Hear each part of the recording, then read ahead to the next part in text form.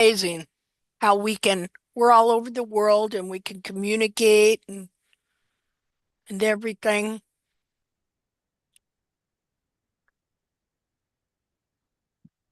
Okay. So make sure I have the mute on that YouTube so I'm not listening to myself. Okay, so the first thing I'd like to do, I'd just like to share a video with you of I was out looking at Valor's feet. Now, you need to know I'm still in the process of correcting my horse's feet because you have to know where you're going. This is what I know. These horses, because they're meant to survive, okay, and no foot, no horse, that these feet, if they get worn incorrectly or overworn or something like that, like especially the heels, like say there's a drought and uh that horse has to travel long, long distances for food and water, then he's going to wear his feet down. So the feet are designed to adapt and they will reduce in size because if you wear something out, it gets smaller. That's just with anything, right? Okay, well, same with the horse's shoe, which is his capsule, but it's designed to start compressing his foot into that smaller capsule so that he can survive and adapt. Okay. But, nature hopes that, next year there ain't going to be a drought. Maybe it'll be better, or maybe just in the spring or something like that. Usually things don't stay the same. And so then the horse's feet will recover. And so what you find is what I've found is that uh, these feet have so many different versions of adaptation that are not the true foot of the horse, and that all of these are for the survival of the horse, um, but that you're still going to lose performance. And because it's not going to be his best. His best. I mean, survival's wonderful, adaptation's wonderful, but we would rather be physically whole. You know, I can run around in a worn out pair of tennis shoes, but that might not be the best for my body or my feet, you know. So so the main thing is that even though they adapt and they can live a long time in this kind of adaptation, they're still going to suffer. You're going to have inflammation anytime the foot has to adjust, anytime the foot is not correct, something up the leg is going to have to take up the slack for that. And um, so trying to find what is the true foot of the horse. And so what I've found is the best example would be the horses that are on the Salt River in Arizona. Okay, because these horses spend half a day on the river and half a day in the desert. Okay, and their feet are just like, oh my goodness, like amazing. Then so you're gonna hear on this here, I should start this just a second. You're going to hear when they talk about, oh, the natural foot and wild horses, that wild horses don't like water and that feet fall apart in water. Well, bad feet fall apart in water. I'll tell you that much. And it's not that they necessarily fall apart, it's that they've shrunk up and the periopal's holding it all together. And then if they get in a lot of water, that periopal loosens and that foot that has been bound into that little developed capsule expands. And so that's why they think the feet fall apart. But these horses on the Salt River, They just have Boy. amazing feet, and they really give us an example of what feet should look like. So, what I want to do is we're just going to take a quick look at that, and then I'm going to show you this little video of Valor, and we're going to talk a little bit about the real anatomy, show you a couple things, and then uh, we're going to look at we'll do some hoof evaluations for people that want to do that. Okay, so just a second here. Um, dum da dum da dum. Let me find a picture of the Salt River horses. See, and now here's the thing. I've been collecting back in the 80s when certain people did their so-called research. There were to where we get this natural trim now, and it's not just the errors that are going on in barefoot. Okay, it's also that for 250 years they've been teaching falsehood since the first vet schools. Since Philip Lafosse, Philip Lafosse in France come up with the idea that horses should walk on their frogs. Before that, for over 2,000 years, it was believed that horses should have heels. And so Philip Lafosse comes up with the idea in 1754. I'm trying to multitask here that horses should walk on their frogs and that you should lower the heels. And what he did was he come up with this idea that you should only do half a shoe around the toe and then lower the heels enough to get frog contact. And of course, this crippled all kinds of horses, but you know, then they come up with the idea, well, just lower them slower. And so then in 1828, Bracy Clark discovered that this is what was causing contracted heels in these horses. And this doctrine had been being taught in the newly coming up vet schools now. Well, okay, let's go from 1854. When was it? Was the first French vet school opened in like oh, when was it? 1859. All right. And then, so they went 40 years teaching that. And then they opened the first vet schools for horses in England. Okay. And they taught that same thing, lowering heels. And so that took root. And then Bracy Clark, who was one of the first, let's see here, one of the first veterinarians to graduate from the new. See, here's the thing you got to know the farriers were the vets. They were the horse vets before they opened the vet schools. Okay. And so uh, they got these false teachings and false beliefs established in these veterinary schools, and they have come down to us. Okay, I'm going to show you this picture here. Da, da, da. And then they discovered the automobiles. Yeah, exactly. And so, instead of continuing on, like, okay, you know how medicine advanced, right? Okay. Uh, we're not bloodletting and all the other crazy stuff they used to do, although who knows, maybe that'd be beneficial sometimes. Um, we're not doing that. And we've made so many advances in medicine, but we made no advances in farriery or the horse's knowledge of the horse's foot. Because once something gets written down in academia, it's written in stone. They're not going to come along and say, oh, we were wrong. Very rarely. It takes a fight to do that. Okay, so this horse here, okay, this horse here, this is a horse that lives on the Salt River in Arizona.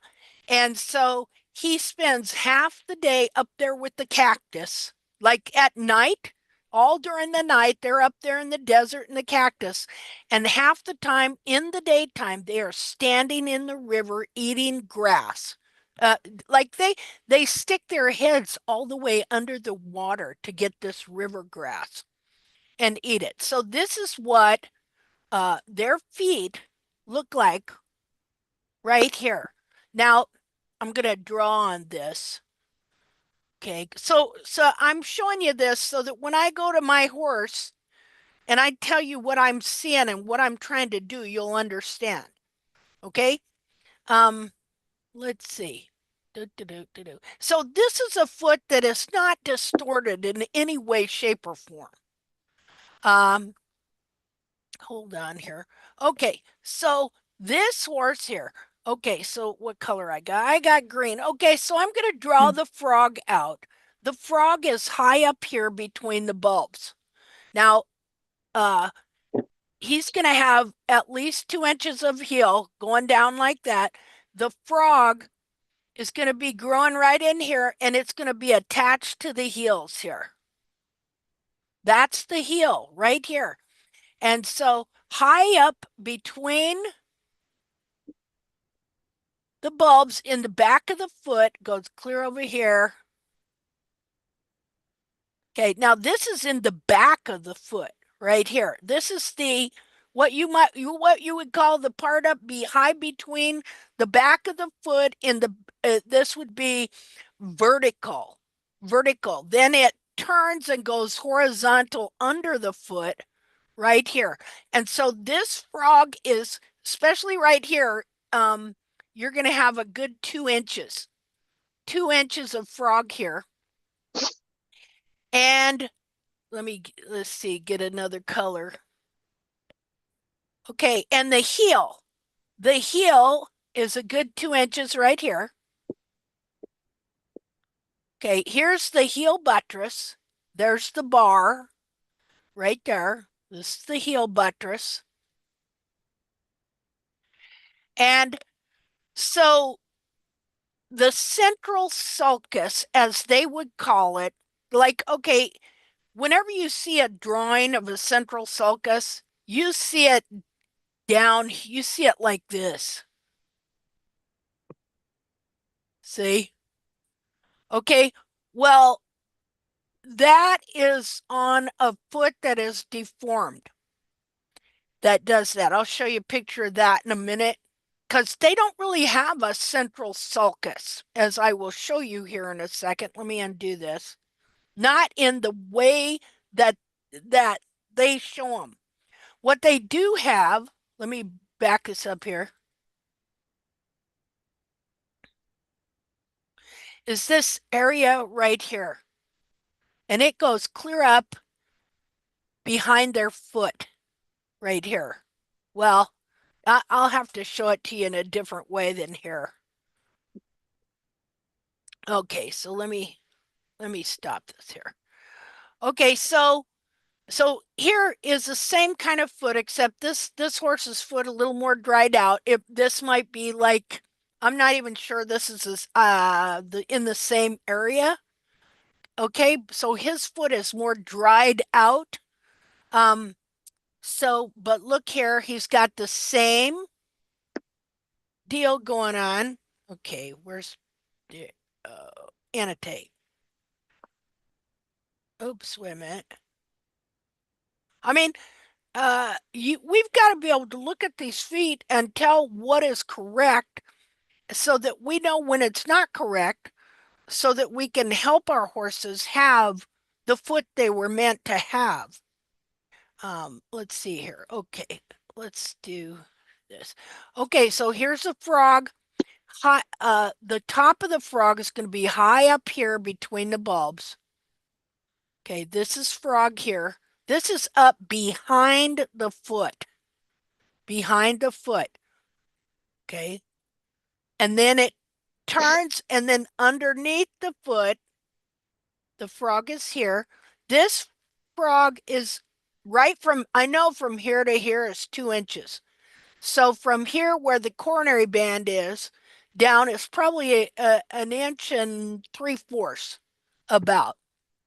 And then, let's see here. And then the heel on this horse is 2 inches at least. At least this is general. When intact measurements, those are just general ballpark figures. And um, th th it is you learning the truth about the anatomy and becoming more familiar with it that enables you then to adjust and tweak things to get your horse in his best area. See, like right now on my horse, my heels I'm Yeah. finding are actually even over 2 inches. That he in Man, the end will have a very no. straight hairline. Okay, so this is the heel Here, right here. There's the bar. Okay, right there. no. Here's the heel coming right there. There's the bar. Okay. Uh yeah, there's the wall, the bar, and then your sole. We'll just do white. Then your sole's in here. Stand. Oh, somebody's not muted. Right there. Now, another thing we want to look at here, I tell people about is on this horse, you can see a sole ridge right around here. A convex sole ridge right here. It's convex here, and then it gets concave right there. That's the true anatomy of the sole, that it has a convex, not a concave, sole ridge right here, and like this, and then it gets concave right here as it goes into the frog. Now, if you look on this foot over here, let me undo that here just a second.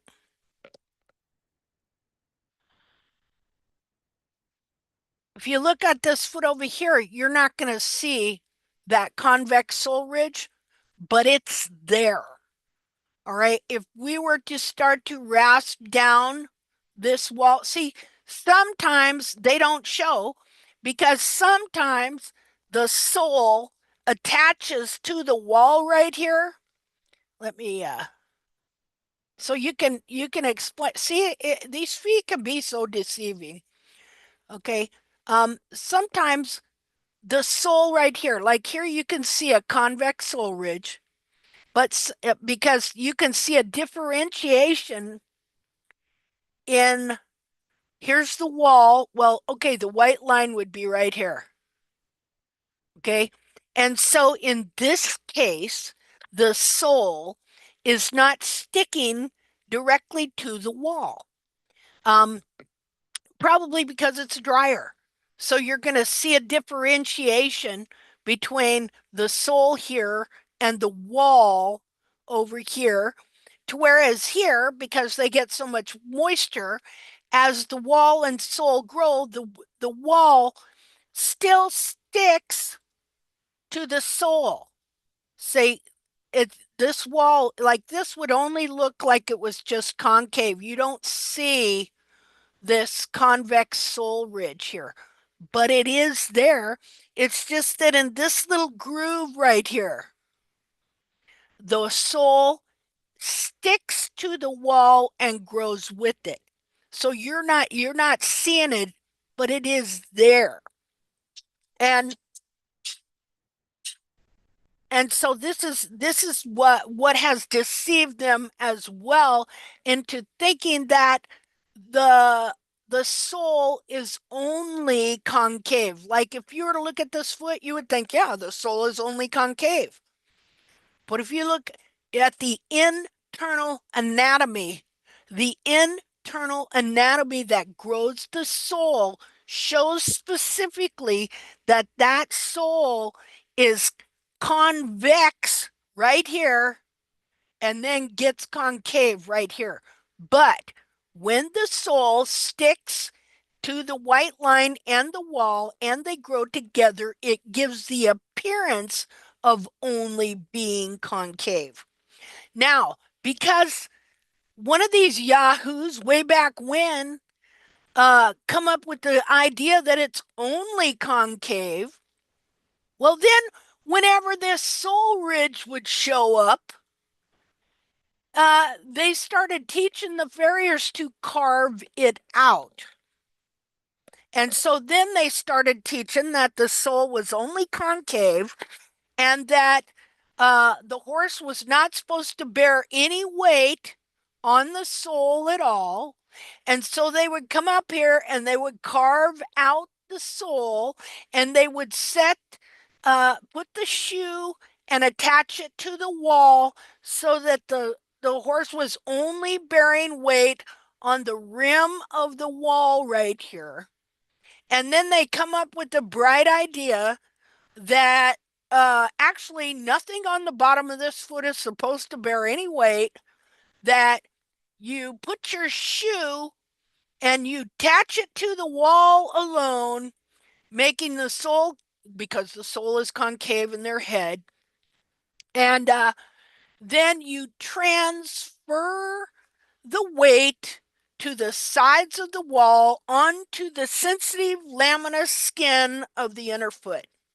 And so they believed, and they still believe it, for centuries, 2.5 centuries now, that the bottom of the foot does not bear the weight, that you're supposed to that the weight is transferred from the wall up to the sides of the foot, and you the horse bears the weight on the lamina, and the coffin bone's just floating around in there, suspended in suspended animation by the lamina.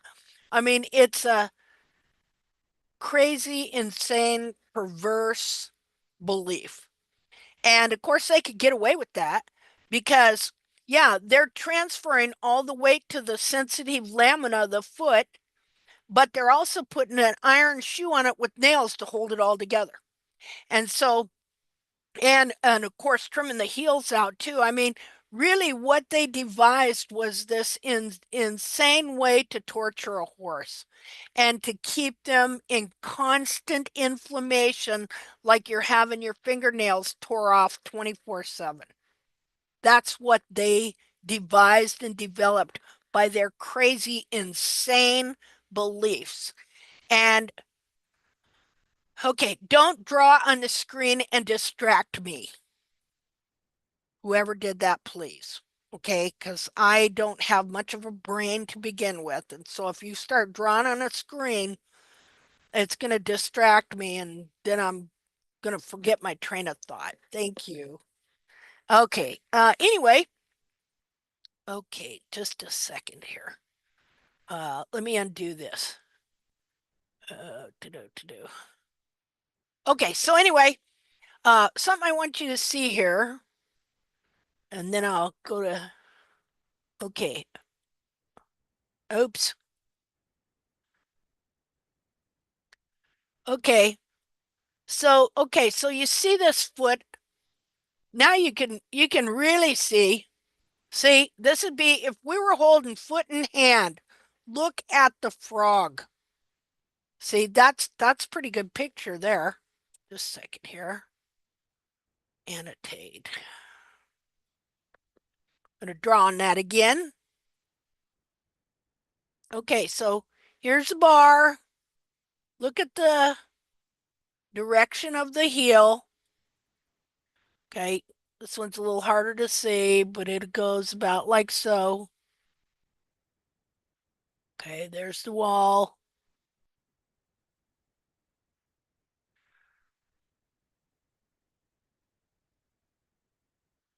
Okay, look how wide the heels are apart. Now, look how wide that frog is. See, frog is so wide here. Now, here's another thing. Okay, so this frog is attached to the heels, comes clear up here, way up between the bulbs here, over. This is what you would see not under the foot. This is the part that gets pulled underneath the foot when you trim out these heels. See? Now here's the heel right here. Now, here, put this down here. This frog will attach to this heel. See, sometimes Now, what happens is when the frog here attaches to the heel, just solid right there. Okay. And then these people look at this part right here. They will think that the horse has low heels because they're seeing this big, thick frog next to the heel buttress right here.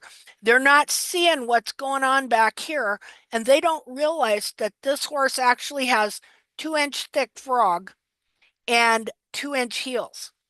And then, okay, let's see what color. Well, let's do red. Okay, the coronary band. Wait a minute. So the hoof capsule grows right here, but then the coronary band and the bulbs, we'll do that in red. So the coronary band is up here, growing that hoof capsule, and then the bulbs are going to be pretty wide, like that. I'm pretty sure this frog, I made that frog too narrow. That frog comes more over like this.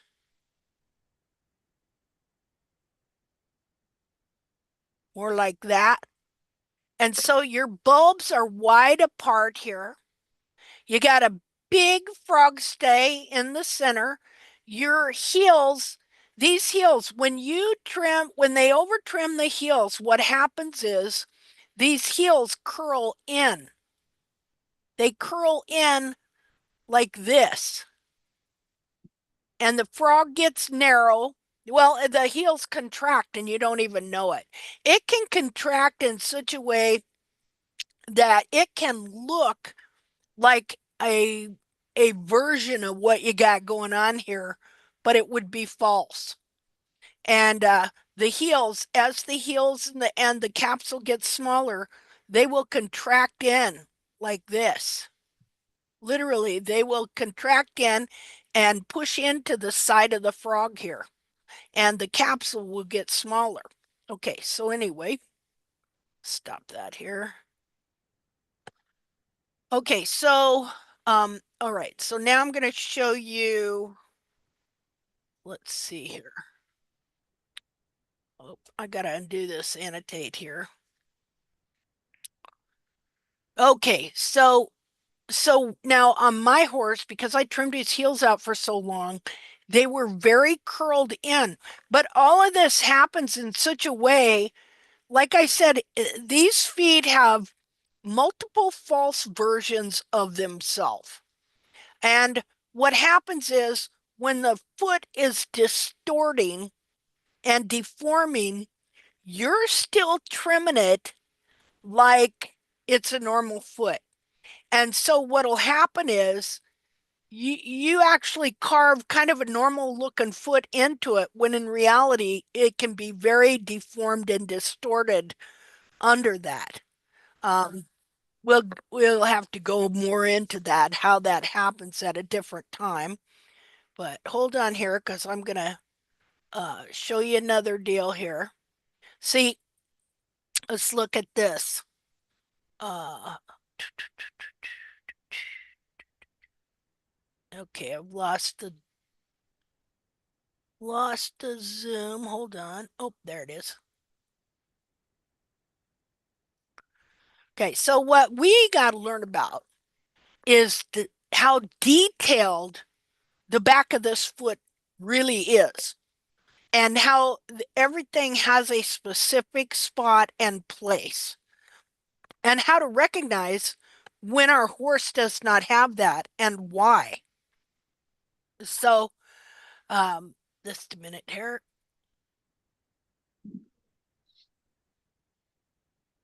Okay. Okay, there we go. Hold on. I have another thing I'm going to show you here. If I can find it.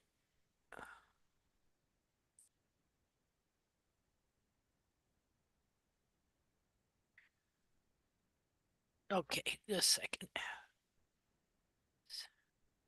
Now, when you trim the heels out, it pulls the bulbs down, the true bulb down under.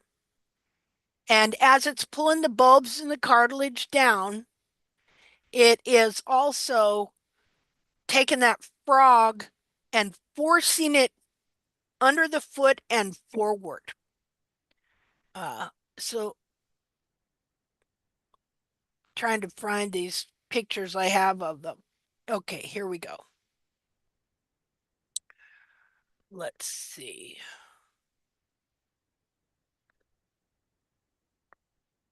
Okay. So here is this foot here. The heels were never trimmed out of it. Up, up, Kimi. Up. Can you Up. see? Hello? Good. Oh, somebody ain't muted. Oh, I'll mute. Oh, I would be muting myself. I don't know who that was. But anyway, so this horse, this is a pained horse, and he lived on about 40 acres in Kansas, and he trimmed his own feet most of his life. His heels never got contracted. And you can see the shape of the heels. Just a minute here. See, we need to learn how to recognize when these heels are curled in and when they're correct. Okay, so let me draw on this. Oops, just a minute. Okay, so his heel, the heel buttress would be right here. That's the heel buttress corium. His actual heel is right here. His physical heel, that's the back of his physical heel. So the heel buttress corium right here would grow the heel buttress right up the back of this heel here. Now, you see the way it's pointed this way? When you trim the heels out, what happens is it starts to, just like I showed you on the one before, it will take this heel buttress and it will start to curl it in like that. And it will also push the frog in. Now, see, you can see on his capsule here how nice and wide the frog came out over here. And you can see his heel buttress that he grew right here that would have been attached right there and stuff. So this was an anatomically correct foot that self-trimmed his whole life. He was 8 years old. He was put down due to going blind, and the people just couldn't take care of him. Okay, so as I was saying, there is no central sulcus like what they teach. What there is, let me undo this here, is there is a sulcus on the frog corium, and that sulcus, let me do a different color here. That sulcus is right in here, right in here, but it is in the back of the foot. It is not, as we have been led to see, somewhere up here. See, usually we see a thing that looks like that. And the reason we see that is because it's on a deformed, distorted foot where the heels and the bulbs have all curled in and the frog here has been forced forward under the foot. Because you see, all of this, we're going to go in here, all of this is soft cartilage and fat right there. The coffin bone, the only hard part of this foot is the coffin bone, which is right in here. See, about like that. The whole back of the foot is soft cartilage and fat, and the only thing that keeps it maintaining its true shape, form, and position is the hoof capsule. It grows from it. And so if the hoof heels get overworn or over trimmed, it starts to change the shape and form of the back of that foot and bind it in an incorrect position. And so I mean, the horse can put up and adapt to a lot of that, but then it gets past adaptation to where other body parts start being injured as well because they're having to overwork.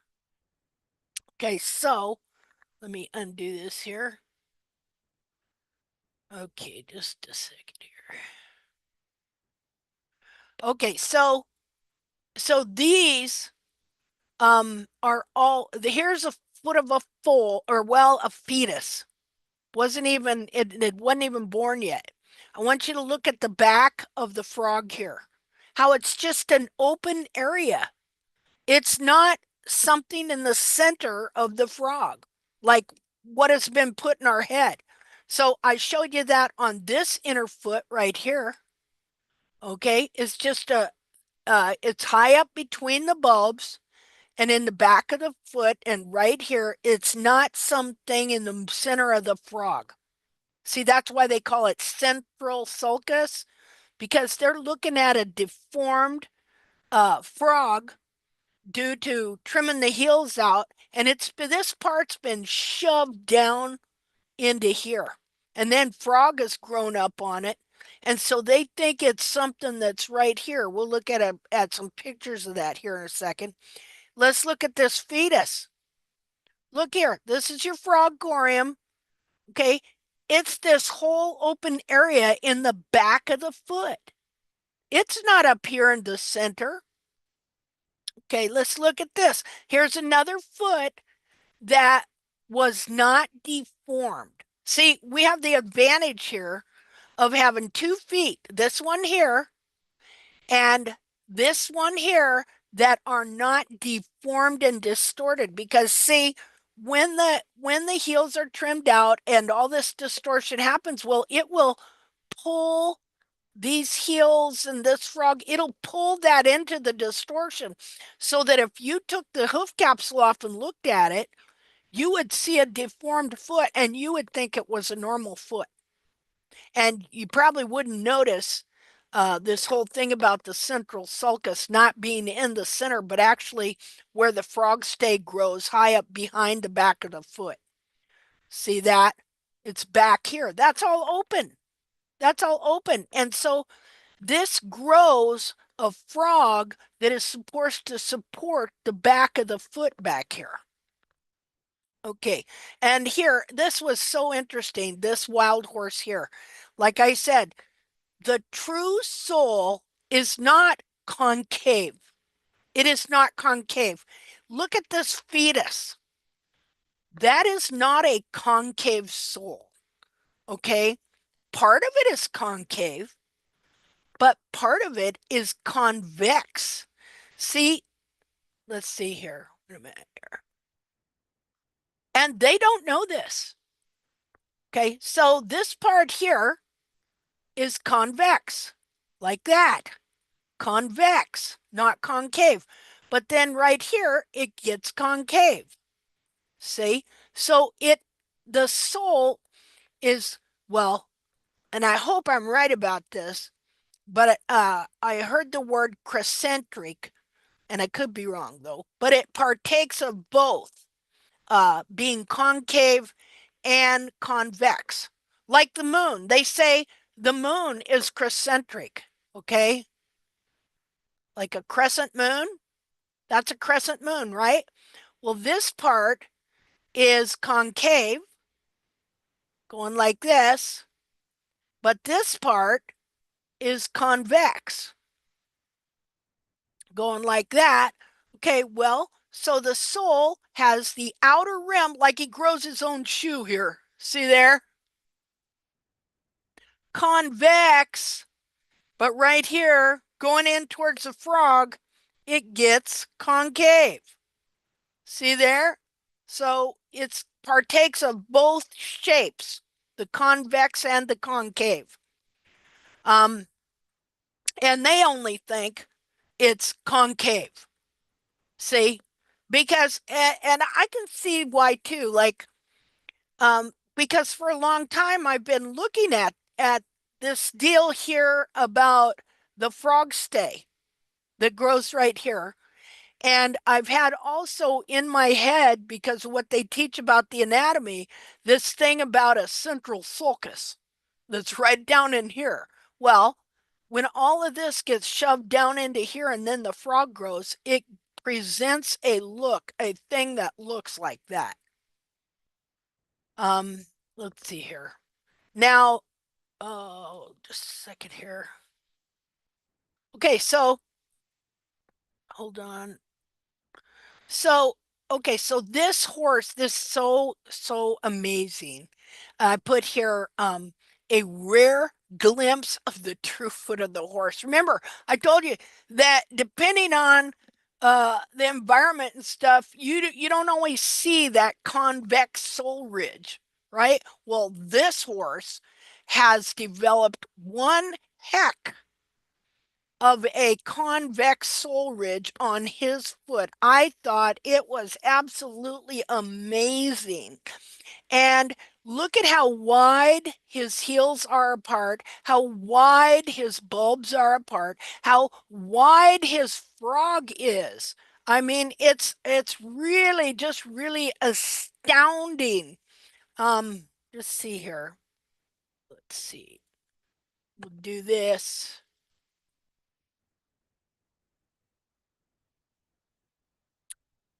Okay, I'm going to draw the frog. The frog, okay, the frog is totally attached to the heels. You can't even hardly differentiate. That's the frog. This is up behind his foot, not underneath. Right here is where it goes horizontal under the foot. All this is up behind, high behind his foot. There. That's all frog. And then his heel come down here like so. And the frog is totally attached to the heel, which is going to be at least a minimum of 2 inches. If you look over here, you'll see his hairline is way up high. Way up high. It's not on the ground. So imagine this is the horse's real foot, but this image has been put in your head that the bulbs, that hairline has to be on the ground. What are you trying to do? You're Linda? trying. Oh, yes. I'm looking at that foot, you know, the part that looks like the sole ridge. Yeah. And it popped into my head just now. Could that be the wall that grows down and around like they try to put the Mustang roll? Is that the wall forming a natural Mustang roll? No, not at all. This is just a sole ridge. That's sole. Okay, so that is a sole right ridge. there. Oh yeah, that's sole. Okay, because we've seen pictures where they have the natural grown quote Yeah. Mustang roll. Yeah, Is that- but this is underneath his foot. Okay. See, and what they do is they take the wall and over bevel it, Right. you know, to round it off. So Right. that's I know that's yeah. what they try to make a Mustang roll, but I know that sometime in the past we've seen a picture of the Mustang roll on a real Mustang. Yeah, I'll show that. Okay. Okay. And you'll see, we'll look at the sole on that horse too. Okay, thanks. You know, what I thought was interesting, both these pictures kind of came to me at the same time, the one of the fetus and then this, and how similar they were. I mean, you just don't see this type of sole ridge on the bottom of the foot. But look, these horses grow their own shoe. See that? That's sole. Linda, Yeah. I think people just make the mistake to think that these black spots there are the collateral grooves. Oh, what? Sorry. The I'm crescentric dense. I'm soles. sorry. Oh, Yes. the crescentric part? Yes. It The could be, yeah. crescentric, the one that goes into the sole, Mm-hmm. not the This part, natural shoe. that part. Maybe they confuse it with the collateral grooves. Well, that and this type of foot, this is a rarity. Who's drawn on there? I don't know. I don't know who's doing it, but I'd appreciate it if you'd stop. Okay? Because all that is distraction. I'm sorry, and it's enough for me to try and keep my head together as it is. Okay, up, Because please. I don't draw on here, please. Okay. Sorry. See how that distracts people? You're trying to explain something, and then somebody comes along and does that. All right. yes, I was telling you that sometimes people, whoever do not know about anatomy, may take these dark spots of the hoof on the Mm-hmm. picture like Yeah. the collateral grooves, Yeah. Yeah. That could be for sure. because it's very difficult to distinguish the collateral groove from the crescentic part of the sole sometimes on the pictures. Uh-huh. You know what I mean? Yeah. Yeah. It is hard, but it's not hard for me. I don't know what they do, to Yes, come up with if you some of this don't stuff. know anatomy, you can mix the crescentic part of the sole with the collateral groove, Uh-huh.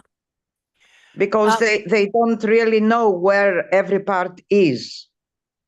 So they look at the picture, and especially on this one, you can see that you cannot correctly see Yeah. at first where the frog is. So they think that this part of the frog, maybe it is the bars. Oh, it could be, I don't know. I don't know. I was They just they don't look imagine. at these pictures. All right? Yes, They don't look at these pictures. They they just follow you know, whatever. Nobody goes around collecting these wild horse pictures and looking at their feet. You know, we got the model of 1 foot that we're supposed to carve our horse's foot into that has no heels. You know, uh because everybody took that guy's word for it, that he saw all there was to see, because we trust people. We don't assume that something can get that well known and popular and that it was all false, that wild horses have a lot more going on than that one dead horse's rear foot that has no heels. So they don't look, they have their anatomy in the book, and nobody has looked at this foot, nobody's seen this foot. exactly. Yeah.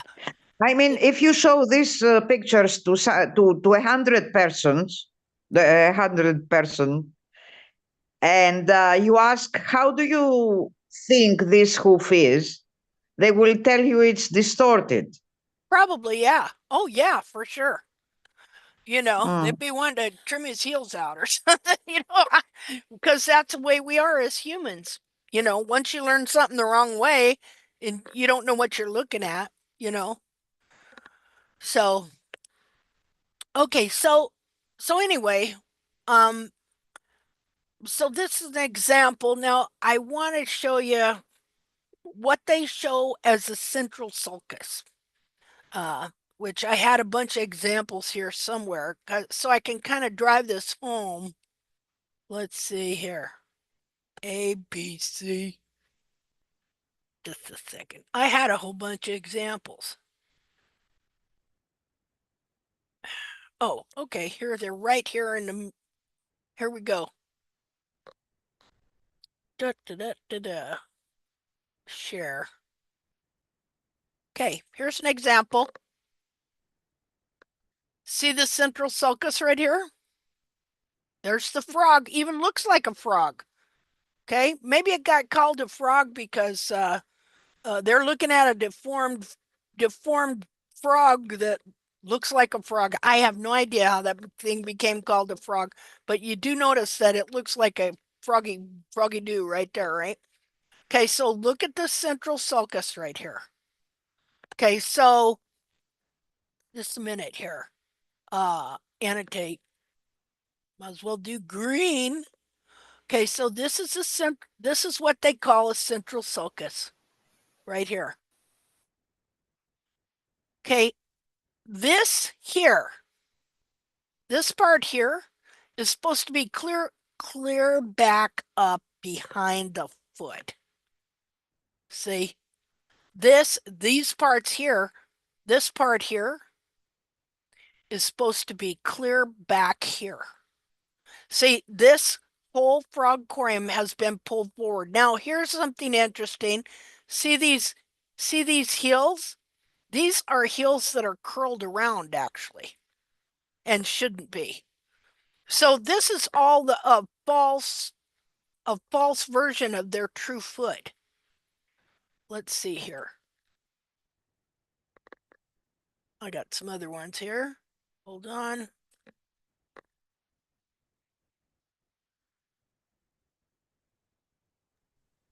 The vet university books have this image when they talk about hooves. Yeah. This is what I know. Yeah. See, central sulcus of the frog. All right. This again, same deal. This part here is actually supposed to be clear up behind a foot. See, this is a deformed, distorted foot. There's no such thing as a central sulcus. That's a distortion. What there is, and we go back there, is if I can find it now. Because see, you got to go back and forth, back and forth, back and forth to realize, oh, wait a minute. They don't have a central sulcus.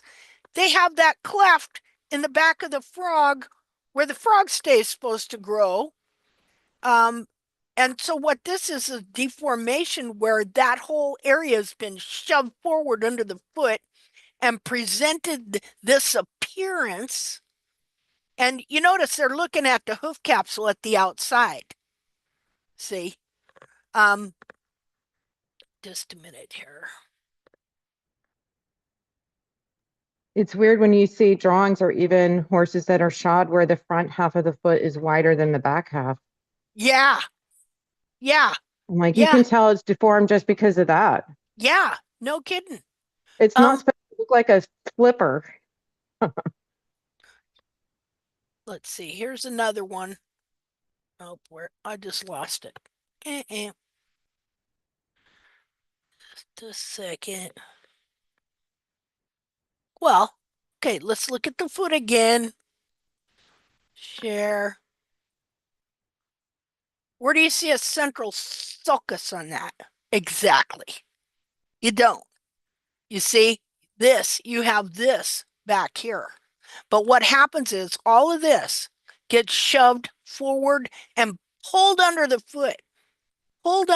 foot and shoved forward. And then it grows in the center right here rather than up behind in the back of the foot where it's supposed to be.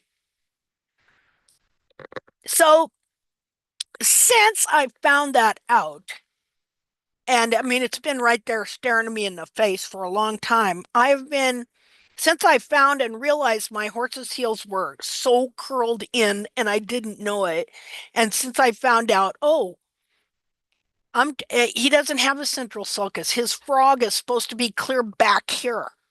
Clear back here. Heel buttresses, clear back here. Frog, clear back here. Let's look at a wild horse picture to show that. Let's see here.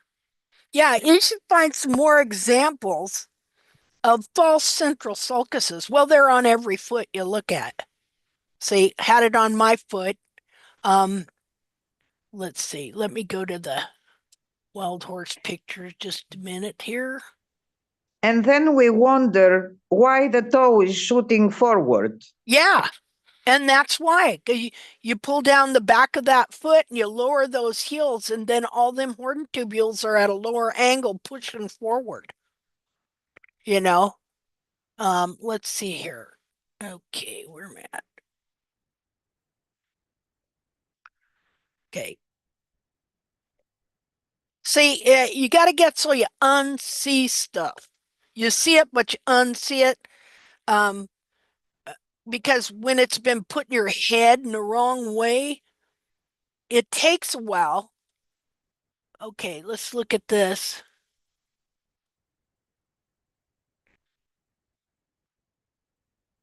Where is that frog supposed to be?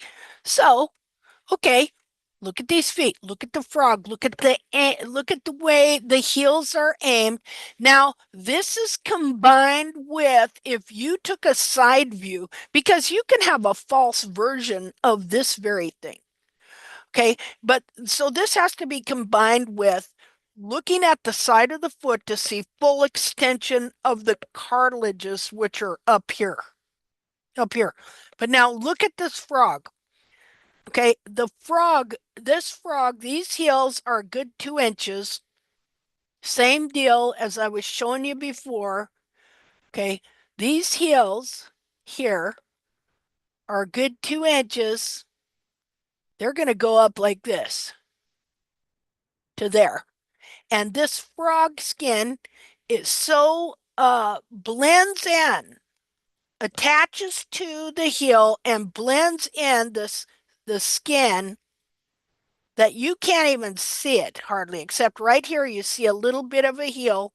Say, and this is a big mistake. Somebody come along and look at the bottom of this and they see this frog and they see this heel right here.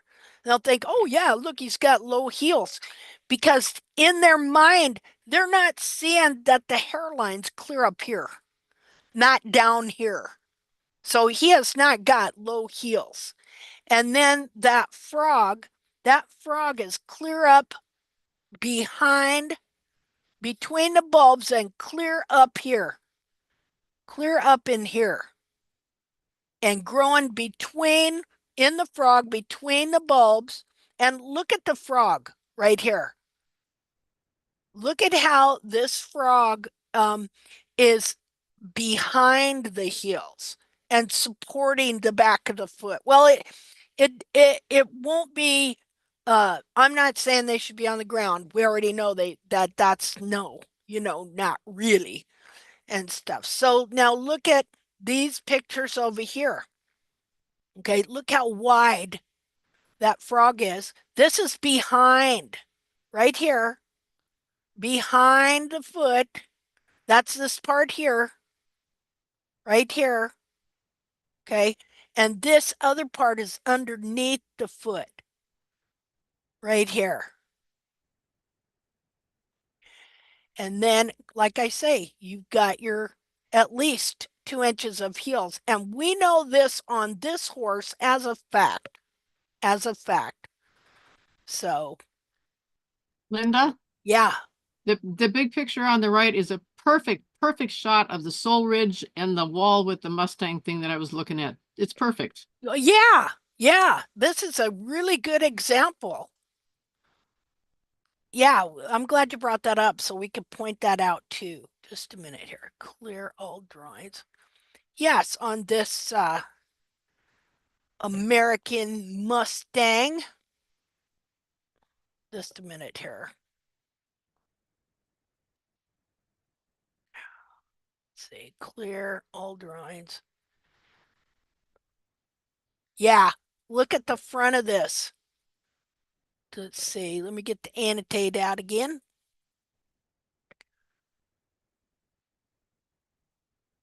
Okay, so here's the sole, convex here, and then it gets concave there. See, look at that convex ridge of sole. Now, the interesting thing about the way see, this is something else. You cannot rasp what is called a mustang roll. You really can't rasp that because what you wind up doing is thinning out the wall here. These horses, in reality, their wall is not thin like it would be with you if you like mimicked one and put it in there. This minute here. Okay. So you see the way his wall goes down and then like that. Okay. Now I want to show you what is really going on there because he isn't just wearing his toe away. Okay, he's not wearing the wall in his toe away. What really actually happens is that these horn tubules are literally curled in like this. It's not just worn off. The horn tubules, like when we get a horse and he gets a flare like that, on these horses, because from the moment they're up, they're turning over, breaking over, breaking over.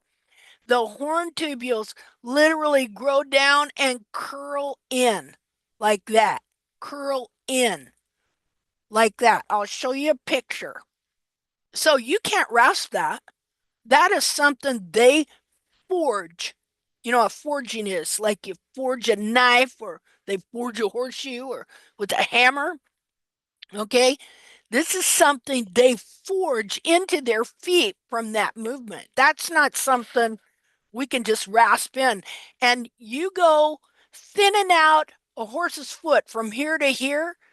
Uh, what you're going to do is you're going to that wall. This wall is meant to support the sole. It's like a retaining wall all the way down, and it keeps the sole that is softer where it should be. And so you go thinning that out, and it just weakens this whole sole wall connection, is what that does. Um, let's see here. Let me find this picture. I'll show you what a real, true Mustang roll is. Not the one they have us, trying to form in our horse's foot, make it look like it is, but isn't. Just a second here.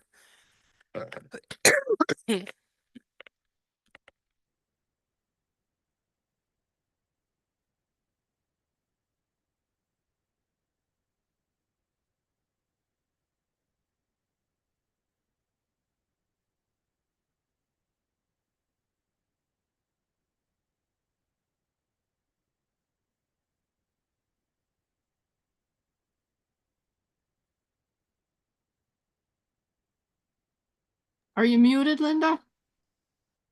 Yeah, but I wasn't talking. Oh, okay.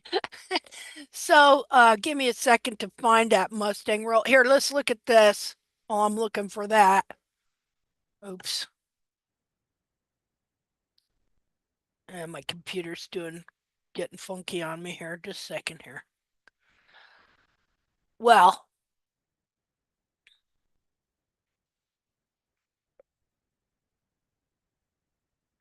okay, hold on.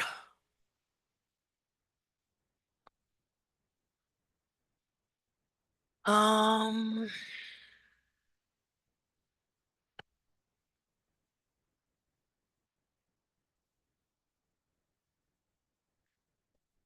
uh-oh.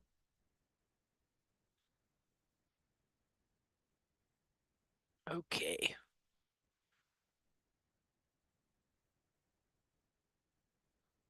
I'm going to show you that same foot in a different deal here. I'm going to have to look up just a second. Share. Just so you know. See?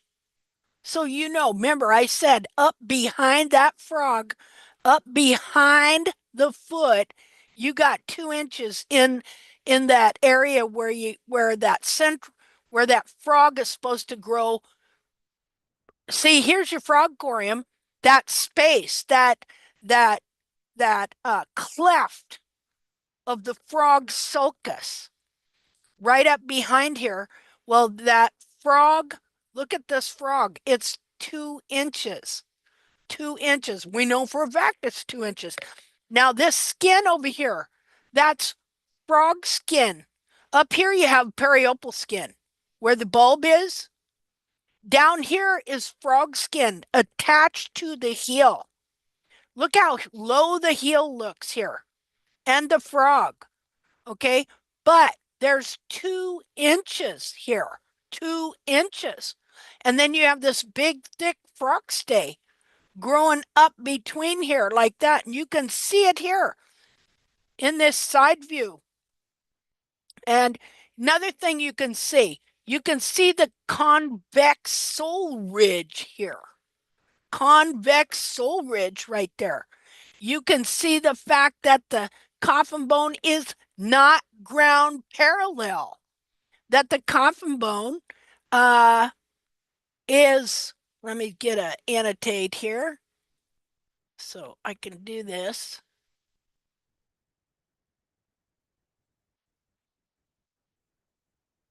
Okay, so the coffin bone is not ground parallel.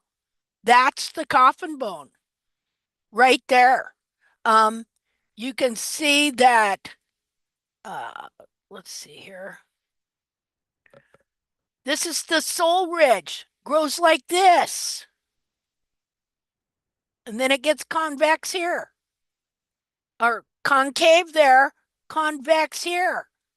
See? Now, look at how thick the wall is right here. Okay? This wall is not it's really rounded,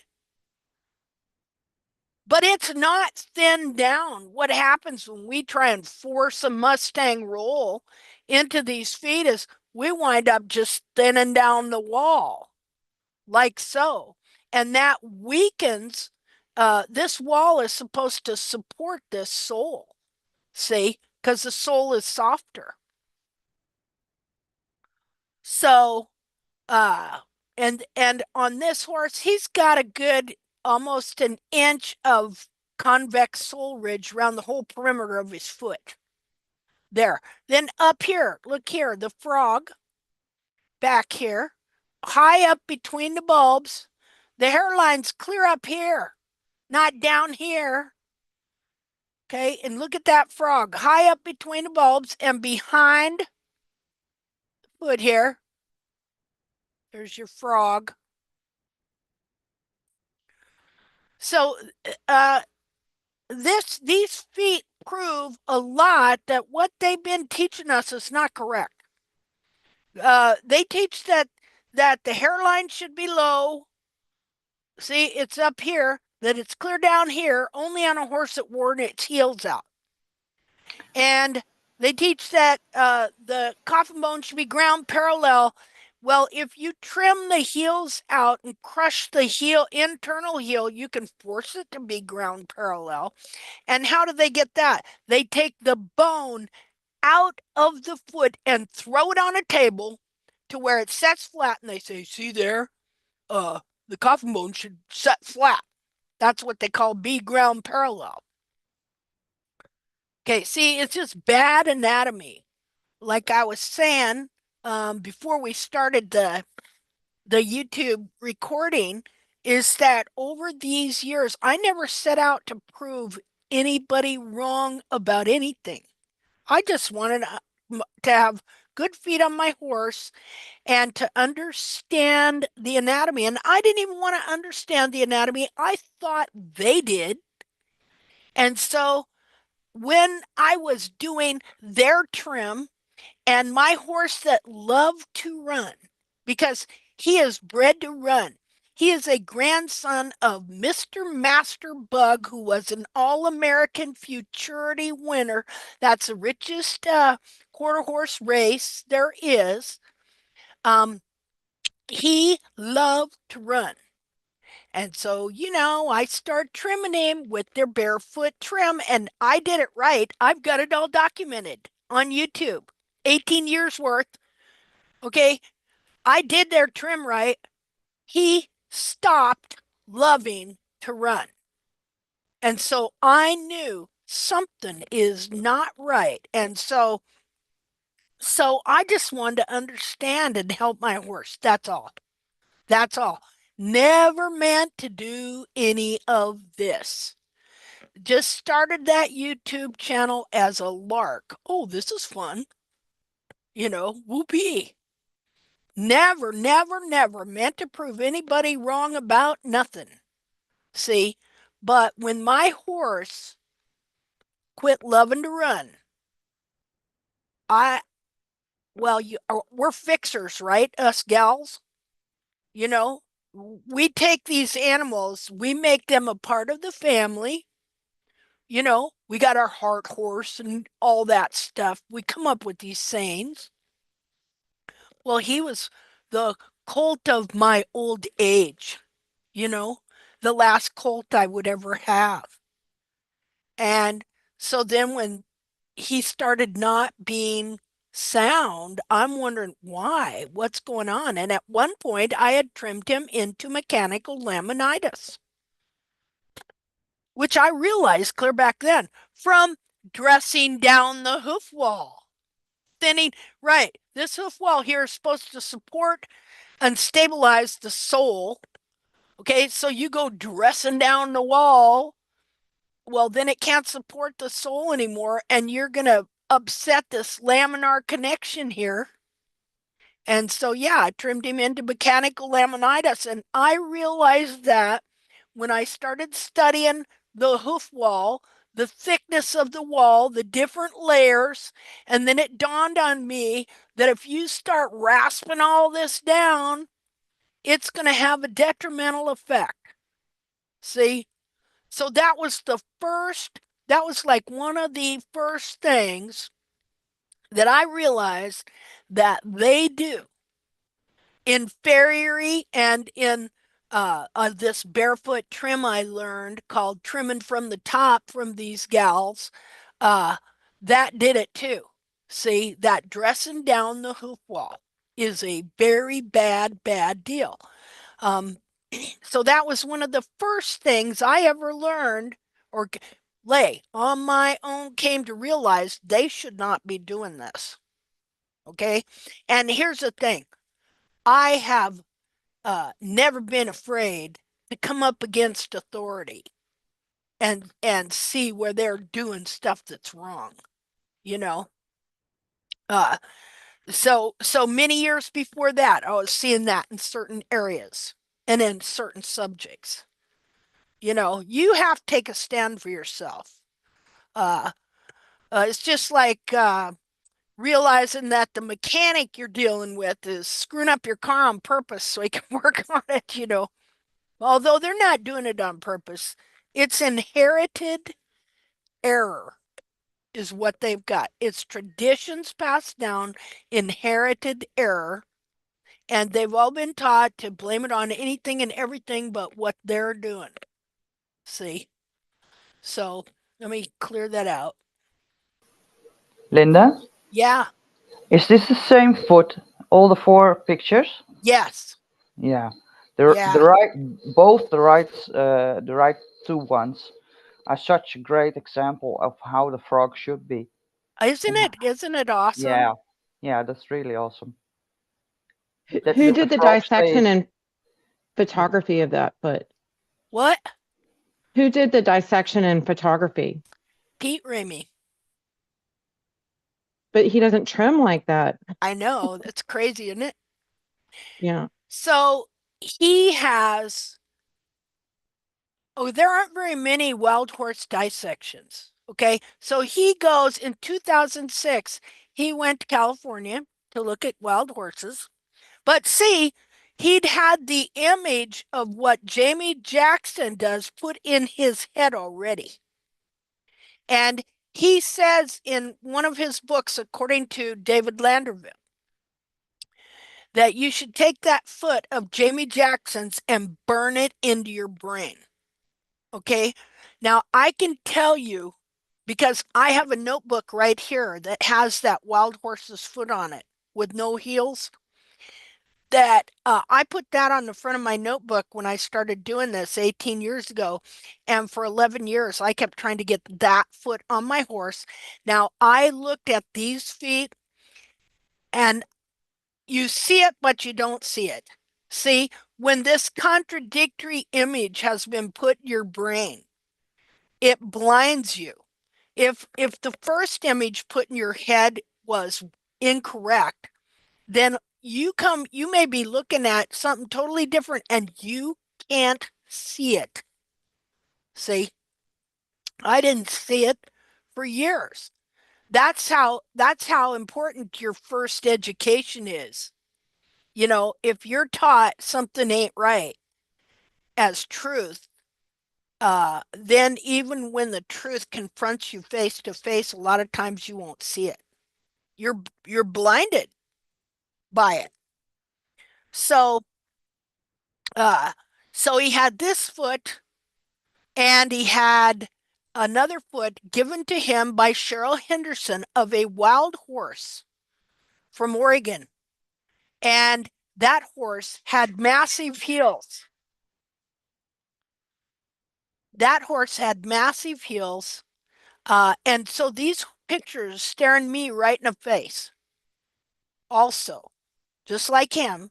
But because that other image was put in my head, I couldn't see it until in 2016. I was doing a detailed thing on anatomy on every single part of the hoof wall. You know, I mean, starting up here, the collateral groove, and it grows down, and then it connects to the sole, and then it grows out, and it go and got the quarter, and we get back here. And when I got back here, I went, oh my goodness. We've been trimming the heel buttress out of these horses. See, it was staring me right in the face, but I didn't see it either. So that he don't see it, I can understand that. Here we go. Okay. Here's an example. Here's that same foot. Here's the foot that's been put in everybody's head. This is the pic. I have a picture of this foot on the front of my notebook. Okay. And so, uh, you know, I didn't see it. I didn't see it for many years, even though I would constantly look at this foot. And there was a farrier. He's not around anymore, but this has been 15 years ago. Somebody brought him this foot and he cut it in half. And look at the similarities here between this foot and this foot. Look at the frog here and the hairline up here. Hairline's up here on this one, up here on this one, and look at the hairline on this one. So you get blinded because you don't know the truth to begin with. So anyway, see what I got here. Oh, that's not switching. Anyway, I wanted to show you that deal on the Mustang roll for sure. Here, look at this foot.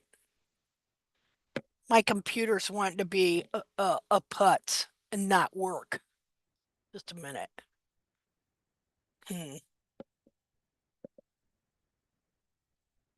Yep. Well, let me see if I can find this. Well, I think you're getting the general idea anyway. I want to move on. Okay. I want to move on, and I'm going to go ahead and show you a video of my horse's feet that I took here just like yesterday. So let me find that. It's on Facebook.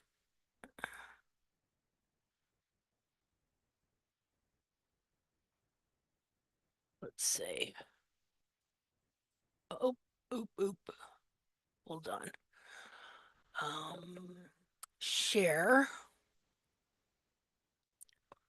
Okay.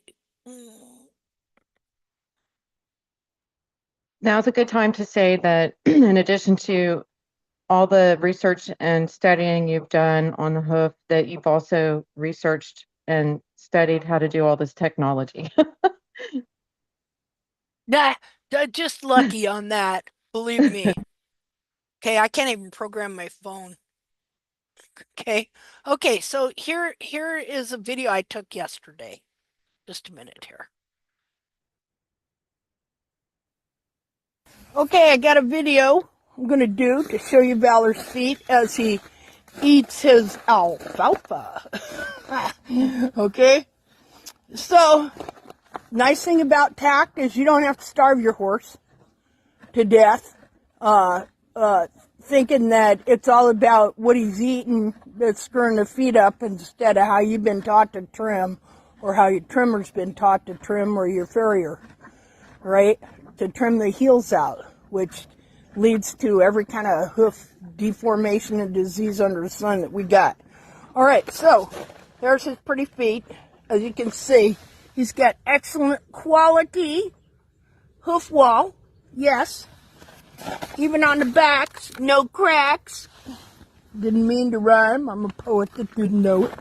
Okay, so we're going to look at the right front first. Give me that here. Okay, look at that. Look at them healthy. Okay, so this is the deal that's happening. So I have been rasping these heels. Okay, this is not a ramp. That would be where you took the heel from here back to here, and they're forcing those horses to go walk on their bulbs.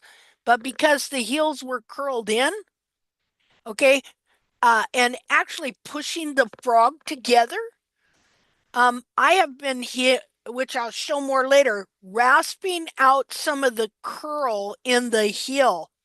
And it is helping the bulbs separate. You see these bulbs here? They were completely together.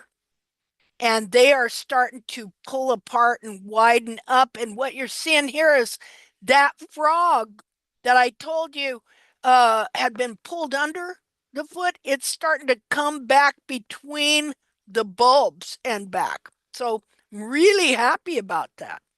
Okay. Bulbs is starting to widen out between the bulb so that the frog can all come back where it's supposed to be there. Good, nice, healthy frog. Now this slit is there on purpose. Okay. It's solid. His frog stay in here is solid. Okay. Going real high up into his foot. But I take and I will put a thin cut in there. I'll use a scalpel because I want the bulbs to widen out. And I want the frog to widen out. Remember how we were looking at those frogs? How those frogs go way out like this? Okay, this bulb here, and when all is said and done, needs to be about here. See, this thing needs to widen out, and now you can see that the so-called central sulcus ain't central no more. Look where it's at here. Okay, it's clear back here. It's clear back here. Okay, it's not clear up in here. This used to be clear up here because all this was curled in and pushed forward. So now this here is going to come back even more. These bulbs here, they got to separate to about here. And then, let's see here, his heel buttress, okay, is actually right here. See, if I had not rasped out some of this curl, it would be right here. See, but because I took off some of this curl right here, now it's allowing these bulbs, first of all, it's pulling the heels back over like this and like that, and it's taking these bulbs here and it's pulling them, it's widening them up, pulling them apart is what's going on. Let's see. Let me undo this. Okay. Frog, no thrush.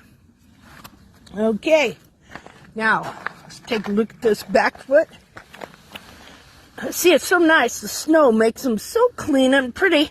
So the back feet are behind the front feet. Okay, what I mean by that is, They're kind of, I'm correcting them a little later than the fronts, but that's looking pretty good, pretty good. Okay, let's do the other foot. Over here, buddy. Give it up, give it up, give it up, up. Okay, yeah, looking pretty darn good there. Now, this whole frog is still having to move back. And this bulb skin will come much higher off the ground. This piece of frog right here that you see right here is actually supposed to be clear up here. Let's see. Getting there. Now that frog will have to come all the way up behind the bulbs there between this area. Oh, this area right here will widen up and the frog will come back through there and be the support of the back of the foot. We don't take the heels down. We grow the heels and restore the true anatomy of the internal foot so they can grow the capsule, which includes the frog in the correct position to support, stabilize the internal foot. Okay.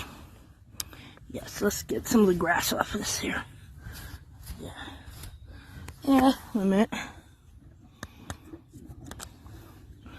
Okay, so that's coming along well. Again, what's going to happen here? These bulbs got to widen up about this much more. See, the bulb ends right there. It'll come to right here. About, and this one over here, this frog here will move back in between that. This piece here, right here, of the frog, will wind up clear up here. Clear up here, and this frog here, it's all going to attach to the heels. The heels will straighten out more and grow. The heel buttress points, which are right here, are going to wind up facing this way. As you can see, the heels are still curled in. That curl will come out so that this area right here, which is really your buttress point, will be facing, it's hard for me to show, will be facing like this, like where my fingernail is. Right now, it's like, well, it's hard to show here. Maybe I can do it here. Right now, it's pointed that way, okay? As the bulbs widen, these heel buttress points are going to point that way. Okay, see, right now they're in like this. They're going to come out and go like that as these spread apart and the whole frog comes back. And there you have it. Hello, he's enjoying his breakfast of moistened down alfalfa. Yes, sirree. Okay. Okay, so I want to show you something here. Okay, where you see these cuts that I've made here, I did that on purpose. Because I found out when he injured himself and he practically cracked the whole heel off, that the whole bulb and heel and everything moved back to where it was supposed to be. Well, closer to where it was supposed to be. And so I started doing a simulation of doing these, I'd say the separation deal, cut, whatever you want to call it. Let me see if I can get a better picture right here, because this is what it does. I'm not taking the heels down or off at all, so he still has the elevation to stay up. So his heels, because when you trim the heels down, their heels want to curl in and contract. Okay, but yet once the heels are curled in and contracted, they're even the height they're supposed to be, say, they're still distorted, and so that is going to bind and hold those heels in like that. So the theory here is that I have a little hacksaw, thin little saw. I take and I just cut part of that off. Not off. I just put a cut there, so that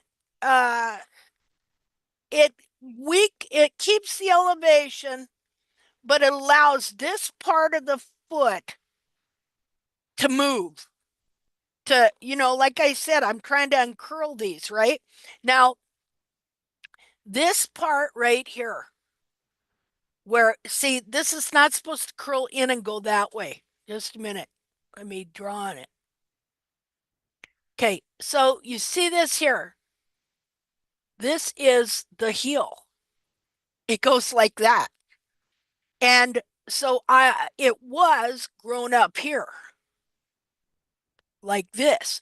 Now, when you allow all the sole and deformed bar to grow in here, you wouldn't even know that it's that screwed up, actually, because it'll kind of look like this. See, you don't even know.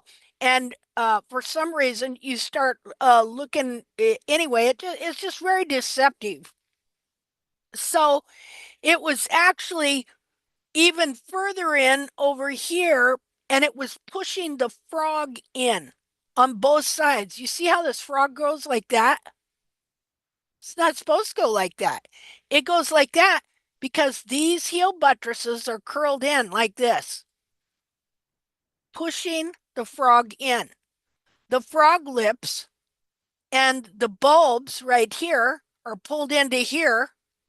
Okay, all this is supposed to be clear out like this. And these heels that are turned in like this are supposed to be right here, going that way. See, and these bulbs that's right here needs to be about here. So anyway, when this moves over, then this is going to help straighten up the frog corium that is now curled in like this when it's supposed to be just like this. Okay, so I have a really good demonstration of that as well. Okay, let me get out of here. If we don't know where our feet are really at, what's really going on, and we don't know what they're really supposed to be, we will never be able to get there. And now I'm just really happy because I've had these errors corrected in my head, and due to an accident my horse had that I thought was the end all, where he tore half his cartilage off and cracked his whole heel, which I didn't even realize that for quite a while. It taught me something about how these heels can move and about correcting these heels. And then, I take down the bar quite a bit because it's distorted, deformed bar anyway. And what that did was it revealed the true state of the heel. I had no idea that the heel buttresses were actually curled in and pressing up against the frog um, until just the last 6 months. See, because these feet can grow in such a way, it just hides all this. And then so you just keep trimming the same old way, hoping to go somewhere, and you never get anywhere, and you don't understand why. Well, it's because it's got all this hidden, sneaky distortion. And why is it like that? Because the foot is made to hold together, so for the horse's survival. But I want to put the foot on him that he's supposed to have. This is not the foot he was supposed to have. Let's see here. So hold on a second here.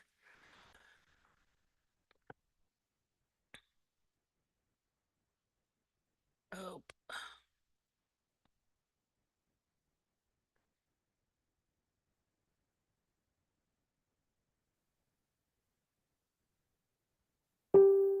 Okay, so I just uploaded these pictures.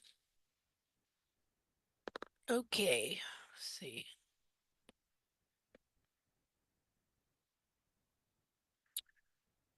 Okay, he's not skinny by any stretch of the imagination. Well, a lot of that's hair. Okay, so I'm just gonna kind of go through these pictures. Now, the back feet, as I said, they're behind the front feet, meaning I have not worked on them to the degree to get the correction that they may need. But they're coming along pretty good. But I want to show you here. Okay, so this is a front foot. And again, this is purposely put there so that he can maintain the height of his foot. Just a minute.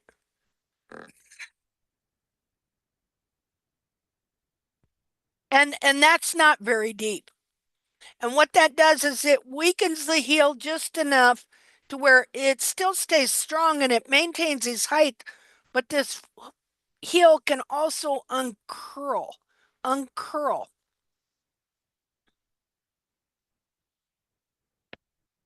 Let's see here. Now, just a second.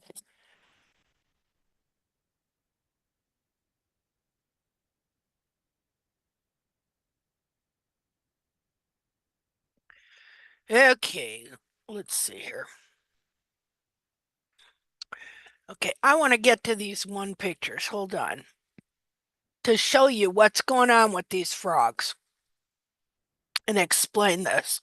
Okay, so I'm going to explain something here. What's going on? Let me find a good feed here.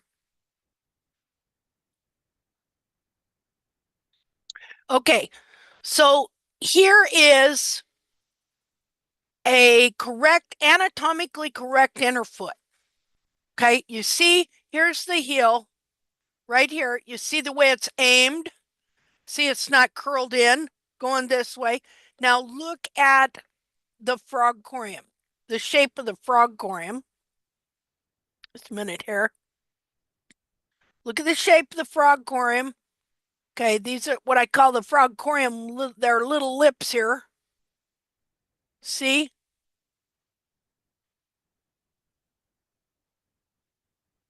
See the shape of that. Now that frog ought to be growing from there in the same shape. And this area here, this sulcus or this cleft.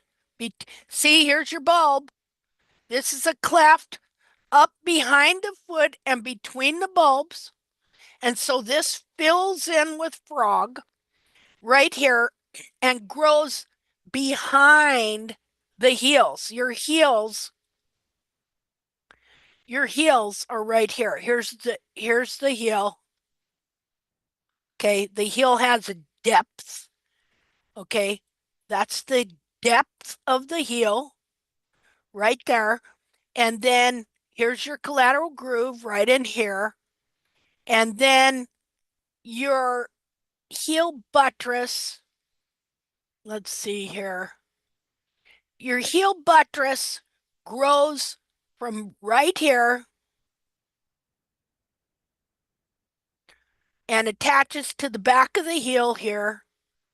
And so your heel buttress grows from right here. Now, this also here, wait a minute. Okay, this is also your frog right here. So this is why when your heel buttress grows, the frog skin attaches to it, usually. Okay, and so here's your heel buttress. Now, I just want you to look at the shape of this frog here and the direction that your heel points here. That's the sole. Right in here is sole. Okay, this would be the heel buttress point, the wall, whatever you want to call it, right here that supports this heel. Here's your bar right here. That's the bar. Okay, um, now, just a second here. Okay, so this is a correct foot. Remember that. Look at the shape of the frog. You see how these go straight? They go straight back. Okay, and again, what is the shape of the heel? Okay, so this is Valor's foot on the last trim. And as I was looking at this, okay, you got to remember that this is not this true heel buttress here that you're seeing, because I have taken off with a rasp a lot of the curl. The curl, let's see, actually goes, his heel buttress ends right here. Right here. Let me do a different color. Just a minute. Let's just do blue. His heel buttress actually is pushing over here. And if it was grown up, it would be right here.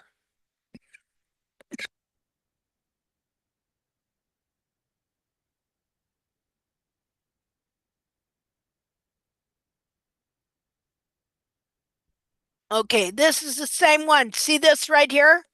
See that? Nubbin? His heel buttress is pointing that way. And if it was grown up, it would be right here. Okay, but I have taken off with a grinder this much of it. I have removed that much of that curl of that heel buttress.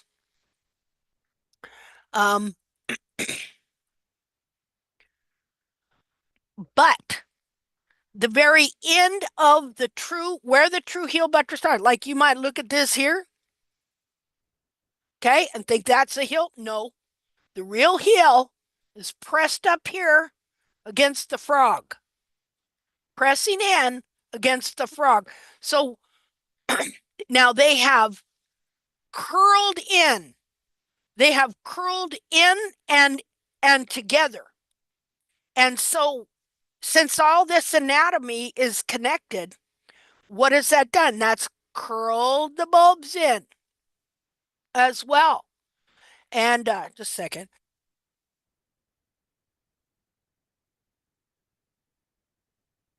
I got a bit of a tickle in my throat here, so I'm going to be muting myself so I can hack up a lung.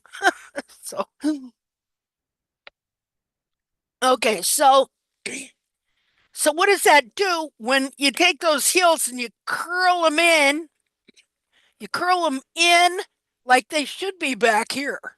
Okay, what happens when I take this and I curl it up and in? Well, it's all attached to this frog too, right? So this frog, let me undo this here. This frog that I showed you in the other picture, I said, remember the shape of it?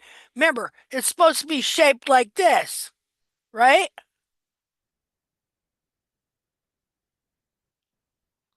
That's how it's supposed to be. Okay, but that's not what's going on here. I'll show you what's going on here. Okay, because the heels have curled around and the bulbs are curling in, this frog that should actually be here is now curling around like this and like that. That's what is really going on with this frog here. See this part here, just like this heel that's curling around like here ought to be pointed this way. So also this piece of frog corium here, and see how it makes this part wider? Okay, the cleft between the frog lips is wider in here, but they come together right here. Because you gotta imagine, use your imagination to imagine what happens when you're bending this foot. All the different parts connected together. See? And it was in this last trim that I'm looking at this picture here that I saw it, that I could see these frog lips were not were not like this, okay? That they went like this.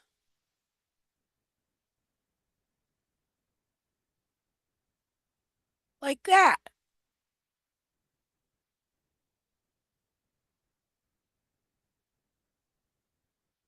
See? So what we're doing here, and so you see, I told you that as you trim the heels out and the bulbs and the heels contract and they're curled in and the capsule gets smaller and it takes this frog corium and it distorts it and deforms it and it shoves it all forward under the foot. So now what is happening? Let's see here. Now what is happening is that all this has to come undone and all that frog has to move back and between the bulbs and get its shape, true shape and form back. So let's see here. So I had drawn some things. Okay, so this is what is really going on with that. Now, here's what the true frog is shaped like right here and the true heel. And then the true bulbs right there. This is what is going on with my horse, okay? His frog corium is shaped like this, and his heels are curled in like that. So let's go back here. See, heels should not be curled in like that. And the frog should not be curled like that either.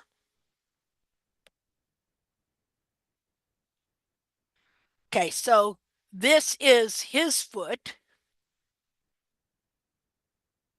This is what it's supposed to be. Now again, here's your cornea band, your bulbs, whatever up here. They're not supposed to be squeezed together in here. Your frog corium is not supposed to be rounded out. Your heel points are not supposed to be aiming that way. And you won't even know this because as all this distortion takes place, everything's growing on the foot and the person trimming keeps trimming them the same way. And you actually trim a false foot into your horse. And you would never know that all this distortion was there. I had no idea that this much distortion was going on.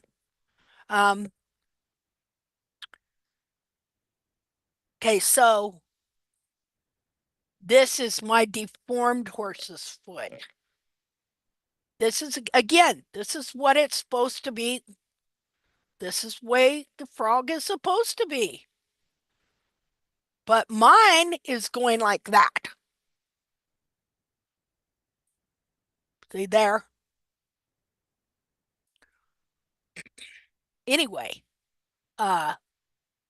so this is stuff I'm starting to be able to detail out. And so now I know where everything's supposed to go. And so stuff is slowly, gradually moving out. The heels are going to move out. And that's where I'm going with this stuff here. Yep. Now, there again, there's your heel points. Aiming in that way. That's not where they're supposed to go. These aren't supposed to be curved. They're supposed to be straight. These bulbs aren't supposed to be together like that. They're supposed to be apart. Like that. Okay. So anyway, this is where I'm at with my horse. And I have some really good things going on because now I know where I'm supposed to be. And so now when I trim all this, I trim all this up between here. And if I'm going to form a central sulcus, I'm going to put it where it's supposed to be, which is back here. See, you got to start opening up this frog and kind of releasing this stuff. Now, Hey, yeah, hey, I'm wondering, you know, when you open that up, I just had this mental picture of the whole thing collapsing in even more into that the can center. happen. Yeah. Okay. That happened to Mimi Man. Okay. Because we're both kind of working on this stuff at the same time and not understanding what all was going on. And so, so her bulbs contracted together because she didn't have any real frog in there. I don't think. I don't remember exactly. She may have, but and mine didn't. Okay, so but mine are still contracted, just not as contracted as hers. Now I'll show you what her horses looked like, which see, there was another thing too though. We also didn't realize their heels were so curled in like that. Like I've been telling people for a long time and seeing that the heels do curl in, but I did not realize how much. And now it's kind of nice now because horses that I was having a hard time really determining maybe how to help. I think I can help now that I know how curled in these heels are. With this, what I'm doing with my horse, which he's gets to be the experiment here, um, in removing some of this curl. See? So I'll show you just a minute. Let me, Sorry, Linda, yeah, don't dear. go away from this photo. I want to ask you something. Okay.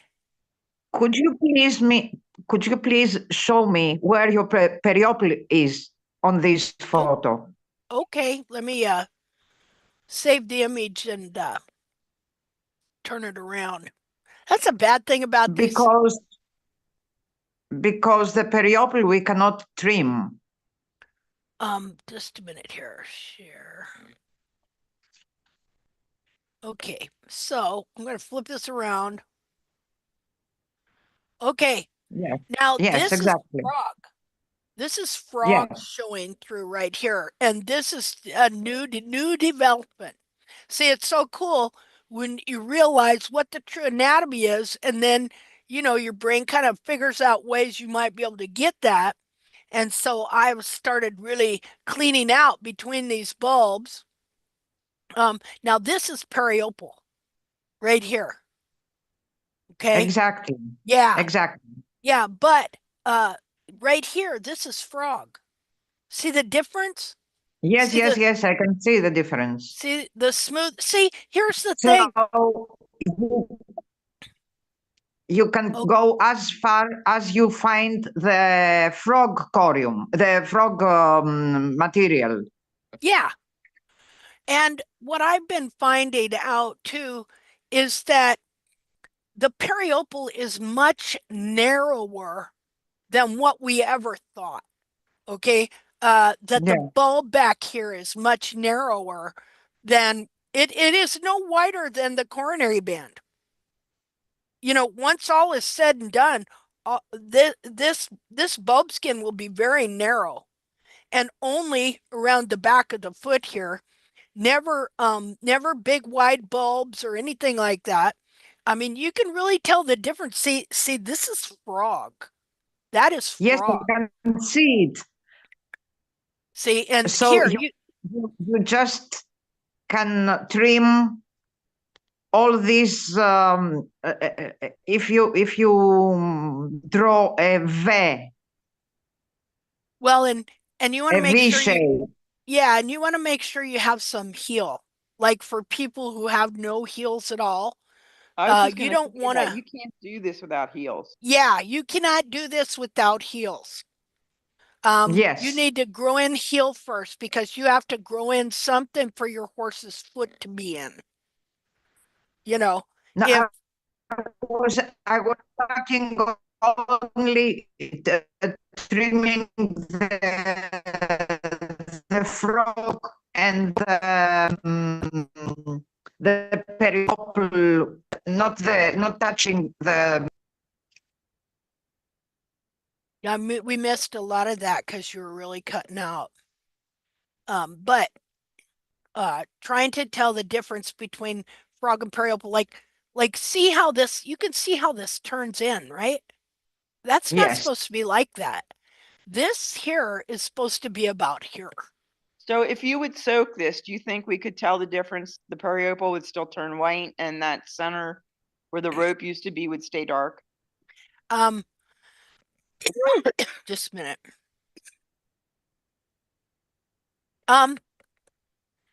You know, I've noticed that my periopal isn't quite the same like it used to be when it was really extended and stretched. But yeah, I think you could, yeah, you could tell the difference.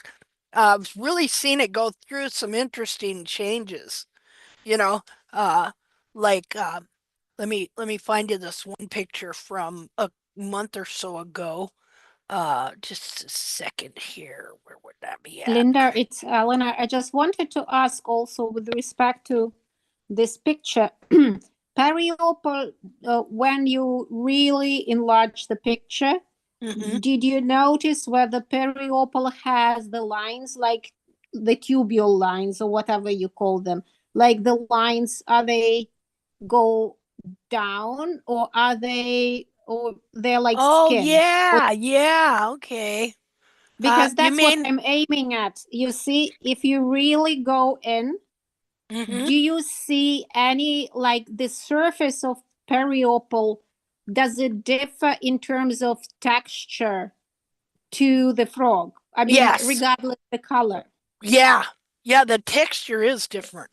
Because when the periopal is very dry, you definitely will see like, and when the bulbs are spooled in, you see like the stretch lines. You see, I think some of your pictures actually show when the pool is. You would see the lines, but what I'm trying to aim at, periopal has the lines that go perpendicular to this picture. You understand? I'm just trying to say, because then you will see that it's not the periopal. What is the frog and what is the periopal? Okay, No, maybe okay. it's kind of not a good thing. Like on the right side of this picture, it's like, it looks like it's frog Yeah, because it's all cracking and flaking. yeah, right And there. actually where the lines, the crack lines stop probably, and that's what you said. You said that actually the periopal is this length. That's what you're showing now. Like almost half of what we see. Yeah. Yeah, like the But what's periopal's confusing right is, here. Yeah, kind of Yeah. whitish. Let's see here. Let me, remember how the periopal though looked like that too in a way? It was all like scraggly and like this periopal elephant skin, right you here, know? Up, you know? up, little bit more, and that's it. Yeah. Yeah. And then, but then here, and you know, if you look at the corium, they like are seamless, go from one to the other. You know, It's if more we, like the frog. It's like scaling, yeah, I would say, and attaching and merging with the periopal. But yeah, then, when the health of the foot will restore, it will just fall off. The same, it falls off on the heels when it's not necessary. yeah, It just attaches. yeah. It's so No, in seamless the on the photo, actual foot that we're really learning a lot about how to differentiate between it, you know. And like for years I have looked at what grew between the bulbs. Okay, it never ever looked like this. It had the periopal It was never. fuzzy, no? It's Yeah, usually like fuzzy. well, fuzzy and it would be ropey looking. Not at all like what this looks like.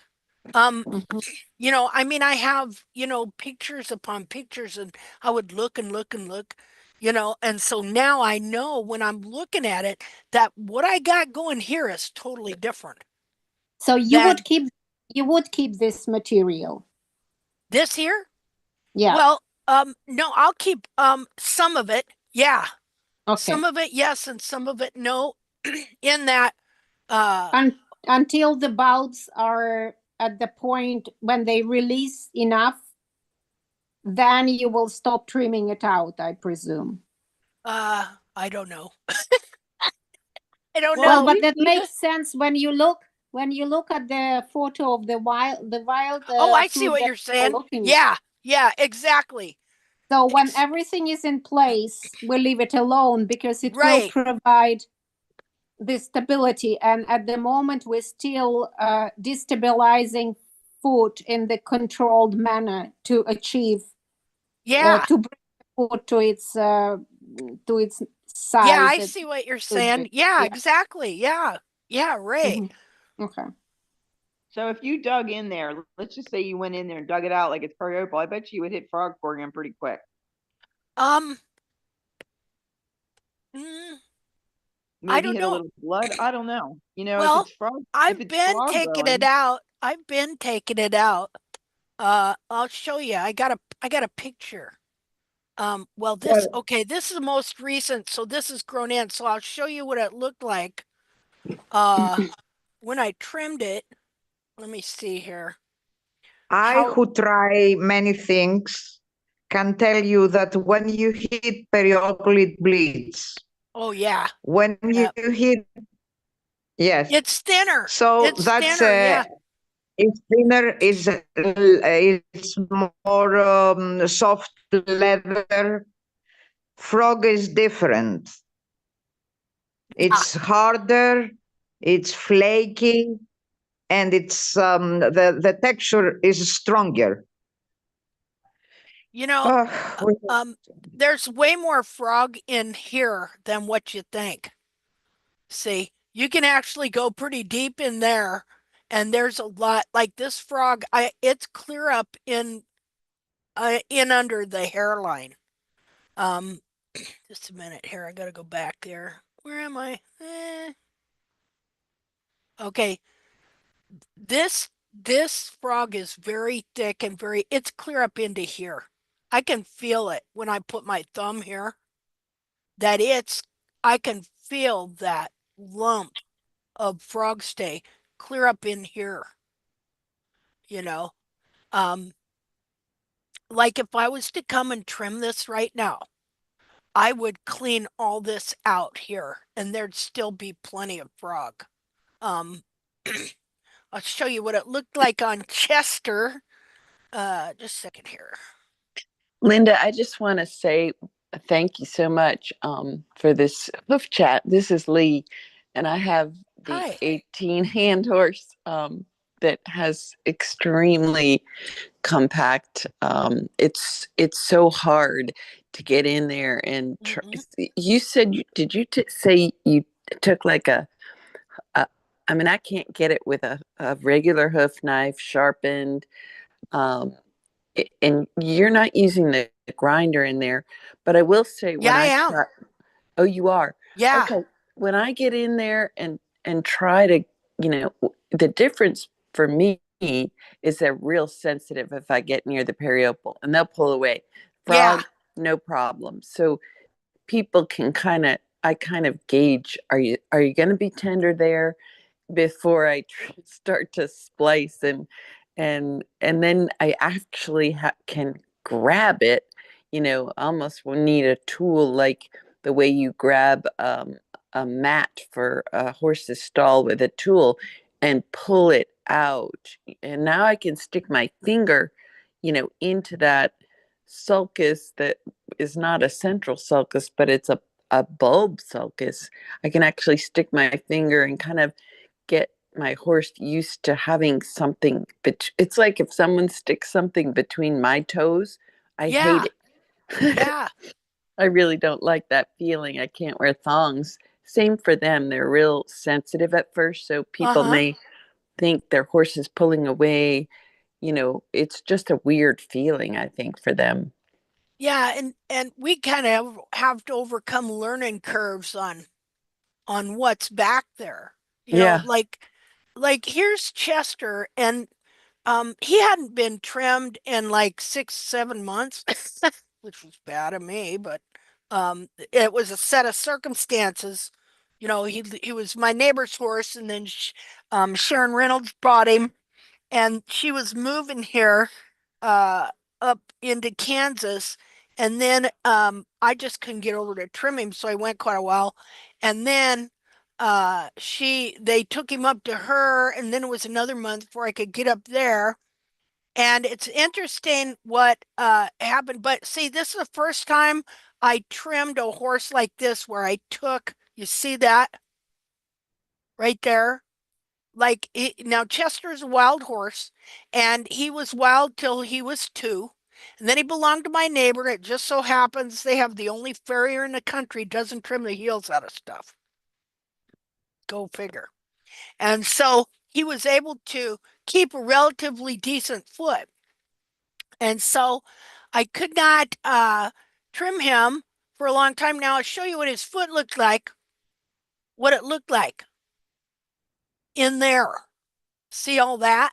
That's periopal. That's what the periopal does to stitch itself together to try to keep the hoof capsule on. Okay, and so I took that out. Now I'm just realizing here in the last couple of months that he didn't have a central sulcus. He had that foot that we're talking about. See? And so this is how long his foot had gotten. And you can see where it started to pull the hoof capsule down and forward. See how big it made his bulb? See how the periopal stretched back there? Okay. And so you can see what that does, how those bulbs, the periopal stitches to try and hold the whole capsule onto the foot is what's going on, because the capsule's being pulled off the foot. And it's similar to the same thing happens when you trim the heels out. When you trim the heels out, it creates structurally as if you had a long hoof capsule pulling it off, but only instead the back of the foot's lifting up out of the capsule. And so this periopal will curl in and try and hold the capsule on the foot. So see how I cleaned that out though? Between the bulbs, like that. Now, I wish I'd have kept doing that on my horse, but I didn't understand at the time what I was doing. And again, that periopal that is there, and it does this for a reason, to keep the capsule on the foot when the foot is compromised. So you can't just go trimming it out until you know you've got some heel and some depth on your foot. So you got to be kind of careful. You can't just trim it off of a foot with no heels, because it's what's holding your capsule on and holding your foot in the capsule. Okay, so let me go over here. And so this is just an example of what that periopal does. See there? How it stitches together on both sides to hold everything together. Really, really fascinating. So now, so his foot had not been trimmed 5-6 months, and you saw what it looked like, how it was so long and it was pulling forward. And so you see how wide this is, how the periopal stretched back here, and that's holding that capsule onto the foot. So then I come along and trim it, and here's the foot 5 weeks later. How the heels grew back and added capsule into the foot, and look at the difference in the periopal here and here. See, now this is normal periopal. Look at the width of the periopal. This is where your coronary band is. Look at the difference, how it got wider back here.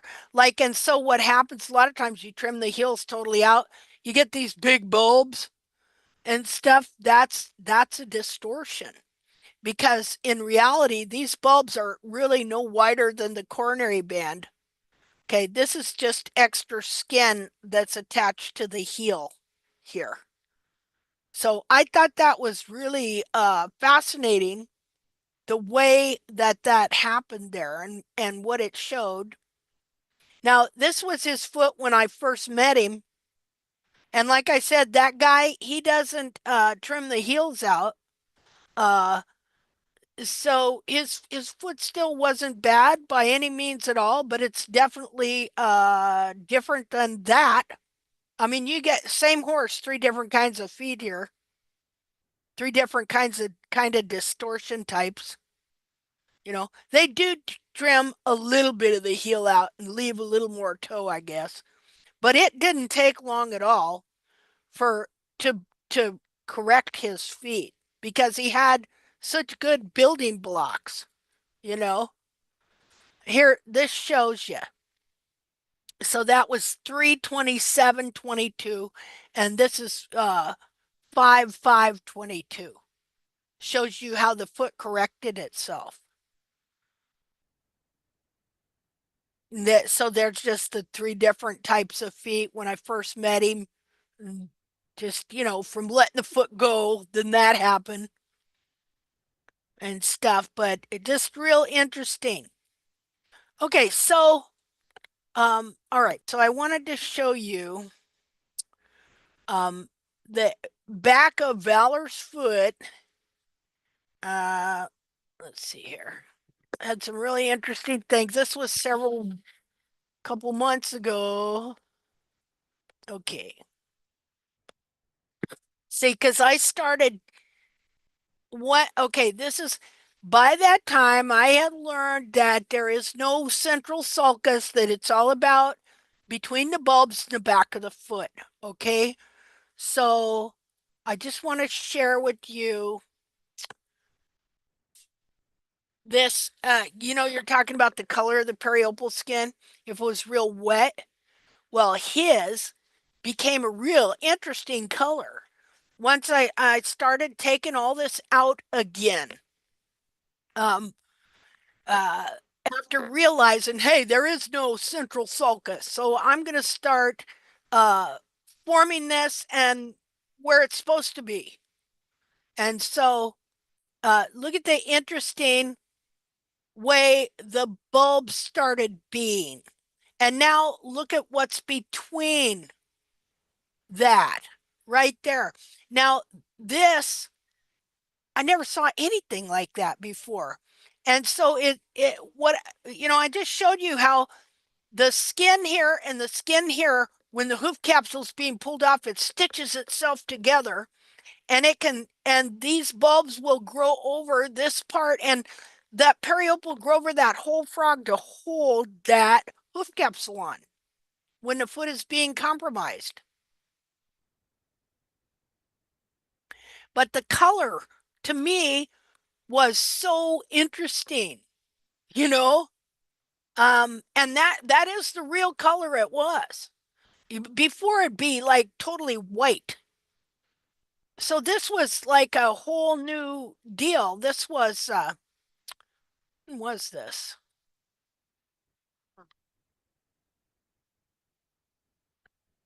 Oh, it's been several months.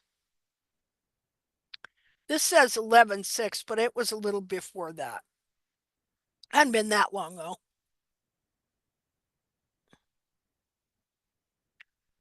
So, okay, here we go. See that? Now, what we're doing and what I showed you before is how now this whole frog is coming between there. See, this showed me that actually there's supposed to be frog between here. And this periopal is only supposed to be on the top and around the outer part of the foot. And so the only time this goes to work is if that frog gets compromised, and then I don't know how it does it, but somehow you saw it, how this little rope here will stitch itself together over the back of that foot to hold that capsule on. It's just fascinating. And look here at this periopal. See? It is tubules that run this way. In reality, I've seen that before on some horses. Or Linder? Yeah. I just wanted, I sent you a picture with these tubules where you really clearly see them. Okay. And it's just, it's very visual. So I thought maybe it will be Okay. interesting to see just the texture. Okay. I will go find it here. Just a second here.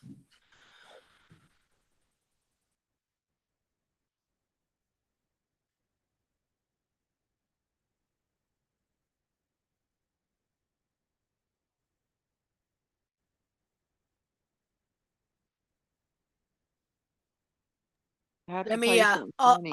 I'll save it so I can make it bigger. I have to tell you something funny. Okay. The other night I was having a dream, God, all about this shit. And you know, did you ever see those Invisalign denture things or for braces where you put them Yeah. on and it slowly moves your teeth? Yeah.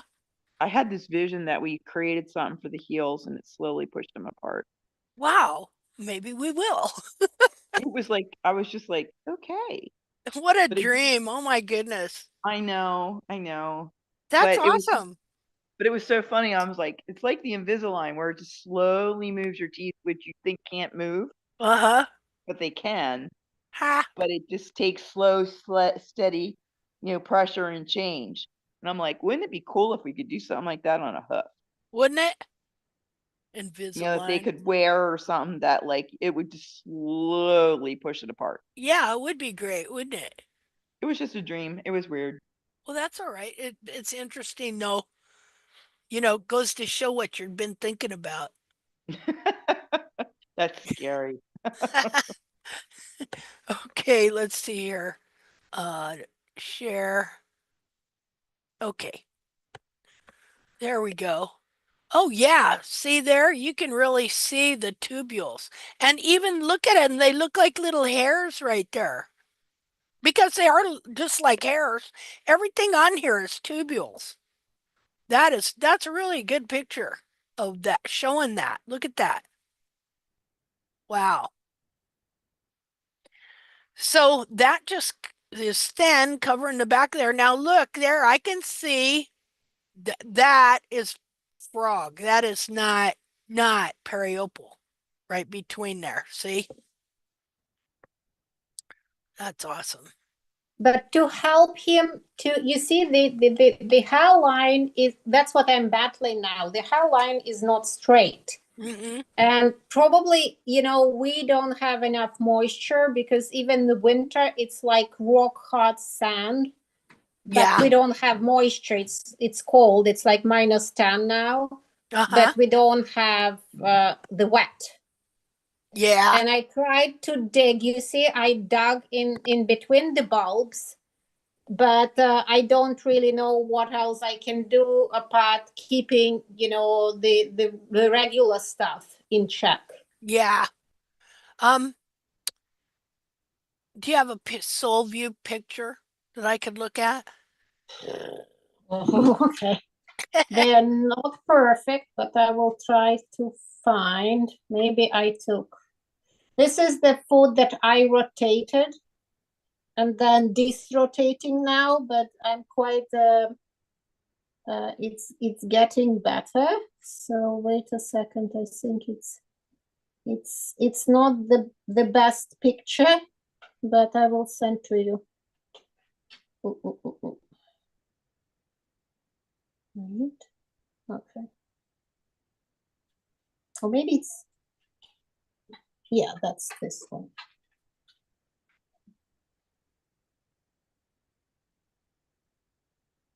Isn't there a picture? I think it is. Where is my other leg? Oh.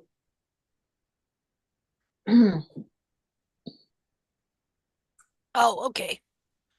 Let's see here. Okay. Just Gosh, look at that beautiful soul on that horse. I mean, wow. Just a minute. You share? Yep, I am. I gotta save it first.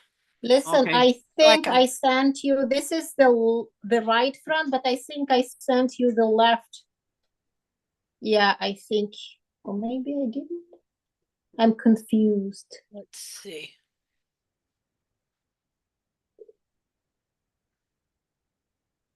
I'm a bit confused. myself. There. Yeah, Wait. like what foot is this? Okay, No, this I is think it's the right. No, it's the left front. Wait, I sent you the wrong one. okay. Wait. This one is from January 6th that I'm sending. And it's not very pretty, but it doesn't matter. Okay. Okay. Ah, that's okay. Yeah. Yeah, you can see he's got a sole ridge hit under there. Just a minute here.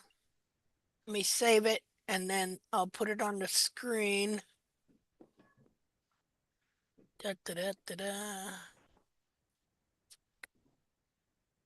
Okay, share.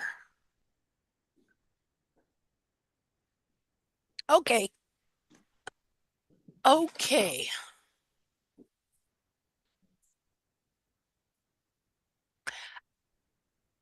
Oh, I'm just looking. I'm studying. This is the foot that we actually looked several months ago, maybe several months ago. And this is the foot that I rotated. So this part, it's the medial part. That's where your cursor is. And it's run forward heel. It became exceptionally run forward. And it was pulling the lateral part over. Okay. I know what you mean. And you can see also here, which is nice, you can see where the apex was. Yeah. Where we started kind of, because there is like a hole in front of the apex. One thing I would work on is like this pillar here is your pillars. Yeah. This foot looks rounder than that foot we just looked. Is the other foot the other foot? Or yeah, of course. No, the other foot is the left hind, the left front, and this is the right front. Yeah. Okay, let's yeah. Let me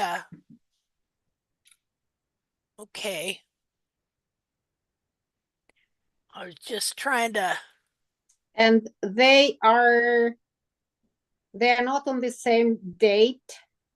The other foot, the other foot was taken on this Wednesday. Oh, okay. Yeah. Okay. Well,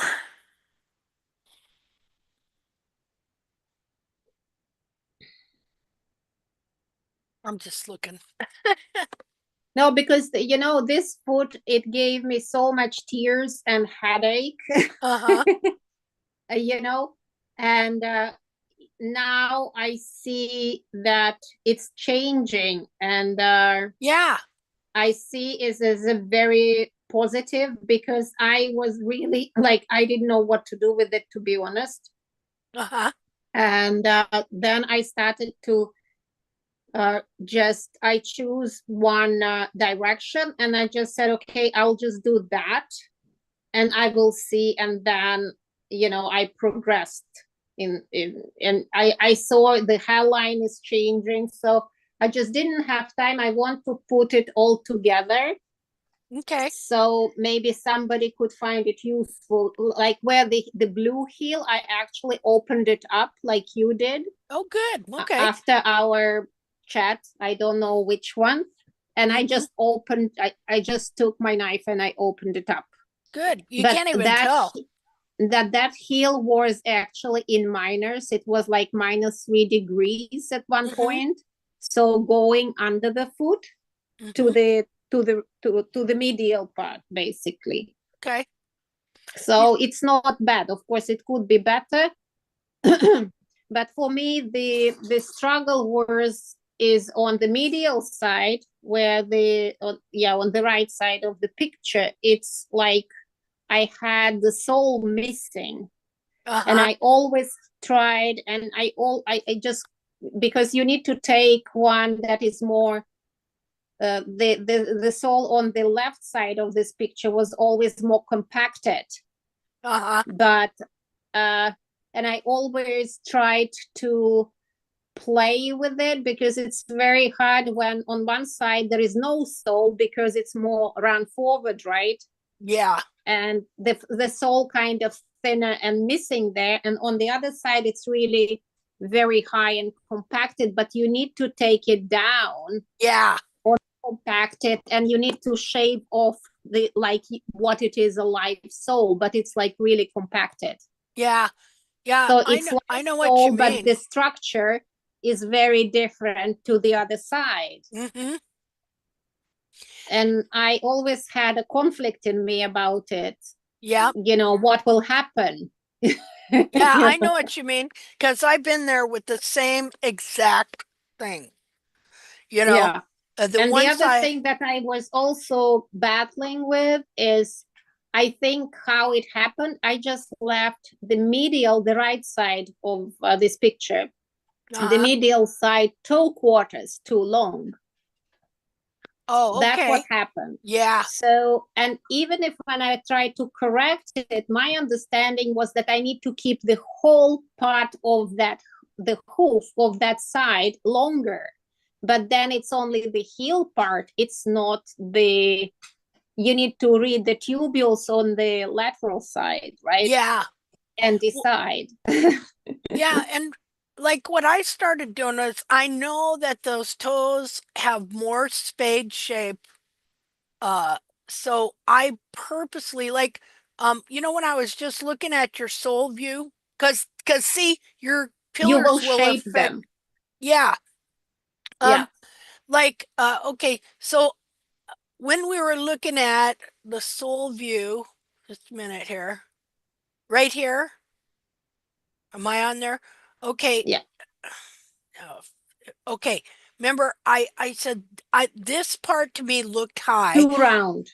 Yeah, too round. And like, okay, so that's really good for people to know that if you're looking at one side that is too round, you can bet that you have left that, you're leaving that high. Okay.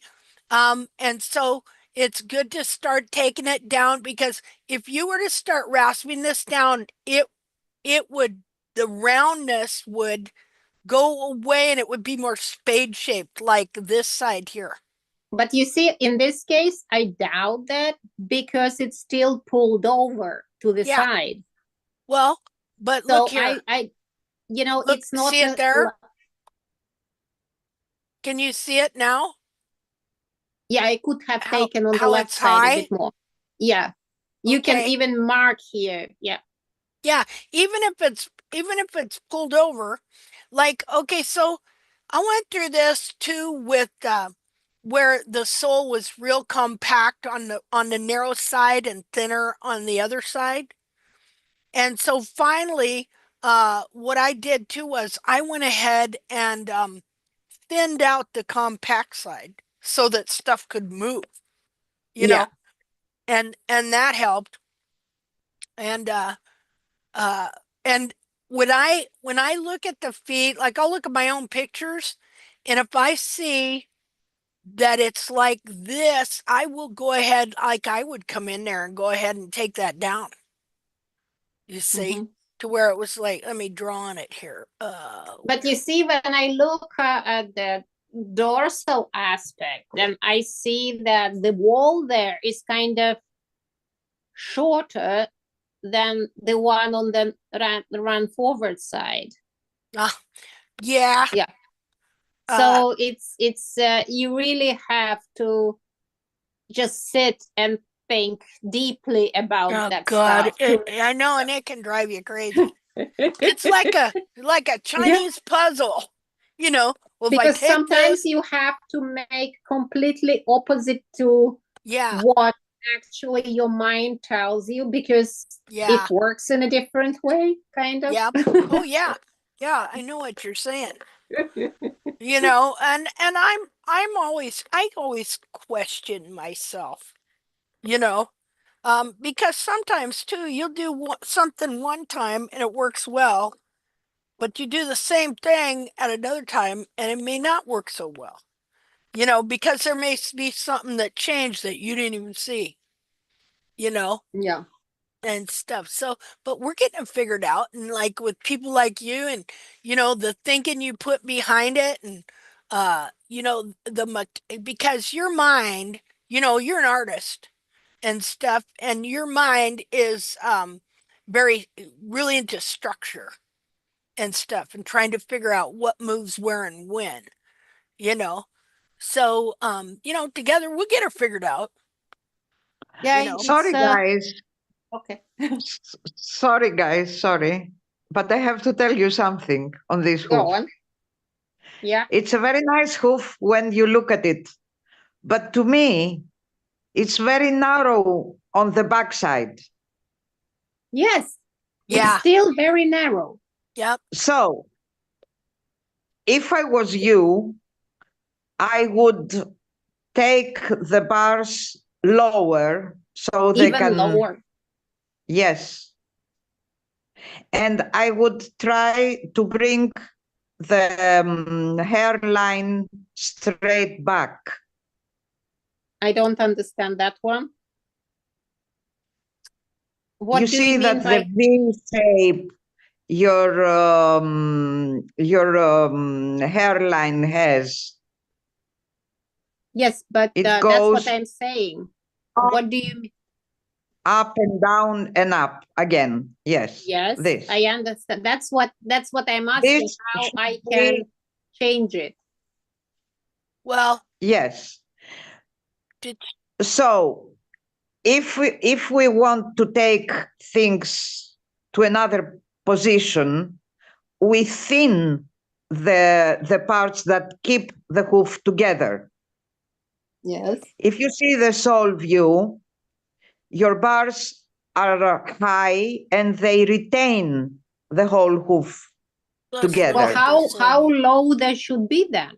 I mean, there should be some bar left. Why? No? Why? Well, Why? I know that Linda goes really aggressive on it, Yes. but Look Yeah. how your hoof is stretching in by Yeah. this very, very hard keeping back the back of the foot. you see, because It- I understand what you're saying, and I know Yeah. Linda takes bars. Linda is really aggressive on the bars, but you see, the conditions could be different. We have really frozen, lumpy ground. Yes, with I'm all not talking about doing it now. yeah. Maybe Yeah. in springtime, Yeah, because you that's see, now we are talking, and take the heel buttresses lower, because you need to expand this part of the Oh, hoof. that's part where I'm not going to agree though, as far as taking them lower. Sorry, but I do agree on this bar a little bit, so. but Do not you on think taking the heel buttresses lower, because that'll make them want to curl in and stuff. So There, Linda. This much. I mean, yeah, not lower to low the already heel, but this exactly this way. okay. right? Well, when we have slightly warmer weather, I might try it. Because I see this hoof and I see it is contracted, and it is a very nice hoof if you have other hoofs into your mind. It looks very healthy. The sole is healthy. The frog is in the correct position, but it is like This is Devin. May I share just a little bit of input on this hoof today? Sure. Hello. Absolutely. The reason why is I've been listening and I love these chats, but I actually trimmed 2 horses today with this exact issue, and now I'm working on a lot more horses at the barn, because before I was just trimming the lame horses and taking therapeutic cases. But now that, I'm working with my trainer and telling her about the bars and the periopal and straightening all those out, now she has me trimming everybody. And Oh, so great. I'm like, okay, this is great. Yeah, so now I have like all these horses. So I've been taking pictures, and in Alabama it's actually frozen right now as well. Uh-huh. But I had a horse today that kind of the same thing. Lots of built up, and his feet were a lot more contracted. Um, but I went in and I removed the bars. Now, granted, this horse had a lot of soul, which, judging by this picture, this horse has a lot of soul to work with, a lot of strong structural looking heels from what I could tell to work with. The part is you can be a little bit more aggressive with the bar and frog a bit, just to kind of help thin it out a little bit so it can move back.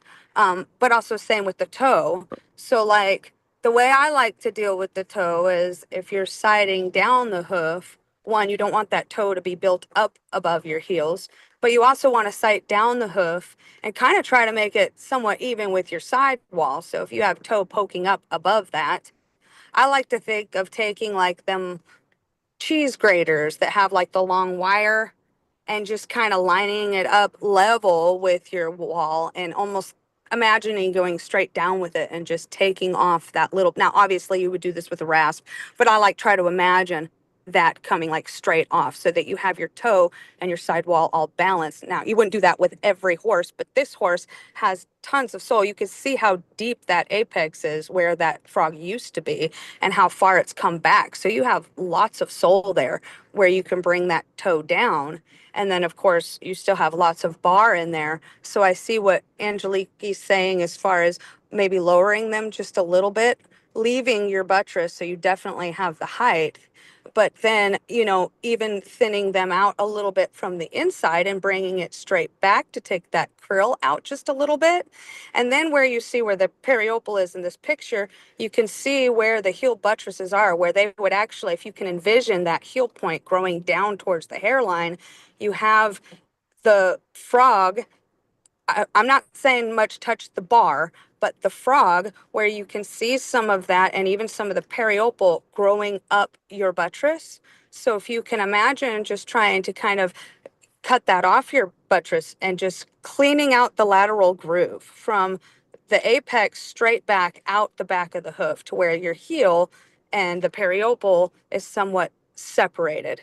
And if you can thin and separate that out, that will allow that back part of your hoof to soften up enough where you can actually get some movement to where everything will want to continue coming back, if that makes sense. And I took pictures of the horse that I trimmed today, and you could see his feet from before I trimmed and then after. And if you zoomed in, you can actually see where I trimmed out those bars to allow that same process, if Just that send makes me sense. some pictures of that. I did. I did. I trimmed him Okay. today, and I trimmed 3 horses last week. And then Okay. there's one hoof on my jumper mare. I've been trimming her for a year, so she's got great feet. Now that I've learned some of this periopal and bar and everything, I can see where Mhm. even she needs some work to allow that capsule to come back even more and Mhm. spread those bulbs more. But I took a picture of her foot because I wanted you to look at it and tell me Okay. what you think. At the tip of the apex of the frog, she's got a white hoof, and the tip of the apex of the frog, there's like darkening color around the apex. I'm like, I never noticed that before. And I was looking at it, and I wanted to know maybe what you think that might have been from. Okay. I'll But look yeah, at that. several feet with the same issue, because now Amy's bringing everything. So now I'm like, okay, Okay. I could just take pictures of these feet before and after, where I'm obviously, trimming the way I always have, that I kind of learned from you, my base knowledge, and then, 14 years of just trimming tons of horses. Yeah. But now applying this new knowledge of the back of the hoof and the bars and the Okay. frogs. And so, but yeah, you could see how contracted he's got, that curled issue going on in his bars that you were showing earlier. And then I trimmed him, and just kind of, now he has a lot of soul and a lot of strong heel. So, I mean, definitely there's some horses where you wouldn't just completely thin their hoof out like that, because you don't want to lose your structure and your strength of the capsule, but his is all strong enough with enough sole that I was able to go in. And even with him, he's got a toe where it's higher on one side, so I did bring that toe down to balance it. And I wish I would have taken pictures of the floor view, because you could actually see like the flare at the toe, at the toe quarter, and then just taking it down removed that and gave a more spade, symmetrical, anatomically correct shape to that hoof. When we were done, it matched the shape of the cornet band. Oh, good. Okay. Okay. Well, So, see, we're not used to looking at feet like this and thinking of them as really being contracted, but they are. Just Well, like, he is for yeah, sure. yeah, just like my horse, I didn't think they were contracted, but they are. I didn't consider that. Well, what I was seeing, I wasn't seeing, when some of the contracted feet we've seen, these feet don't look like what we normally consider as contracted, Well, they're not you so know? bad, but it No. can develop. Yeah, But no, what but is interesting, what I wanted to mention, just an interesting fact about this foot, that uh-huh. the right side was more ran forward, but what I started to experience that on more upright side, the tubule started to run forward, while the other side started to come up. Uh-huh. That Yeah. is very interesting. So now I'm wondering, shall I change the height of the heels and shall I keep them level, or shall I make that heel more higher a little bit now? So change, because before I was keeping the other one higher, the more run forward, but now the more upright heel started to show the tendency of being more run forward, kind of. I don't know. Yeah. But I think I will do a separate case about it, and I will just post it, and then we can discuss it in more detail. I don't want to take more time. And try measure from the hairline to the point of the heel. And if they're the same, just leave them, even if one looks higher than the other. Because if you handle the frog and the bar like Linda's shown, and even me, I would try to level out those heels before, but I've even found in just this little bit of time, just trimming out these bars and these frogs and really allowing the capsule to open up, because they've been so bound, that but leaving the heel, that those heels will start to come into place, so even that heel that looks higher, the hairline and that bulb is dropped also, so actually leaving it higher will help push that back up, and everything will kind of come back. What I'm saying is that with Linda, as I know, sometimes to help the more run forward heel to come back, and I'm talking about the internal heel to uncurl, right? To uncurl back. Linda would give it more height. Is it correct, Linda? Am I correct? Yeah. Yeah. The more, So yeah. Well, actually lowering the other heel. Yeah, that's what I'm Yeah. saying. Yeah. 6 of one. Yeah. Half a dozen of the other, you know. Um, well, And I did have a notch? clubbed mare that was very high on her upright heel. Now, if they're way off, then definitely I had to take probably about a half inch off that side the first time I trimmed her. But then the second time I came out and she was balanced, so she was good. It helped her. And I sent those pictures to you as well, because for her, I wasn't so worried about how upright she is being clubbed. It's actually her side view. It's actually a really nice foot. You know what I mean? Maybe more hoof bound than clubbed. But I did take that lateral heel down, and then I removed a lot of the built up sole and bar and frog. And the pictures before, you could see where it's all compressed and bound, and how much I opened it. And you can even see the hairline was more relaxed after the trim in the pictures. So that was pretty cool. Okay, well we'll look at those here in a minute. And the notches on those low sides? Huh? Oh, the notches that we've Notches? been, yeah, the notches that we've been putting in on the low side where they want to naturally notch out. Oh yeah. Did you see that hoof that did it at my barn that did it by itself and how Oh it stood the yeah. Oh, heel that up? looks Yeah. really good. Yeah. Yeah. That just, That was interesting. I'm just amazed by that. I mean, nature did that. I didn't do it. Yeah. I found her like that after I haven't trimmed her for a while. Long story anyway. Uh-huh. I got back to her and I'm like, what? And I just started watching it. It's amazing what that has done. Yeah, yeah, it is cool how we're learning from that stuff, and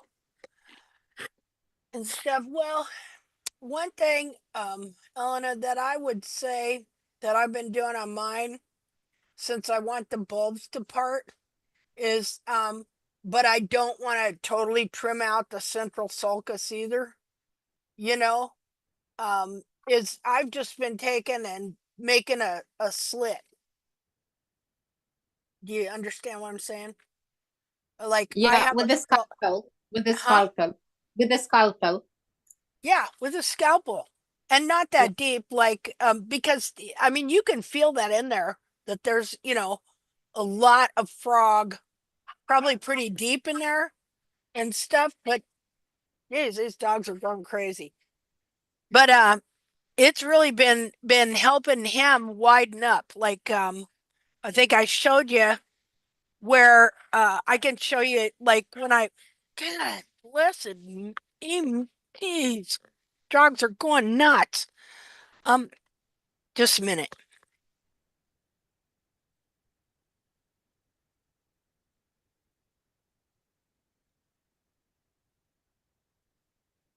Alrighty. Now we're quiet for a minute. Okay. So anyway, but I think if you can find something, a scalpel, whatever, just to make a slit up in there where the frog is the thickest, then as they walk, it just pushes it apart a little bit, and gradually that'll help that widen out. Mm-hmm. It's helped. I It's think helped me anyway. I think this hoof has too much of everything. Okay. So you It's a can very probably thin a strong. few things out It's too. a But very strong hoof.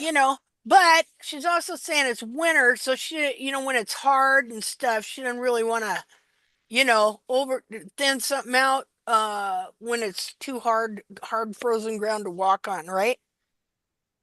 No, I'm not saying Correct. to do it right now, but to have in mind and to see the picture, the whole picture. Yeah, I think you're right. I think you're Yeah, right. yeah. I think that you could have more frog taken off. I think you could take that off there and some more bar, and that would just kind of help that foot, widen up and stuff like that and spread out. Whenever you're ready This to hoof do that, to expand. yeah, Expand is expand. the That's correct. the word. Yeah. Thank you. Is that the Greek word? No, that's I'm Linda's kidding. word. I'm kidding. That's I'm Linda's into word. Greek. I do like Greek, by the way. Okay. Um, yeah, this is the anti-hoof. No. So yeah, I think I agree with Angeliki that things could be thinned out. You could take out some more up in here, then put a little slit and take a little more off the bars and take your toe down on that side. Okay. Cool. Have a plans. Got a plan? Yeah. Um, oh God. Thank you. Hey, thank you for sharing. Appreciate it. So, Devin, I was gonna look at some of your pictures. Let's see here. Let me find them. Do. I seen. Okay. Let me see. Open in Messenger.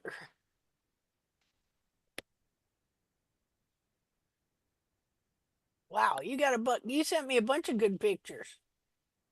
Yeah, there are a couple of there's two horses that just came to the barn. And then see, there's that one foot, the beautiful foot. But I was wondering what that wonky gray spot is at the apex of her frog. That's I mean, just pigmentation. okay, because I know when you had talked about trimming horses, you get more blood circulation. Yeah. I know when I trimmed her, she had her bars kind of run forward the apex and built up Uh-huh. around the front. And I was just wondering if maybe some of that extra built up uh bar and sole that had grown up there maybe caused it. I wasn't sure, but I'm like, wow, that's interesting.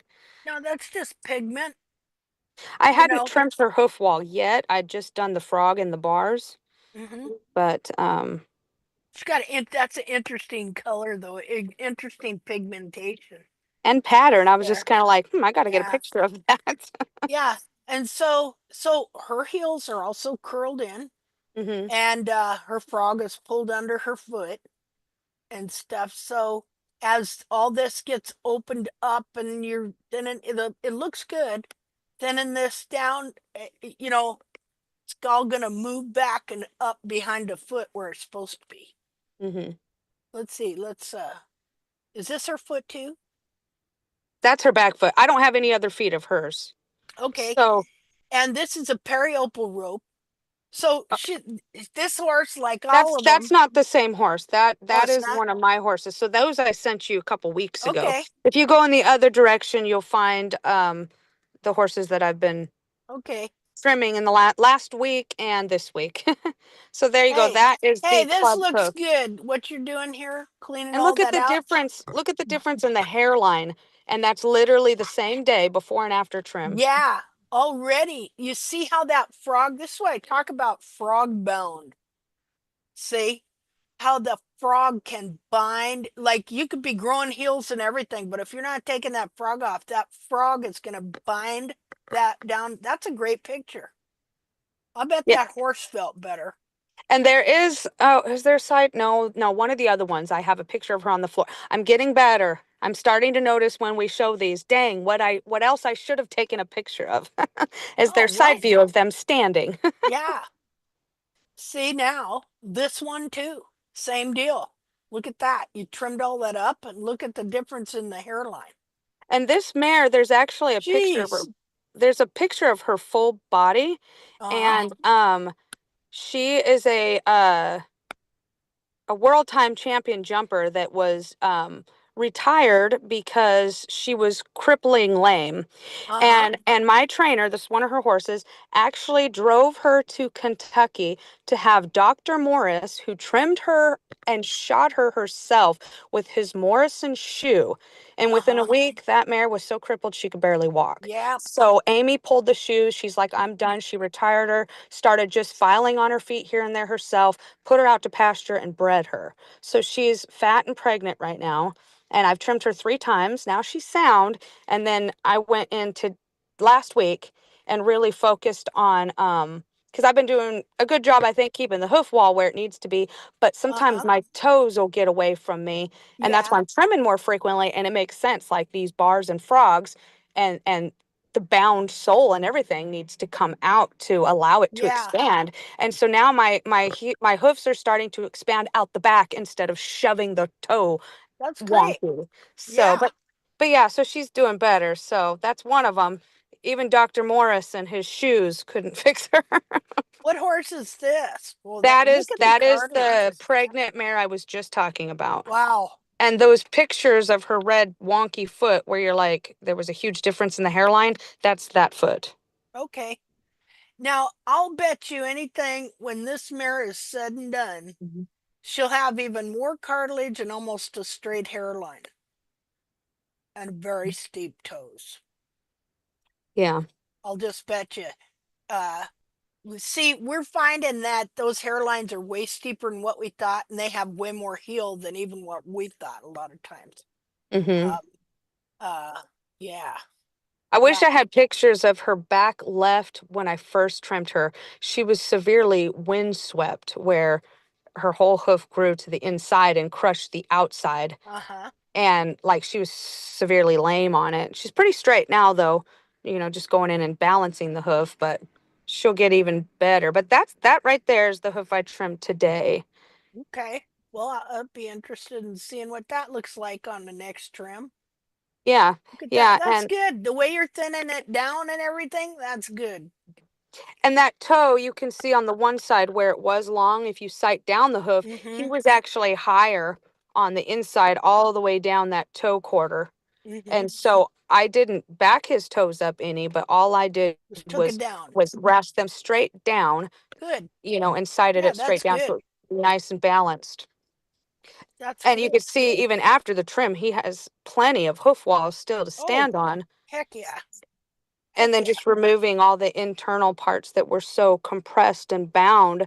And these horses, when I first started trimming them, they wanted to pull their foot away. They didn't like standing on the other foot. But by the time I got almost done, their bodies relaxed and they stood so much more comfortably. Wow, that's great. That's awesome.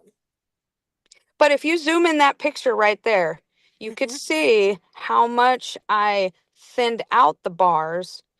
Which one, the sole view or the one the you other were one? the sole view, the one you were just on. Just a minute. Oh no, I have to save it and then do it here. Just a second. Because on that one, not only did I lower the bars, but I also thinned them back as far as I had to be able to get that hook out to where I'm basically bringing my knife straight back out the back of the hoof without that hook being there. And you could see the lamina line. Now he's got a lot of bruising in his Yep, feet. I see the lamina. But then I thinned it out from the inside, going I out. see right here, right? Yeah. And then I separated the frog from the heel buttress all the way down to where the heel buttress would connect with the frog to where because it was growing way up the hoof. And so I removed all that so that it would release. And I could actually grab his heels and pull his feet apart back and forth and see the movement where before I trimmed, I could not move his feet. They were very, very hard as a rock and bound up. So see, I'm seeing the same thing here that I saw the my curve. horse, where the curve, like that. Yeah, I mean, yeah, you could totally see that. I basically took his frog down to where it got like translucent, and it was kind of squishy where, too much further than that, and you would hit some corium, where they'd bleed a little, but. Yeah. Yeah. Hey, but this is awesome, what I'm seeing here. And, learning to take these frogs down this far, because I'm telling you what, it comes back fast. Yeah. And then you start getting real frog. Yeah, well, you definitely stimulate what you trim, you stimulate. Now, you must have taken some off of here too. I did. Then I took my rasp and I filed on the inside of both, and I completely removed that hook. And if you look at that the picture before I ever trimmed him, you could really see where they curled in to the frog. So I wish I would have got pictures of the stud I did today, but Amy was doing a lesson, so I was trimming him by myself, because his were 10 times worse than this gilding. Well, something's going on here, because this does not the stone is not undoing. What is going on? I don't know what's going on. My annotate don't want to unannotate. You know what I noticed? Sorry, guys. I noticed that many horses, when we trim them, they present this dark point on the front of the apex. That too. Can you say that again? Because you're cutting out. Many horses we are trimming, they present this dark point on the front of the right apex. there. Okay. Yeah. Now we look, three horses had the same sign Hmm. there. Ah, well, maybe there's something going on there I don't know of, which I wouldn't be surprising. Maybe the frog, the whole hoof is the whole frog is coming backwards, Yeah, and something is going on there. that could be Because too. everybody, I had it too, and Yeah. I saw three photos now that they have this round circle, dark circle in front of their apex. Uh-huh. Well, and if you think about it, underneath that part of the hoof, you would have the deep flexor tendon that would run down there. So if you have a lot of strain, in that area of the coffin bone moving and you're crushing, sulcorium, perhaps you're just getting some extra bruising. I don't know. I know on the one mare it wasn't bruising, but on him, perhaps No, it I was. don't But think yeah, I see it's what you're saying. That's bruising. interesting. I Yeah, don't no. think it's bruise. I think Wait, it's moving something. well, and you know how Linda talks about the hoof gets dark when there's less blood flow and how the color comes back. See, so I was just kind of wondering if If that perhaps, that might be part of that or something. yeah. Now, now I'm really excited. I'm gonna be really interested to see what happens this foot since you had the gumption to take those heels over like that and to thin that frog down so much. And the sole and the bars. I'm excited to see what that's gonna look like in a couple weeks to see Yeah. if it widens out because definitely contracted heels here. Yeah. These are classic contracted heels. And I'll start getting pictures of Dan too. We got this huge thoroughbred that this lady brought that was having a laminitis episode, and a vet charged him money to put on these glue-on shoes, but he had a huge abscess out of his cornet band where the Oh, hoof was mostly from gee, the hoof wall poor jamming. guy. And Yeah. basically what was happening is his capsule was shoving the hoof up out of the capsule. Yeah. And so it was separating there at the cornet band. And I told Amy, I was like, oh, I'll do the best I can. And I removed him and his soles were squishy. And I was like, we're gonna try to save him, but I'm just gonna let you know this horse may die. It Oh, was yeah. bad. Okay. Well, It get his was feet. bad, but I'm like, he That needs to sounds have his cold, feet but I don't mean so it that way. but I'll save his feet, yes. But I was like, wait a minute, he's got abscesses. That wound's not going to get better. I mean, his feet need soaked. So I quickly, was like, let's get the cloud boots so he's got some comfort. And I trimmed some of the hoof wall that was tearing at the hoof Mm-hmm. and removed some of the bar because, like, literally his bars and frog were like shoving his hoof capsule up out of Oh, it. yeah. So we've been trimming him and now he's starting to get more comfortable. And I just Good for removed him. frog and bar on him last week, but I'll get some pictures of him. His sole's still a little squishy, so he's definitely one where I would not, be trying to lower the toe or trying to, Yeah. carve out a lot of the hoof, but Okay. relieving it as it slowly changes. But he's getting better, so yay. I don't think he'll die. Oh, great. Well, that's awesome. Well, all of us together, we're collecting this data, you know, and stuff like that. And who better to do it than everybody, people trimming their own horses, and then like with you, you're being able to trim a bunch more and stuff like that.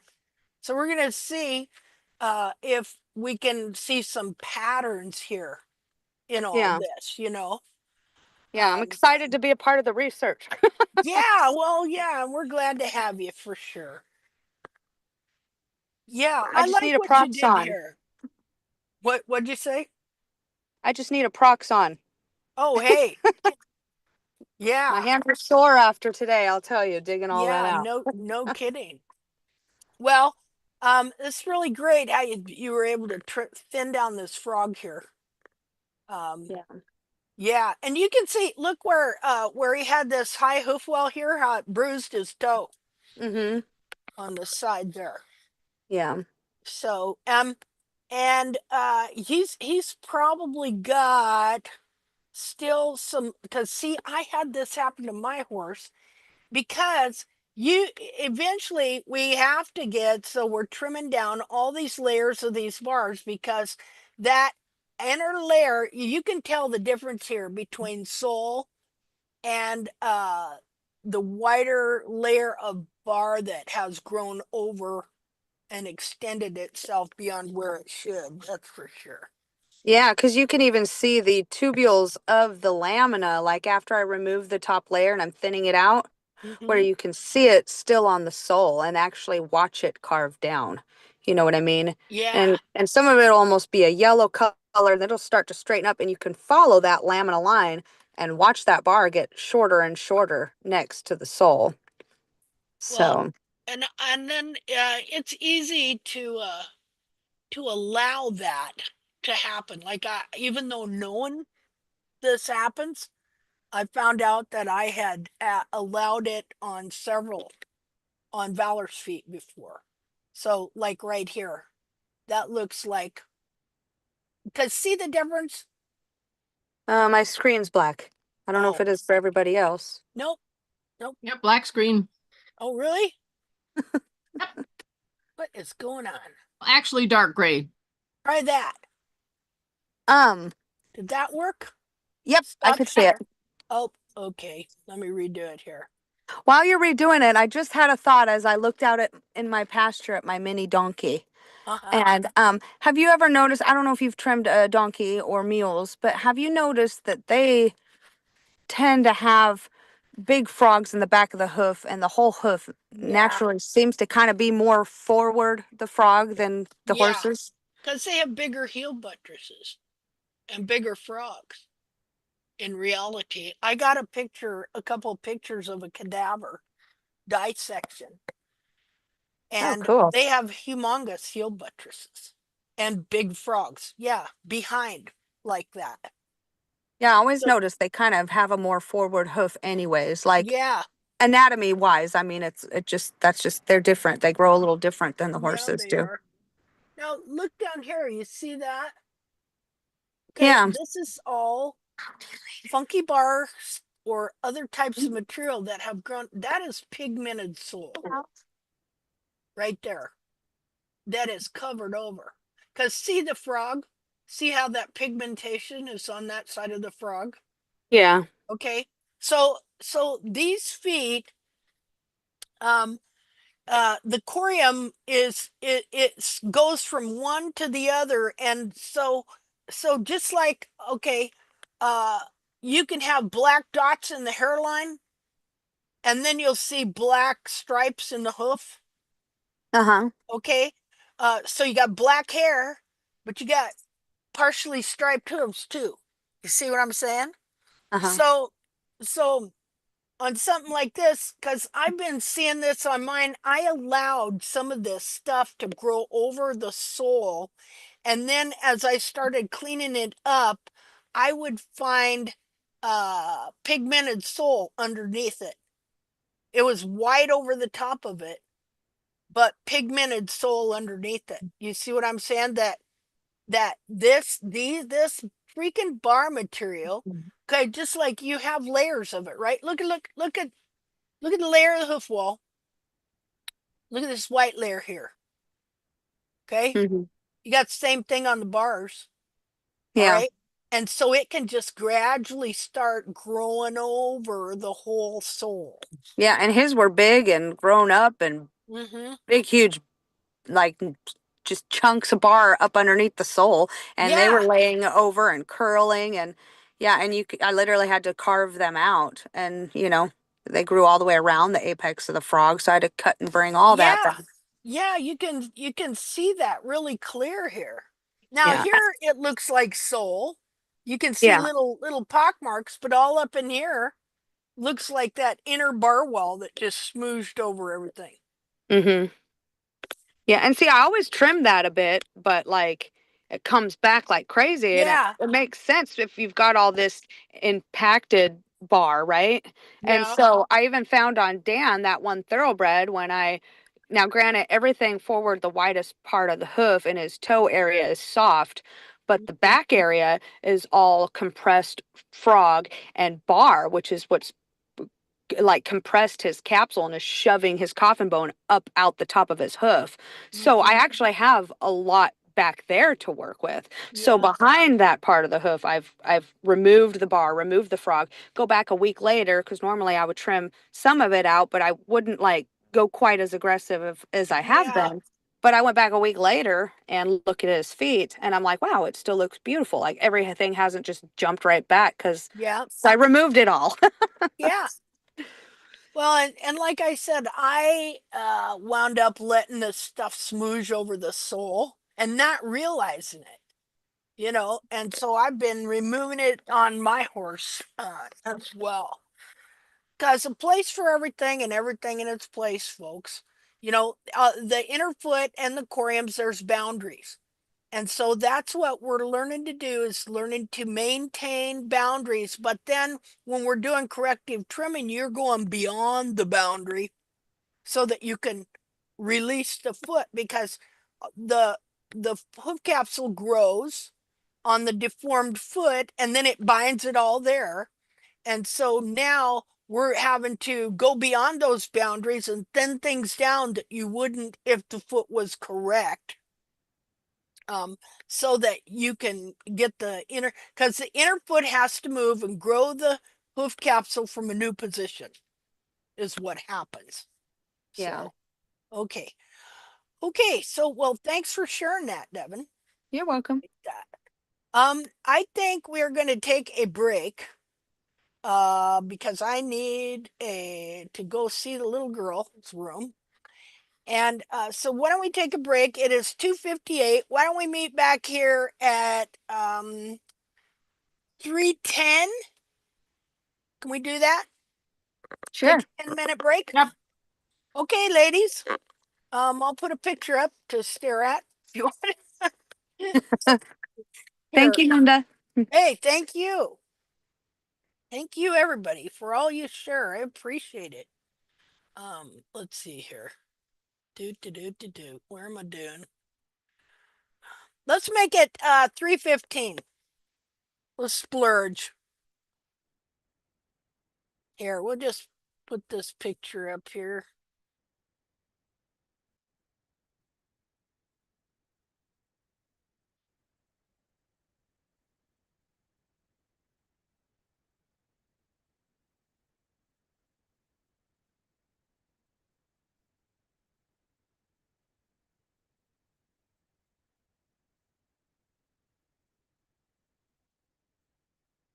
I will just put that up there. There we go.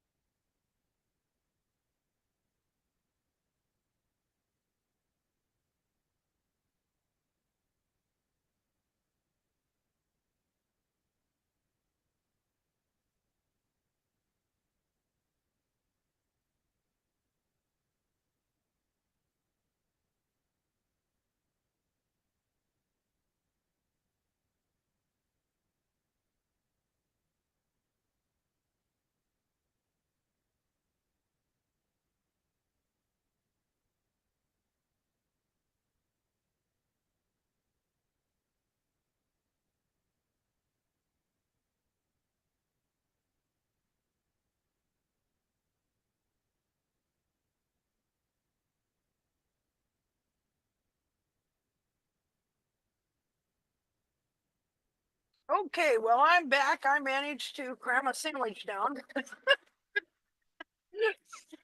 Ah, okay, let's see here.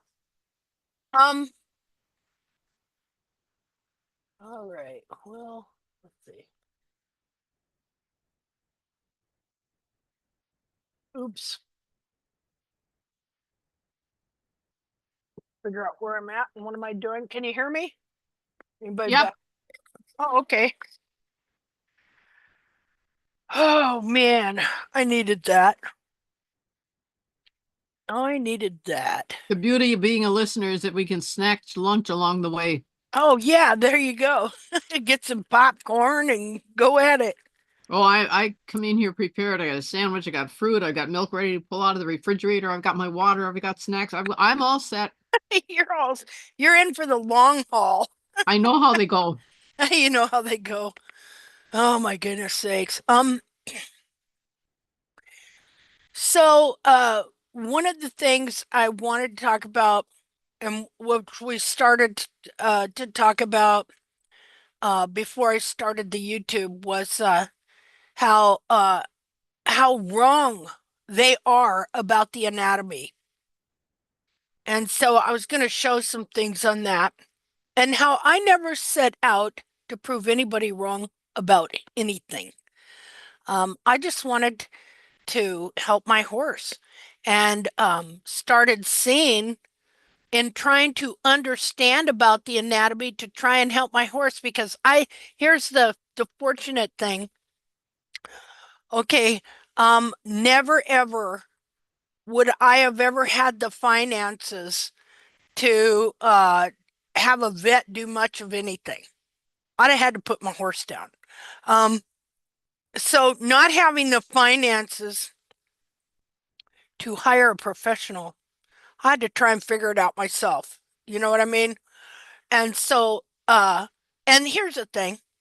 Uh, what can they know that we can't if you get the right book, right? I mean, unless you gotta, do internal operation or something like that for crying out loud, it's a horse's foot. So, all of this was facilitated by not having any money and trying to figure out how to help my horse myself. Um, and so I was never, ever, ever trying to prove anyone wrong or anything like that. And so, in trying to help my horse and trying to understand the anatomy, I started learning that I got two eyeballs. And if you look enough, you'll find that uh, what they say and what's really on that foot does not line up at all. So, we're going to look at, um, well, the first thing I found out was about the soul. How the what they teach about the anatomy of the soul is absolutely not true. And so I'm just going to show you a couple of illustrations that I drew up in this regard. Like you'll never hear them talking about, well, you got to get a soul ridge or that the soul is concentric or convex, has a convex soul ridge. The internal anatomy proves this. So we're going to look at a couple pictures here. Just a minute.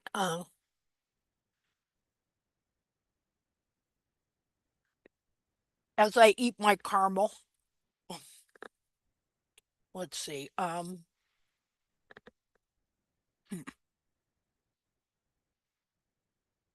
Go to the file of what I call bad anatomy. I'm so scientific. Just a minute here.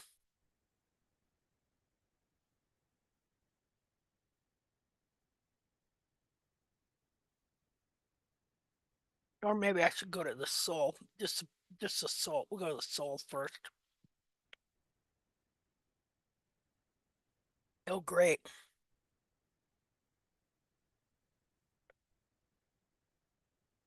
My computer's decided to be slow. and not work right. Well, maybe where it's at, I can find something. Hold on.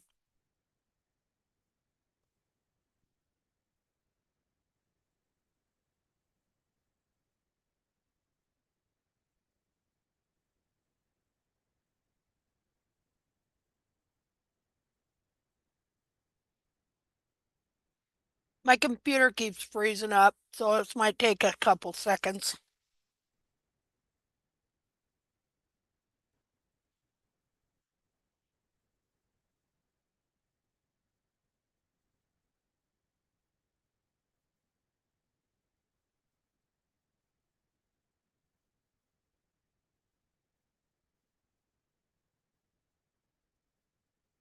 Oh yeah, it's decided it just ain't gonna do nothing.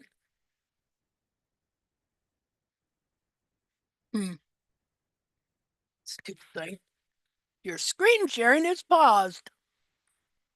Well, just a minute. Sorry about this.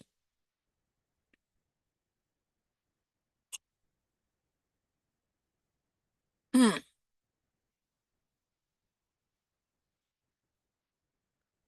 Now it's just gone completely bonkers. Hmm.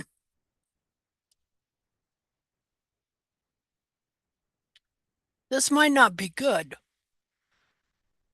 My toolbars have disappeared. Definitely not good. Yeah. Okay. Yeah, you know those little two bars at the bottom? Uh-huh. They've disappeared. Oh, Hmm. Well, can you go up to the top and minimize your screen and see if they pop back? uh, yeah, they're just gone. Let's see. Um, yep, yep. My screen has gone black. Just so you know. My oh, whatchamacallit, you know, your main screen Yeah? has decided to go black. Oh, well, That was nice of it. we still have horse pictures from before the break. Huh. Yeah, like They're coming from somewhere. huh. Well, I can't find them. See, now this happened to me before, and I thought I had it fixed. So, yeah, I can't find oh wait, maybe that's the, nope. I can't find the zoom. Uh, okay. Hmm. I seem to have a computer glitch here. I will tell you my secret when something goes wrong. I What's move that? the cables. Oh, That's the only thing I know how to do. Moving the cables. okay. Well, I found Facebook. I can't find oh, wait a minute. Maybe this is it. Nope. Nope.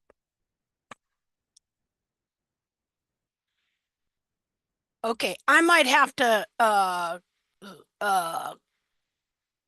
revamp my computer because nothing is working.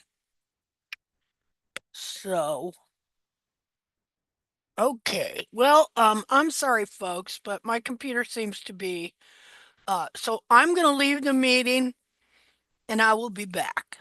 Feel free to share or talk about anything you want there. Here, let's see who wants to be host while I'm gone. Anybody? I'll make, let's see. Oh man, there's all these people here. I'll make Angeliki. I'm assigning you. Goodbye. I'll be back. Bye, thank you. Now you have to tolerate me. As long as it's English and not Greek, we're good. Hi, Angeliki. How are you guys? We're good. How are you? I'm going to I'm- bed because I have to be up tomorrow at 4:30 and it's already 11. You need Wow. to Yes, go to it's bed. Good night. 11:30. It's 11:30 here in Greece. Yeah. Wow. And Goodness. we are in the middle of a very, very heavy rainstorm. Oh, I would But love to have some rain Yeah, in Hungary. It's 3:30 in Minnesota. We're right up 60 miles from the Canadian border. And the high temperature today was 2 degrees above 0 Fahrenheit. Wow, quite- that's cold. And it's windy. And it's nasty. And I'm in the house. Yeah, it's oh, 3:30 where I am too in Alabama. Well, we have -10 and I'm in Hungary, -10 Celsius. So I don't know what Fahrenheit is. Ooh. here we have a heavy rain and we have 14 degrees of Well, Celsius. that's nice. I'd love that. Nice. We've got snow on the ground and there's more coming, so a little bit coming this weekend, but not as much as we should have. We normally would have 18 inches on the ground and we have 6. Oh, Sunny and 45 here in Kentucky. Oh well. What part of Kentucky? West Kentucky. Did you get any of those nasty storms recently? Oh yeah, we got about 5 inches of snow. We had a bunch of rain the weekend before that. We got some cold coming, but it's sunny right now. They might rain this weekend and be like 50 Friday and Saturday. Wow. Supposed The to be high difference- 20s on Monday and Tuesday. That's cold for your area. Yeah, it's up. 20 here right now would be a heat wave. Yeah. So the lady that's leaving to go to bed. I'm sorry, what's your Yes. name? I'm still here, Eleanor. Eleanor? Okay. Yes. Elena, This take is a good rest because you have too many things to do. Yeah, I will have to defreeze the pipes. That's the most important. Well, Oh, the only thing I wanted to share with you, because you're the one that shared the pictures of the horse, right? Or the one, yeah, 1 foot. Yeah. Oh, okay. I just wanted to share the pictures that I shared of the horses that were trimmed today. We also Yeah. have snow and it's frozen here. And even with everything I removed on that horse, he didn't show any signs of being sore. He actually moved kind of stiff and didn't like standing too long on 1 foot before I trimmed him.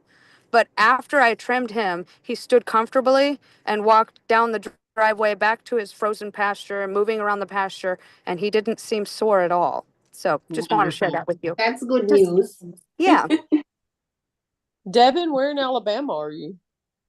I am by Coleman, Alabama, or actually you probably would know more like Huntsville, between Huntsville and Birmingham. Yeah, you're not too far from me. We were military, and I lived in Enterprise for a couple of years, about 3 different times. Down south, Alabama. Oh, South Alabama. Okay, I just Yeah. moved to Alabama almost 3 years ago. I'm originally from Washington State, born and raised. Yeah, So, you're not too far south of me. I'm in Kentucky. I'm in West Kentucky, over near Murray, Kentucky, the land between the lakes area. oh, awesome. I've got a friend in Enterprise, and she comes up and When you talk between you about distances, it seems so funny for me because I consider far away the 50 kilometers. Yeah, it's like in Hungary, it's like I'm not driving 1 hour. No. Oh God! Everything should be within 1 hour. and where I am, I'm probably at least 1,500 miles from Alabama and Kentucky. Yeah, I guess Kentucky, you'd probably be about 3 hours away from me, somewhat, Yeah. give or take. Yeah. So it's near. Yeah. We used to go through Huntsville when we went back and forth from Kentucky to Alabama when we lived down there. All our family is up here, and we retired up here. Yeah. I have family that's in Tennessee as well, so. Where in Tennessee? My sister Christina lives in Goodlettsville, and my sister Jessica lives in Smyrna. Oh yeah, real close to me. Yeah. Yeah, I actually, when I moved from Washington, I drove across the country straight across I-80. It took me 3 days to get from Washington to my sister's house in Tennessee, and I drove Huh? straight across into Kentucky and then dropped down into Tennessee. Huh. But You it's sound- like driving to Norway from me. Even no, Norway is closer. It was a long drive. I drove 13 hours a day. I drove to Bryce Canyon a couple of years ago, and we drove 15 hours to Colorado and spent the night, and got up in the morning and drove the other 15 hours to Bryce Canyon.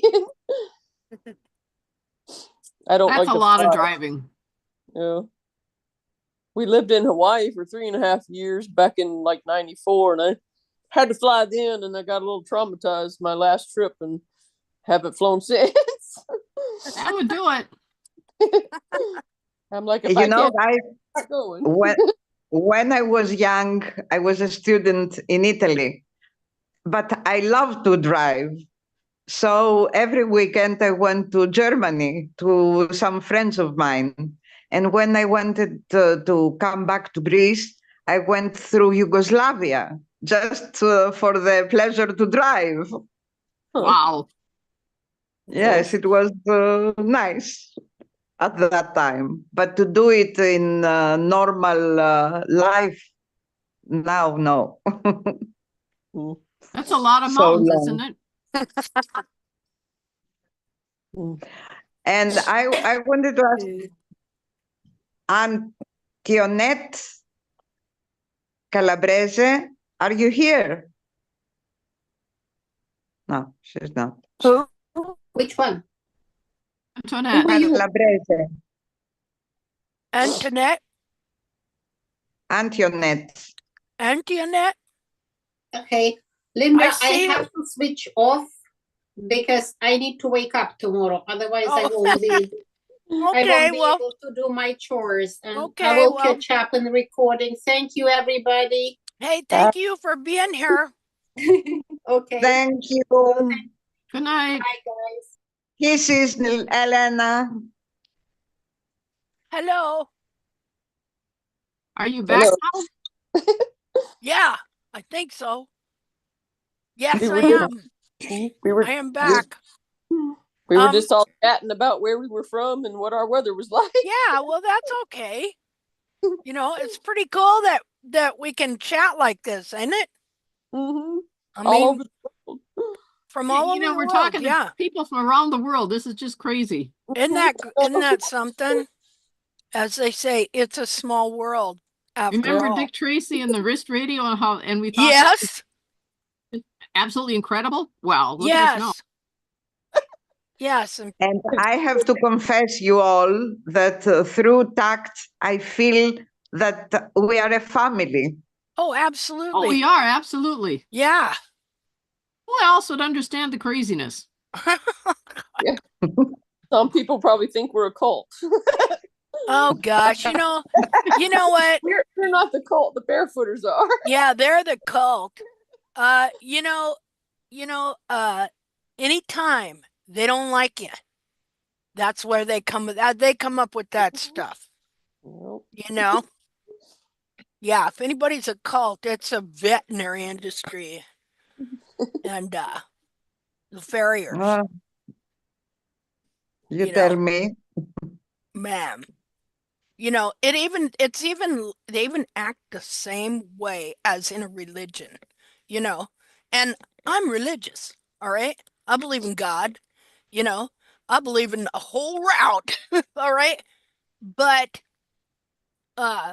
I've dealt with a lot of very religious people, okay? And if you speak anything that doesn't exactly agree with what they've been indoctrinated with, then you get this deer in the headlight look, you know, and it's the same in hoof care, you Mhm. know. People get weird, you know. Yes, So because this is lack of education. They don't know enough to stand with the beliefs they have, and because they only believe in some things that they cannot talk about it. They just indoctrinated you about I it. think so.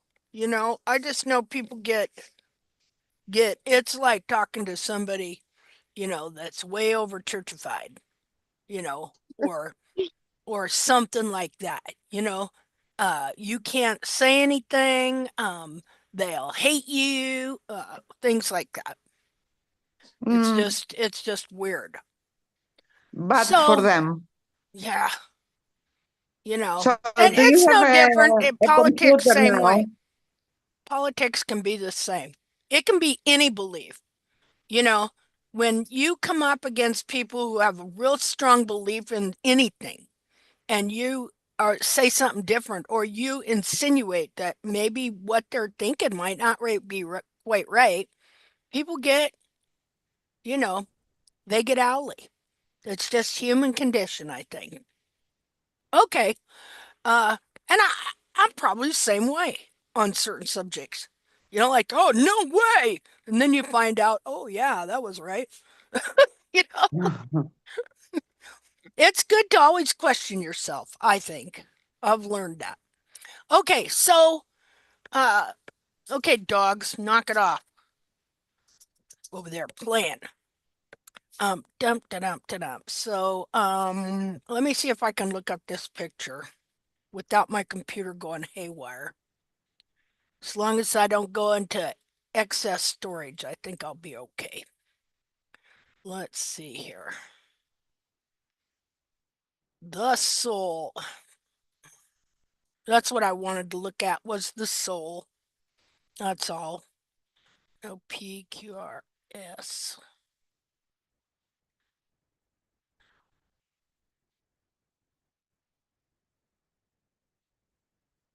Hmm. Well, I can try going back to that deal, and I'm not saying that this is gonna work out, but we'll see. Let's see here. I'm gonna have to do something to get this computer worked on. A second here. No.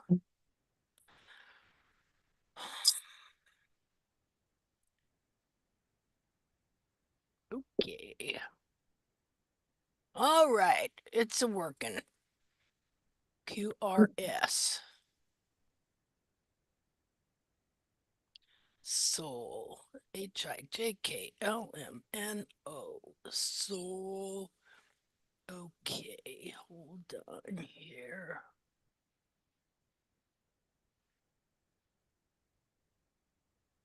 Okay, we'll start here. Now, zoom. Okay.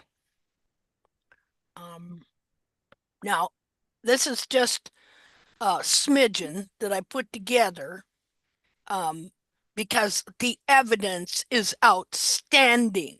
Okay. It's beyond refute. Okay.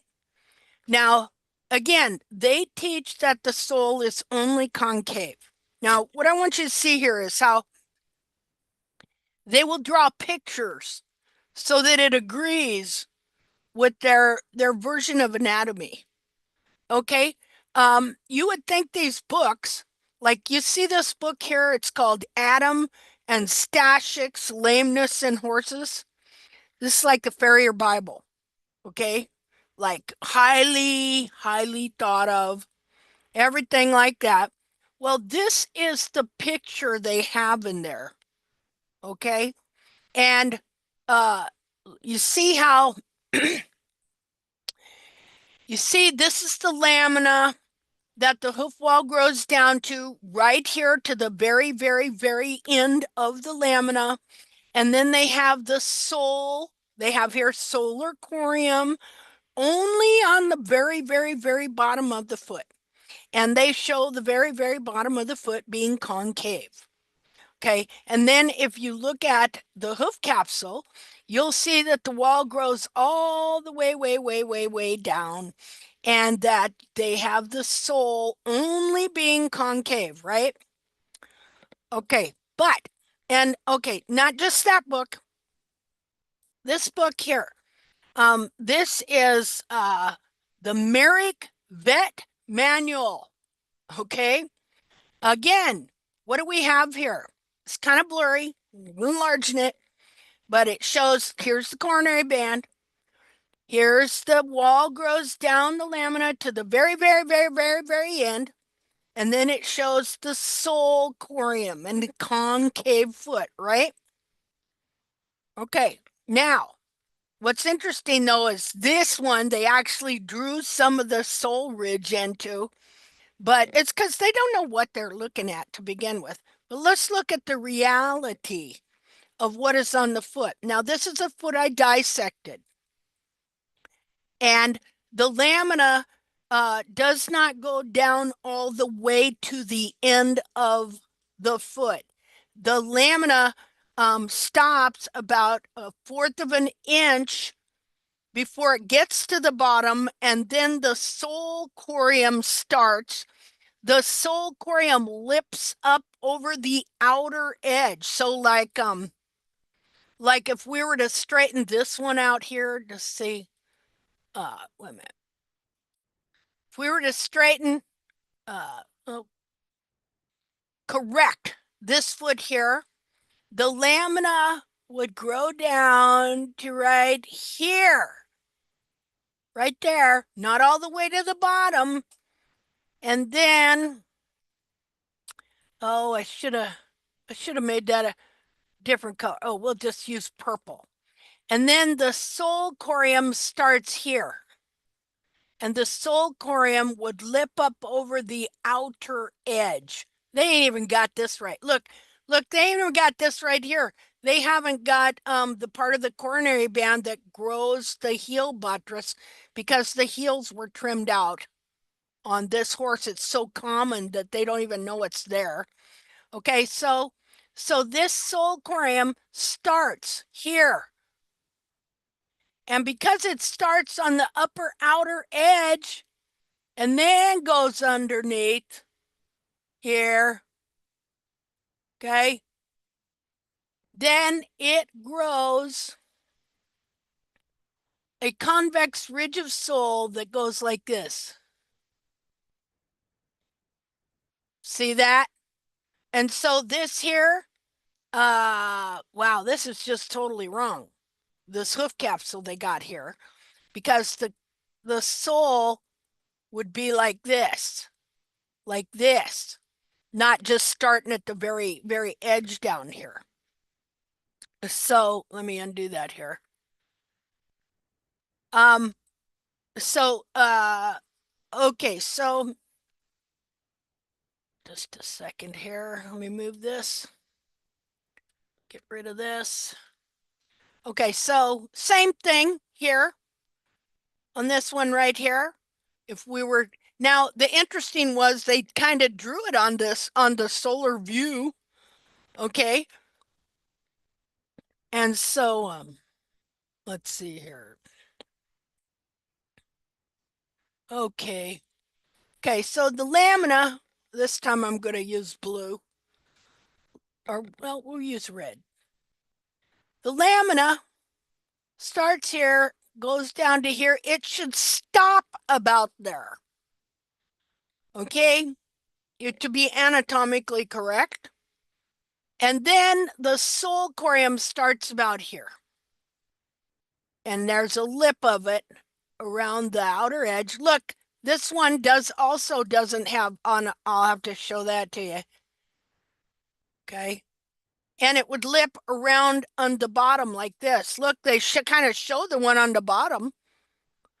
So now, you see, structures, understanding structures. Wait a minute, let me explain. So if on the real foot, the lamina went all the way to the bottom and the sulcurium was only under the foot, then yeah, all you'd have is a concave sole. Okay? But because the lamina only goes down to about here, and then the sulcurium starts on the upper outer rim of the foot, it grows a convex sole ridge, like lipping around the whole foot here. You know? Lipping around the whole foot is this sulcurium, and it grows a convex ridge rim of sole. And they don't know this. And so let's see here. So that would start growing up here and then come around all the way under back there, and see it grows this convex rim of sole. And so you can see it, how they kind of grew it on here, but they didn't know what they didn't know, whoever drew this, kind of used a foot. But not really.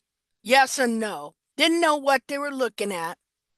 And so because they think it's only concave, when the farrier comes in and he sees this lump of sole in here, he carves it out. See? That's how screwed up their anatomy is.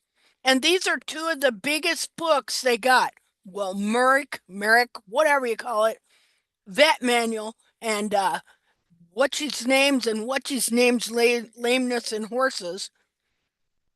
And these are errors that were put in the very first vet schools in the 1700s and have carried on to our time. Let's see here. It's ridiculous. So I just started noticing this little lip of corium. Now, this is that same wild horse foot we looked at earlier, but about the Mustang roll and all that. Okay, this is same foot right here. Okay, now he's pulling the sole down right here, and look at the foot. Look at the sulcurium. You see the lamina. Let's see. The lamina does not run all the way down to the very edge here, with the sulcurium only being underneath on the other side. The lamina, you can see it clearly. The lamina runs down to here, and then right below that, oh, well, look here. You have the sulcurium, a rim of sulcurium right here. And this is going to grow that. Starting, the sole grows here. And then all the way around underneath, so that the shape ultimately, I mean, it's all in tubules like this, but the shape ultimately is like this. See, you got a rim of sole, convex ridge of sole going around the perimeter of the whole foot. Let's see here. Now look, see this foot here? Do you see? Look here. Okay, so here you see the sulcurium. Okay, let's do that one.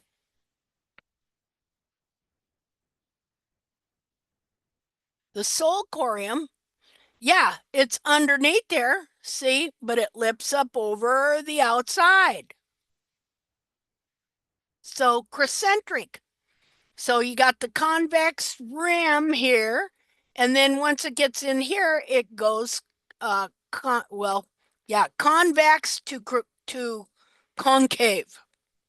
Okay, and you see how it starts on the outer rim, and the sulcorium comes down here to right there, and that, or well, the lamina that the wall grows down to here.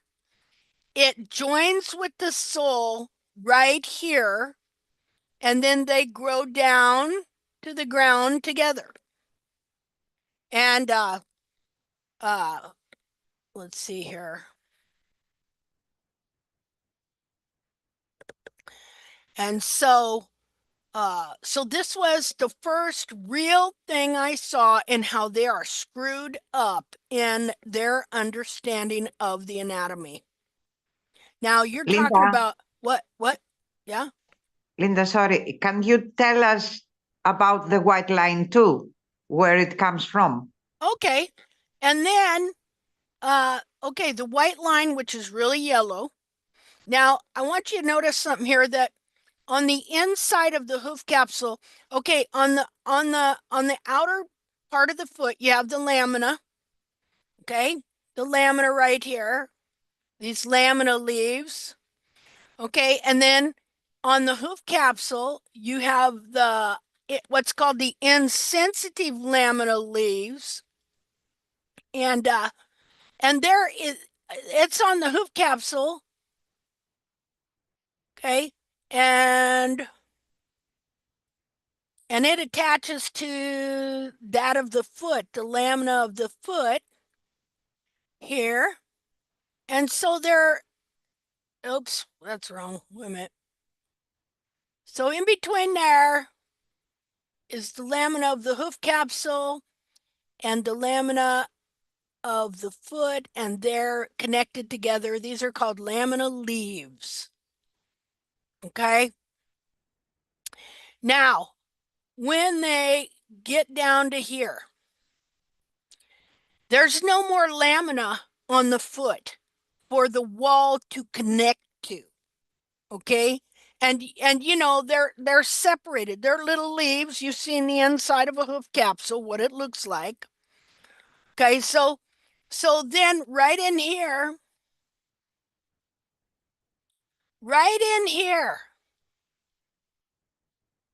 is a different kind of corium that injects a yellow glue into the lamina leaves of the hoof capsule to connect the sole, here's the sole, to the wall, to this. So you see this white part here?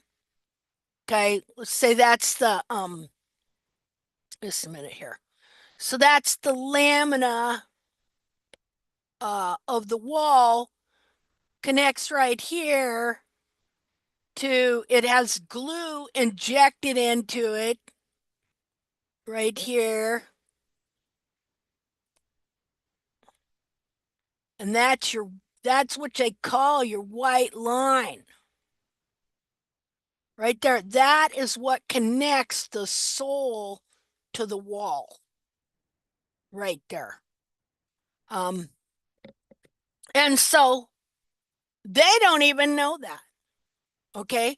They don't even know there's a whole different kind of corium right there that injects glue. As far as I know, they don't know. I could never find it. All right. They don't even know that. They don't know there's a whole different kind of corium there. And see, I always wondered, well, how does this work? You know, but see, I skinned a foot and I found another kind of lamina. I'll show it to you here, just a minute. Let's see here. Let me go find this. Got to remember where it's at.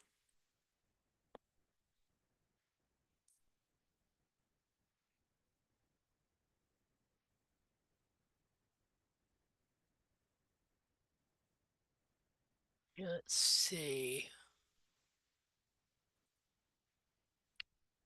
Pictures.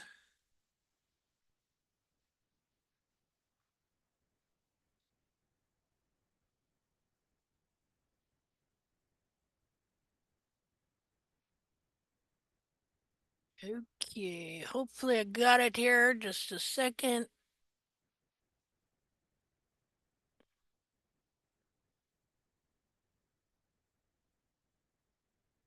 Hmm.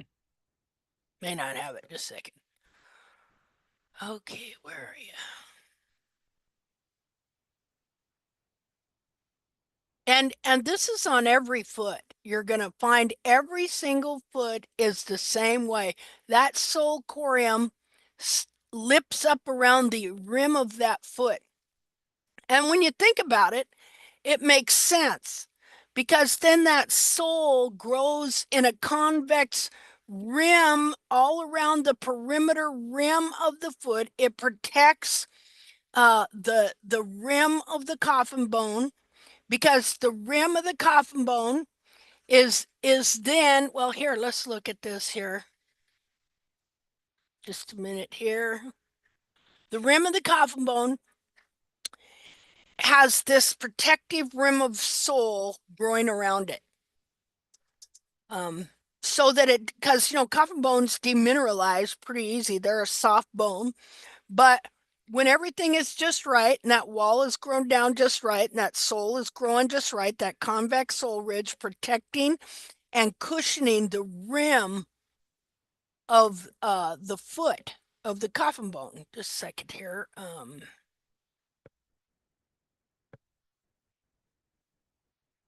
Oh, I'm lost. No, I got to reclaim host. It just said I'm reclaiming my position. Let's see here. Okay, so here, can you see it? Yep. See what? Asked if we could see it. I said, yep. Oh, okay. See the convex rim? This is my mirror. No, wait, that isn't my mirror.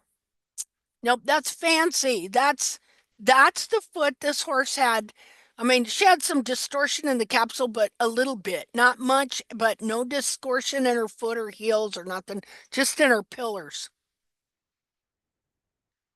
Okay, so can't see it as good here, but there it is. It's on all of them.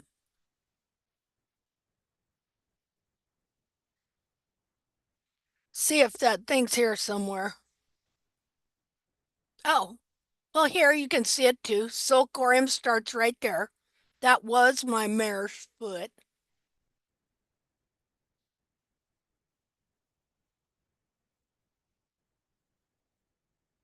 Let's see this one.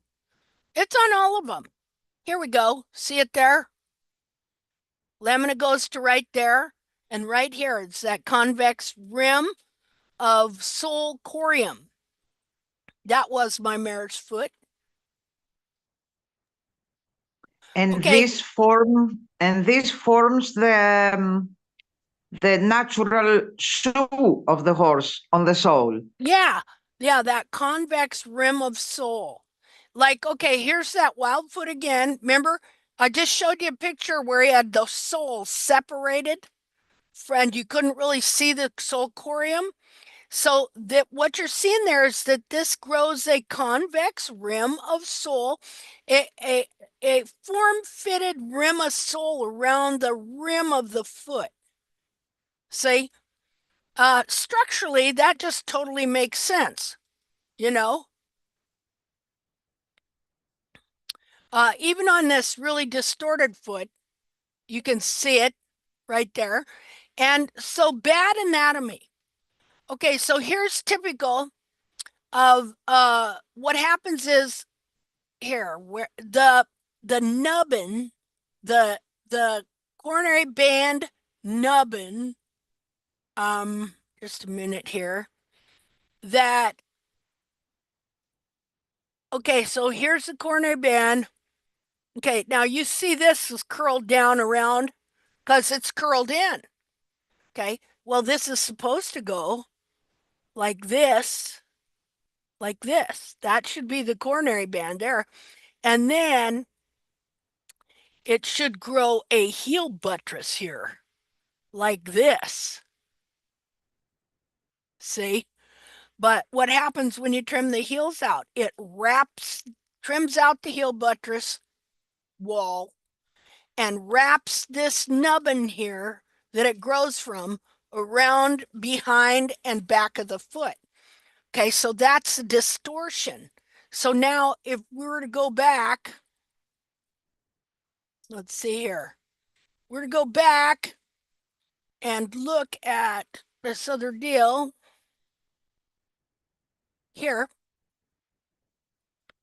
That's another thing on these feet. Look at this one. Where is, just a minute here. Oh. Okay, look, where is the part of the coronary band that grows the heel buttress? It's not even there. See it? See, it should go like this. And then this heel that they got going like that should be like this. And look how the foot is bent. See? And so, ideally, this would grow your heel buttress right there. See just how bad they are on the anatomy. It's pathetic. It's pathetic. It's just really pathetic. Okay, look at here. Look at this one. Where is the part of the coronary band that grows the heel buttress? It's not on this foot because they have been trimming the heels out of these horses for 250 plus years. And whenever that happens, they wind up trimming the heel out, the heel buttress out. They wound up having false heels. The false heels is where the side wall becomes the heel. See? And let's see here. And here's the coronary band right here. It should extend that much so that it can grow a heel buttress. Oh, I wanted blue. A heel buttress. There we go. A heel buttress right here. See? That's a heel buttress. So these feet are deformed, and they have taken these feet and put them as the real anatomy when it's not.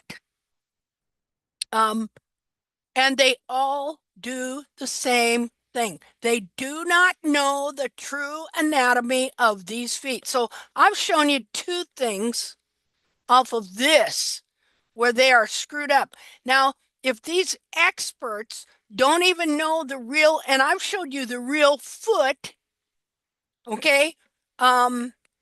Here, just a minute here. So I've just showed you two things here. One, that they don't even know what the real coronary band is like, that it's supposed to extend back here and have a little nubbin, a little, nope, no, I'm not working. Wait a minute.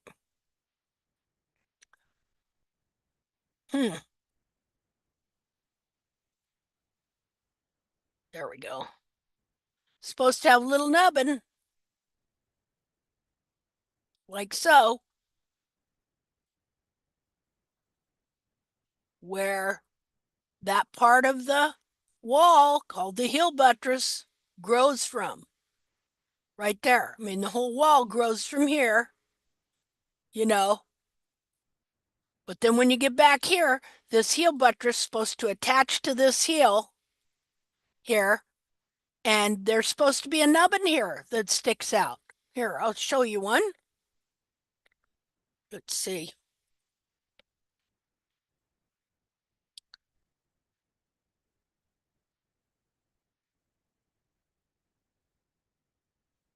Let's see.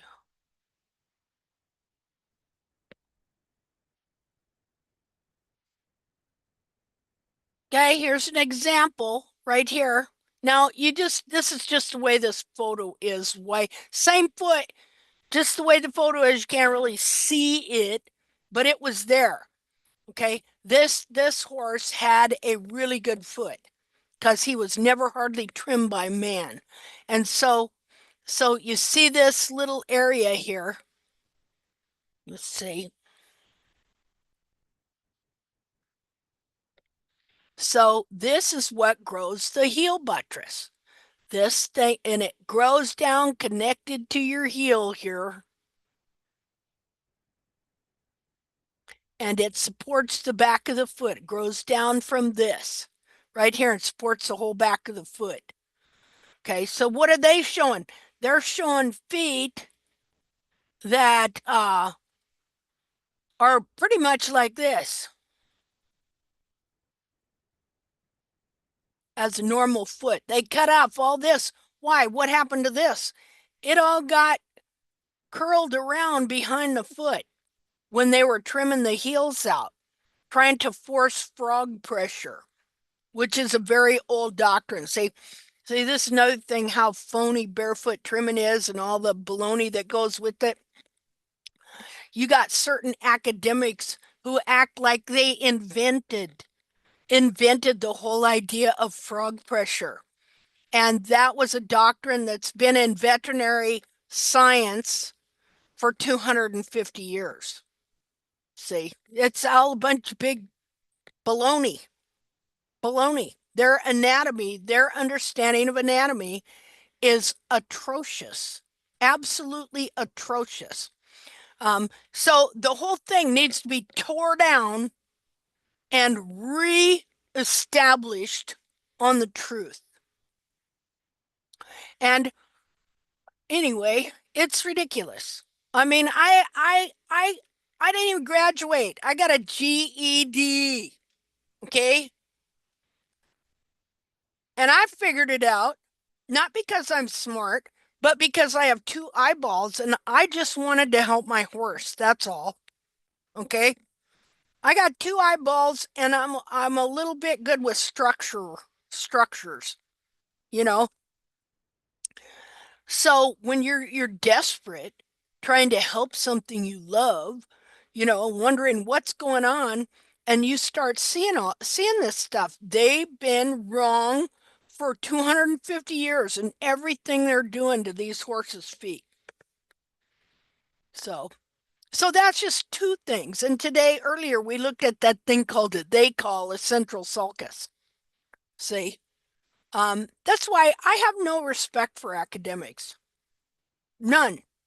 Because when they're wrong and their stuff gets written in their academic halls, then what'll happen is they will actually fight against the truth because the truth would make them look bad. Because I mean, after all, if they're wrong about that, what else are they wrong about? My goodness, people wouldn't trust them. Yeah, well, you shouldn't trust them.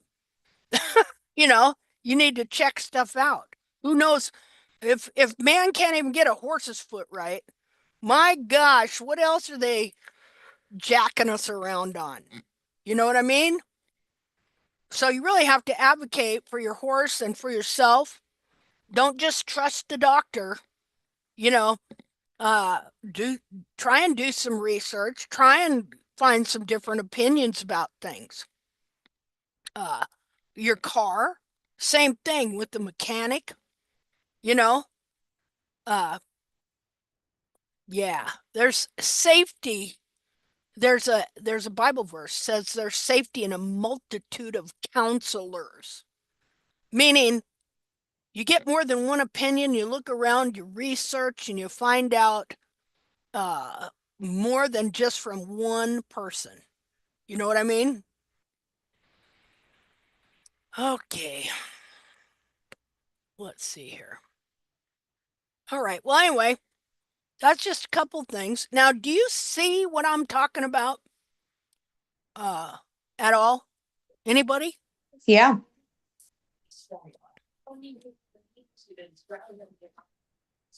Yeah, no wonder our horses are screwed up, Yeah. you know? Oh, and then barefoot comes along and they're all about concave, right? Concavity, concavity. Meanwhile, they're trimming the heels out of the horse that's bending the foot that's producing a false concavity. See? Linda, Yeah. do you remember when you explained the wall with the tubules like the straws? I'm thinking. I'm I thinking. remember that you explain how the wall tubules grow Mhm. like a bunch of connected straws, the straws that we Oh drink. yeah. Yeah, I think I And used straws for an example or something like that. yes, Yeah, and or you said that they behave like a bunch if you take a bunch of straws in your hand mhm. and you turn and you upright them and you turn the angle. This is exactly the way the wall Yeah. function. Yeah, yeah, and well, the horn tubules are like dominoes, or like if Yes. you were to put a bunch of straws together and I'm always looking for different ways to try and understand what's going on. And the thing about these feet is that you're dealing with a six-dimensional object that's ever growing. And why is that? Because you got a three-dimensional object here in a foot, and then you got another three-dimensional object here in the capsule, and they're connected together. And one is permanent, and the other one is ever growing and ever changing. You know, and so and can grow separate of itself. I mean, you can have areas of the hoof where, they can grow uneven against each other. You know what I mean? yeah, yeah, exactly. You know, So it's not all one so solid unit. All them horn tubules can actually, if you get one part of the hoof that's, compressed, the rest of it will keep growing where that part will jam. oh yeah, like if because like each heel even is independent, you know, and which is what we're seeing, like where one side gets compressed and smashed over and the other side gets run forward, and I mean things like that. Yeah. Mm-hmm. So, but anyway, so that's just a couple of things. I know there's a whole bunch more things. Just can't think of them right now. It's funny you say, ask more people, get more opinions. But the crazy part in the hoof wall is, I mean, the hoof wall, the hoof world is you get out there and you try to ask more people, they all are saying the same thing, Yeah. Yeah, they're all agreed on the error, You're the one that's you going know. against the grain. Yep. So, Yeah, hopefully it won't be that way someday. You yeah. know, I hope someday that that all this we know more and that everything becomes common knowledge. And obviously, I don't mean to condemn anyone per se, except in general academia. You know what I mean? Yeah. Um, because obviously I was deceived and blind for from 2005 to 2000 4 well 16 actually. Okay, so I didn't see, and so there's still things I know we don't see that we will, and but it just goes to show you how tradition is passed down, how these teachings and traditions are passed down, and because they're taught by experts, nobody questions it, Yeah. you know um so that's a bad thing. So many horses suffering, so many people suffer too. I mean, we've suffered because of this, you know.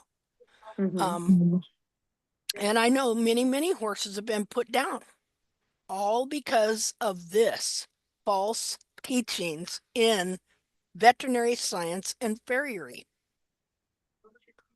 You Now know, that's why it used to take me so long to get a hold of some of these horses because, people, in boarding facilities, I trim for some people and not others. And yeah, they'd swear up and down their horse can never go barefoot. It has to have shoes. yeah, And, their farrier has got all these credentials and he's the best in the county and blah, blah, blah. And here yeah, I'm just, I just started trimming my own. So I don't have any credentials. But eventually, when, you know, their back was against the wall and they had nothing else to do and they were facing putting their horse down, finally somebody would be like, why don't you just give her a try? give it And a I try. would pull these shoes, I'd start trimming them, and these horses would become sound. Yeah, Even see? before I knew about the frog and the bar and getting these feet to contract, I still was able to trim them enough anatomically correct to make them, 90% better. So, um, yeah, and some of these horses I trimmed for a long time. And I had one lady that had a horse lame in shoes that I trimmed pretty much for her the whole time. And her mare was sound out of shoes and she rode a lot of trail. And like before I left Washington, she was doing like 700 miles in the high country barefoot. Wow, that's great. So, yeah. But even now, I have her hoof imprinted in my brain and I can imagine it. And even then, her heels were somewhat contracted and some of that frog, just Hmm. because, I allowed that frog to be big and fat, but it was actually binding the back of the hoof. So even though she was sound, I can see now where there's issues where I was even blinded to the back of the hoof. Oh And yeah, where you could have done better yeah. and stuff, but you didn't know. And You now can I'm all, just like, how am I blinded to this? It makes perfect sense that, this is what was missing. yeah, I know what you mean. I know what you mean. It's because sometimes this stuff is staring you right in the face, but you're just not seeing it, Yeah. you know, and stuff. And so, anyways, okay, what are we looking at here? Just a minute. I'm going to look at some stuff. I'm kind of meandering through some pictures. Well, here, we'll look at this. Okay. Okay, where are you? There you are. Weather there in Decatur. It's just a little cool, 47 degrees, but hey. Okay. Here's a demonstration of the false central sulcus down here. Okay, so this part right here, let me draw on it just a second here.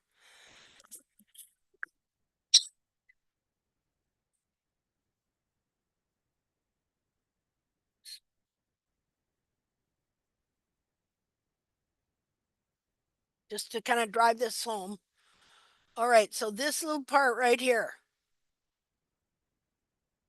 that is underneath the foot on this one, okay, is supposed to be up behind the foot here. So this piece right here gets literally pulled down under the foot, and then this is what it forms. What they call a central sulcus. And here you can see too how these heels really are curled in, even though it's a drawing. See, and that's what's weird is how it's all drawings. They're always drawing stuff. Why not use real feet? You know. Well, now you know why. So here is again where the frog grows. The frog should be clear up here. Look at how it is in this foot here. See, just a minute here. Okay, And so all these drawings are upside down, are narrow behind and large in front. yeah, yeah, yeah, they've all got contracted heels, but nobody knows it because what you're seeing here is not real. Plus, look at this. These heels are taken way down to the bulbs like that. And remember, if you take these heel buttresses off at a slant, it makes them look bigger, like slicing a carrot diagonally instead of right on, you know.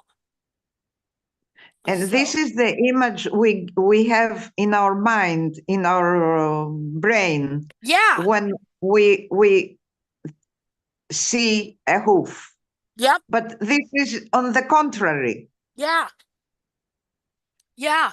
So looking at this foot here again, here's your frog corium. You can see that the top of this frog corium right here is high up between the bulbs behind the foot, right here. See? And so when the heels get trimmed out and all this gets pulled down, it pulls this down and shoves it under, and that's what you got here. This piece here that is now under the foot should be all the way up behind the foot here. The end. No. So I'm so glad not to have that in my head anymore. You know? And this is why you could grow heel and you could straighten out a lot of this, but if you never trim the frog, you know, these parts can all move independently. Like this part here, okay, it could be sucked way down under the foot while you had even released a lot of the cartilage and grown in heel, you know? That's why I say a horse can be just frog bound, just in and of itself. And so that's why we got to start cleaning this out back here between there and stuff like that. Okay. Well, that's about all I got. I'm out. I'm depleted. Does anybody have anything else they would like to add or share or a foot they want to look at?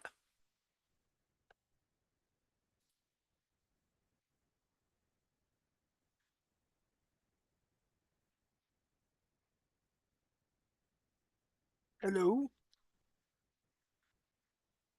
Anybody hear me? Oh yeah. Hello? Oh, okay. Okay, now, I want to look at Dolly's foot. Okay? Okay. Okay, we're going to look at Dolly's foot. Let's see here. I trimmed the hinds on Saturday. Yeah, that's what I want to look at. It's the hinds. It was 14 degrees above zero with a Oh high my, wind. oh my goodness. So I didn't pay as close attention as I maybe could have. Well, of course not. That's understandable. And today it's 0. Oh my gosh. Yeah, it's been like that since Sunday. Oh wow. Yeah, it's been cold here too, but not quite that bad. But we'll have 3 days of decent weather now in the 20s. And then we're back down into the single digits and below 0 and 40-degree below 0 wind chills and all that stuff for a week. Oh wow. It's Minnesota. It's winter. What do you expect? Yeah. Minnesota. Okay, it's taking me a minute to get into my Facebook here.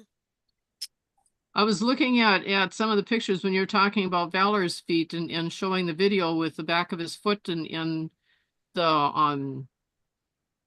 the difference in the frog and the periopal and all that stuff. And I'm looking at Dolly's and I'm thinking, wow, not too shabby. Uh-huh. Let's see here. Okay.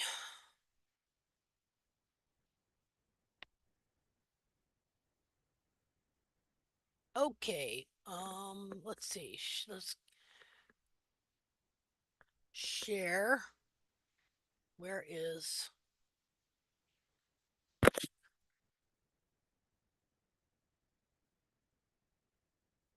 okay. We're here. We're in.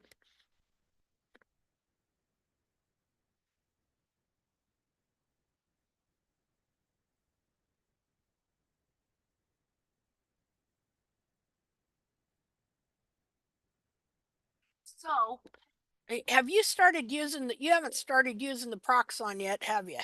I haven't used the Proxon, but I tried using the Dremel and it didn't really work all that well. And my glasses fog up terribly with the mask and I can't see what I'm doing. So yeah, that's kind of important to see. Okay. Well, when you get a chance, You're gonna need to take down more bar, and take along the sides of the frog. Really clean out the sides of the frog Okay. a lot, and try and clean this out in between here. Okay. Okay, because these bars and this frog is holding her bulbs underneath. Like, okay, you know what we were just talking about? Let me show you something here. Let's see, annotate. Okay, so uh okay, so that part of her frog, like if we were to draw kind of where the central sulcus is, it would be, or well, the false one, you know, kind of like that. But Uh-huh. this part here is supposed to be clear up here Right. and stuff. So this frog is binding, like you can come in here and really thin that down Okay. on the sides. Okay. I had And soakers on her feet for a little while, like half hour or so, okay. and it helped, but they dry out so quickly because it is so Oh, dry. I know. There's no humidity at all, I know. And plus, yeah. and it was So cold. let's see here. Let's see.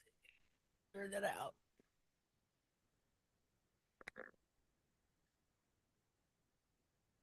Yeah, see, see, her frog is pulled down under Mm-hmm. still. I see that more space between her bulbs in the back though than she used to have. Oh yeah. Yeah, looks good from the front. But see how big, see how rounded her bulb is here? Mm-hmm. Okay. Um, that's why I say the bars have to be taken back more and the frog has to be thinned down. And then once you get that proxon going, cleaning out this area right in here. Okay, see this part? Look, you can see a little bit of frog there. That's supposed to be clear up here. All this is going to move up there. Yep, we're going to have to bring these bars over this way and down to where your center line is here. Right about Okay. there. And then really thin down this frog. But also it's in the middle of winter when it's frozen solid, so Oh, it definitely is frozen solid. you know what? You're doing good for where you're at Well, thank you. and stuff. You really are. Okay. But I do see a little bruising here on her too. Right there, probably from the hard cold snow and all Oh, that. Yeah. there's ice chunks, frozen manure, you know, yeah, the footing is horrible. Yeah. All the horses are struggling out there. Yeah. And now, see, now that we're knowing about all these curling and heels, now you can see how her heel buttresses curl in and point that direction. See? It's interesting though, on the left hind, I went back and looked at pictures from maybe about a year ago, and the left hind has straightened out considerably since then. Good. Good. You should, can you post me one of those?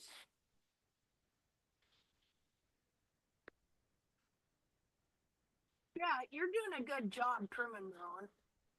Can't hear you very well, Linda. Oh, can you hear me now?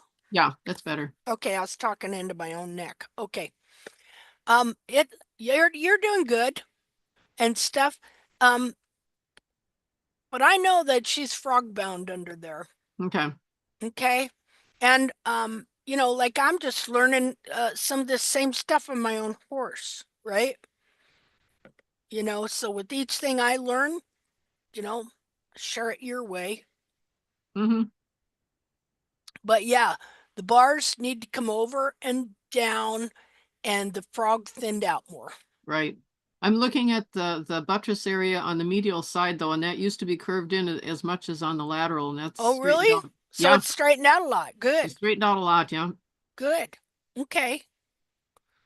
Yeah, I mean they're better than they were and stuff. I mean, I don't know if they're as good as they were before your trimmer.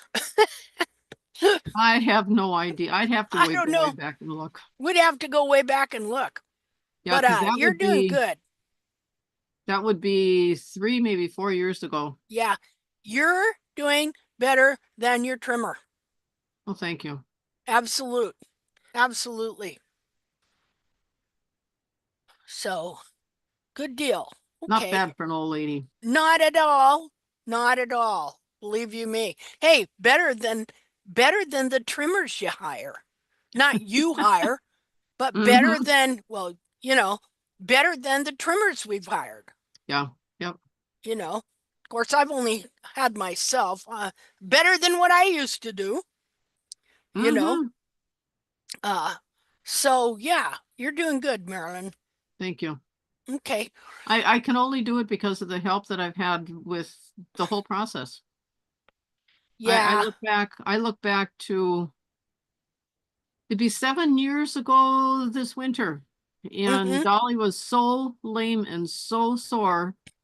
The barn owner was a semi-retired farrier. She didn't shoe anymore, but she trimmed. She'd been trimming for 50 years. Yeah.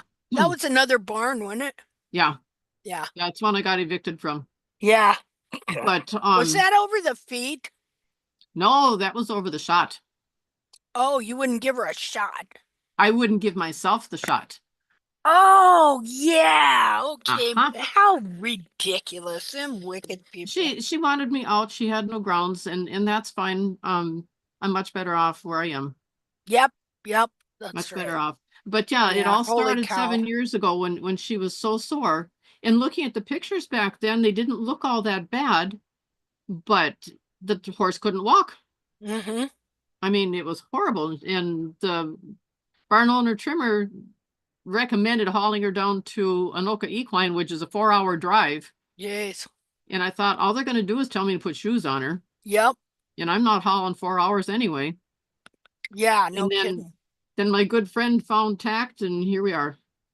Hey, well, I'm glad you're here. I sure love you a lot and have enjoyed knowing you.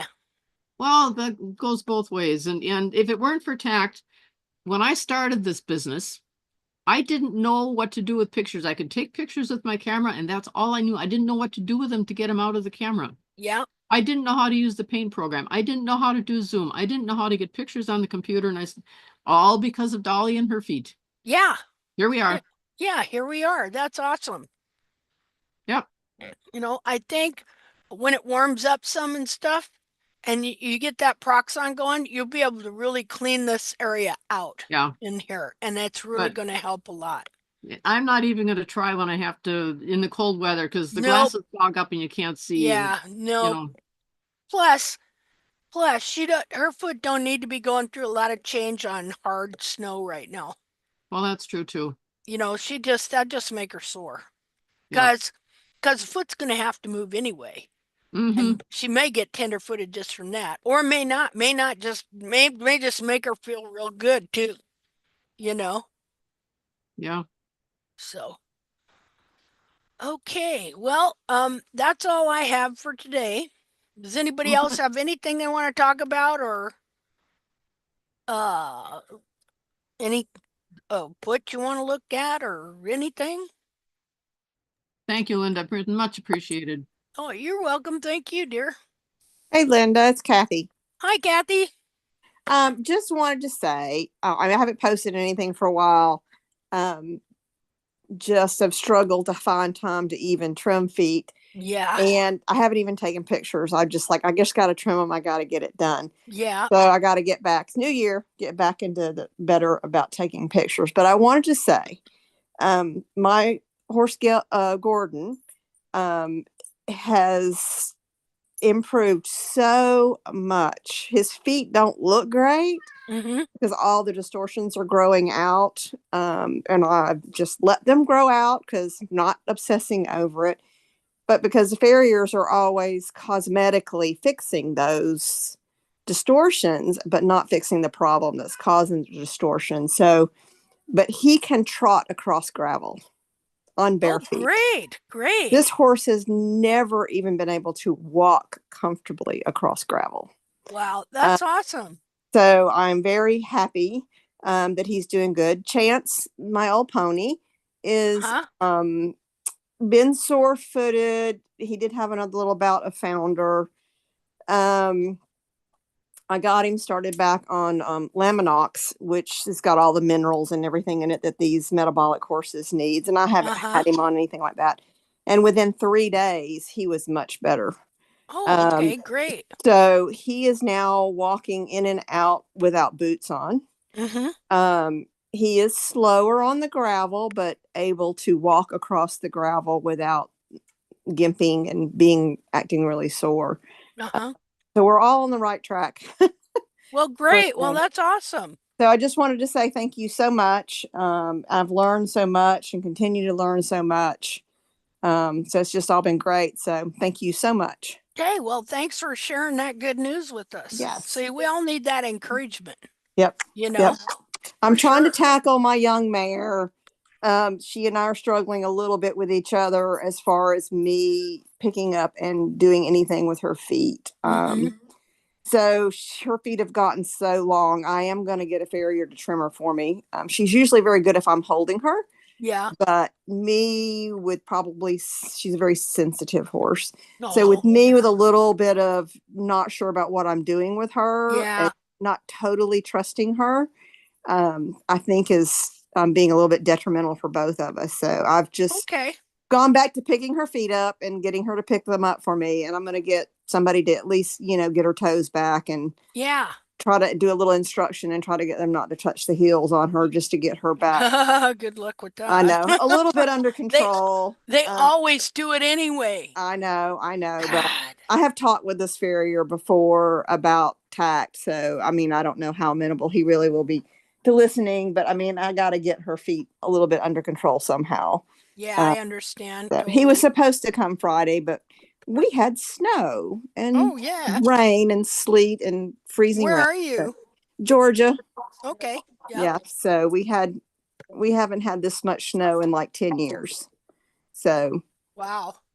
But anyhow, so hopefully we'll get him rescheduled and get her back on track too. Okay. So it's hard. Me trimming 3 horses. Hey, I understand. Not an easy task. So, we all understand. Yeah.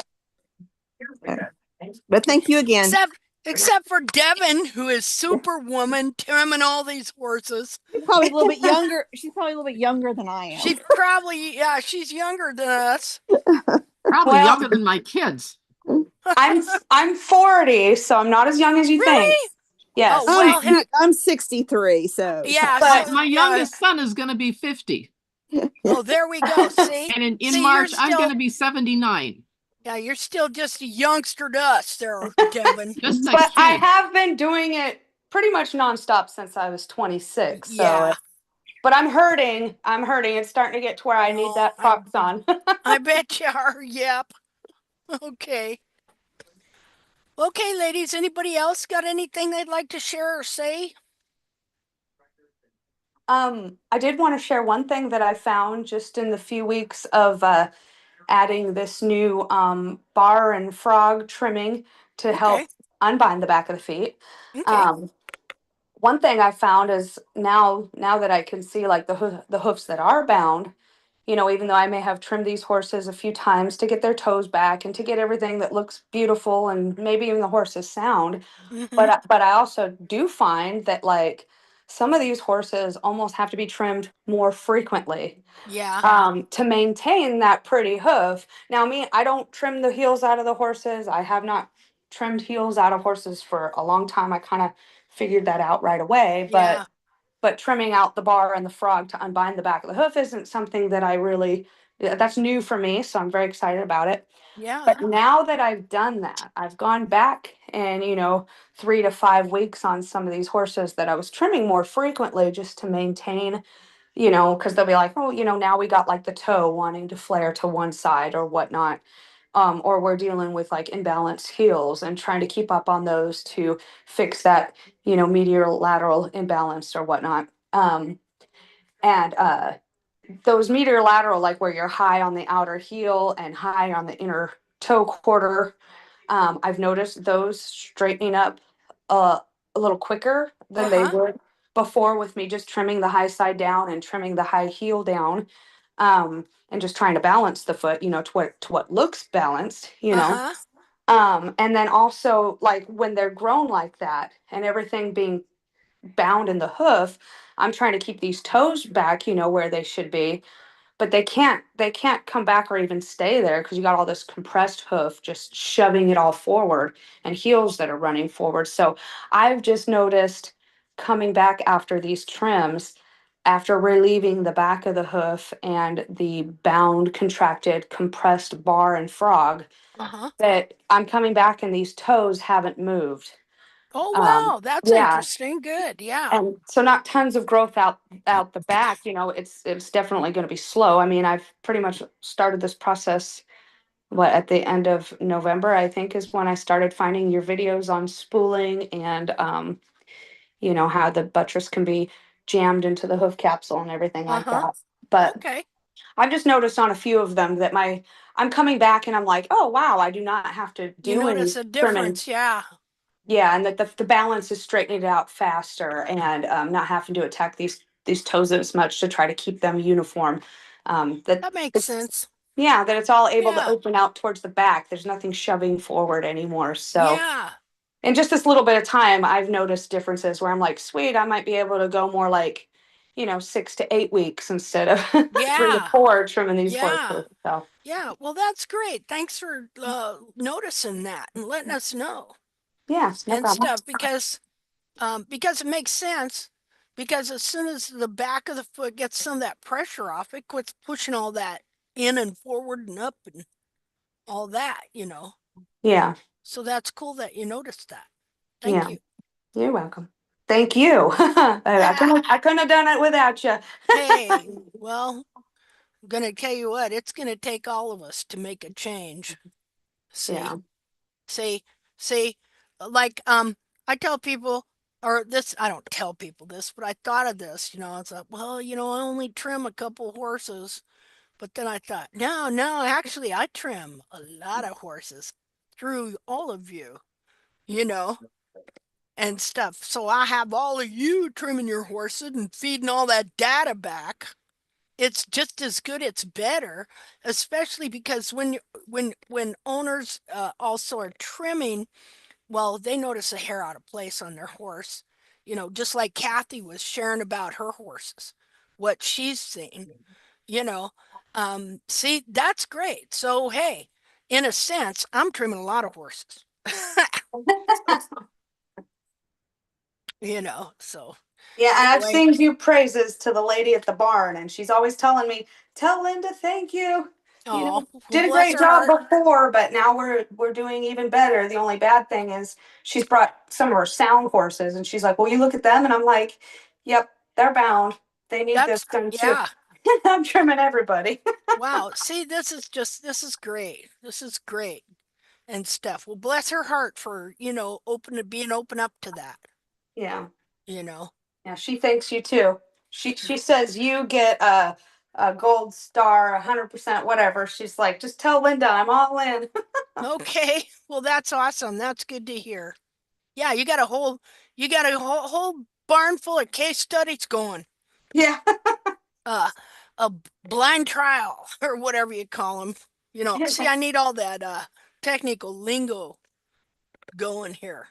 Yeah, but I found, even some of these horses that were a little sore after I trim them, they'd be better, but they weren't even like, they might still be off a little. And I noticed this last time, just trimming them a little and relieving that, like they're walking off like completely sound. Some of these Yeah. horses riding, and she's like, "Oh my gosh, they did amazing." Even her jumper after that trim, she's so much relaxed and isn't dancing around as much. Wow, isn't that great? Yeah, more See, relaxed in her body. So, feet ain't hurting as much, yeah, yeah. you know? Not I as can compressed, understand they're that. able to relax, like there was a release in their feet, and Yep. you could tell through the relaxation of their body. Wow, that's great. You know what? Yeah. Well, okay, guys.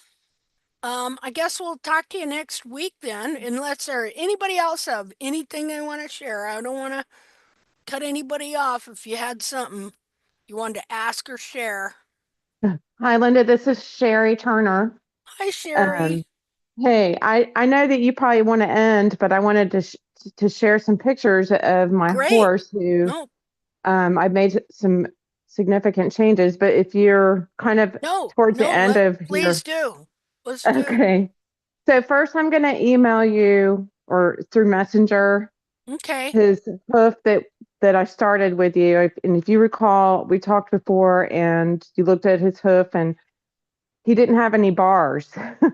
And I Okay. was like, why? Do you remember? He didn't have any bars, and it's Yep. because he was frog and periopal bound. And Yeah. let me tell you, he was so periopal bound because he just it was so hard to remove. I tried using the Proxon, and even the Proxon, it wouldn't come off with the Proxon. Wow. So I've just Yeah. been literally like slowly chipping away at it, and I literally had to saw with a knife. And I have Wow. like, I went to the Farrier supply store and bought $50 knives, so I know it's not the knife.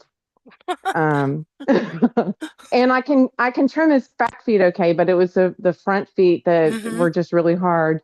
And now that it's snowed and he's standing in the snow most of the day, it's really helped soften it a little bit. Plus, I've gotten a lot of the periopal off of his frog. It's still not down to where it was, but he right around the time that I shared with you that photo of him not having any bars, he started coming up lame, and I had him x-rayed, and he was diagnosed with high ring bone, and he was very lame, and he is not lame anymore. Wow, that's And like, awesome. how do you even explain that? Because ring bone, he's definitely not fused. He's not far along enough to have the joints fused, but he, I was trotting him in a little circle today because there was like one little patch of grass that didn't have snow, and he trot and cantered both directions, and I didn't see any sign of lameness.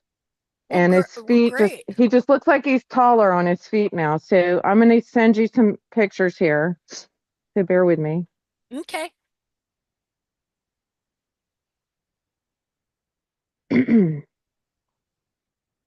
So first I'm going to send you a couple of the old pictures.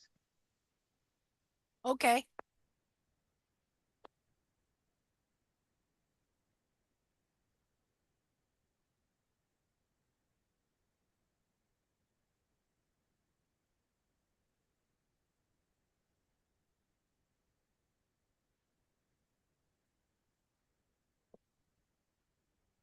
So these are the old ones.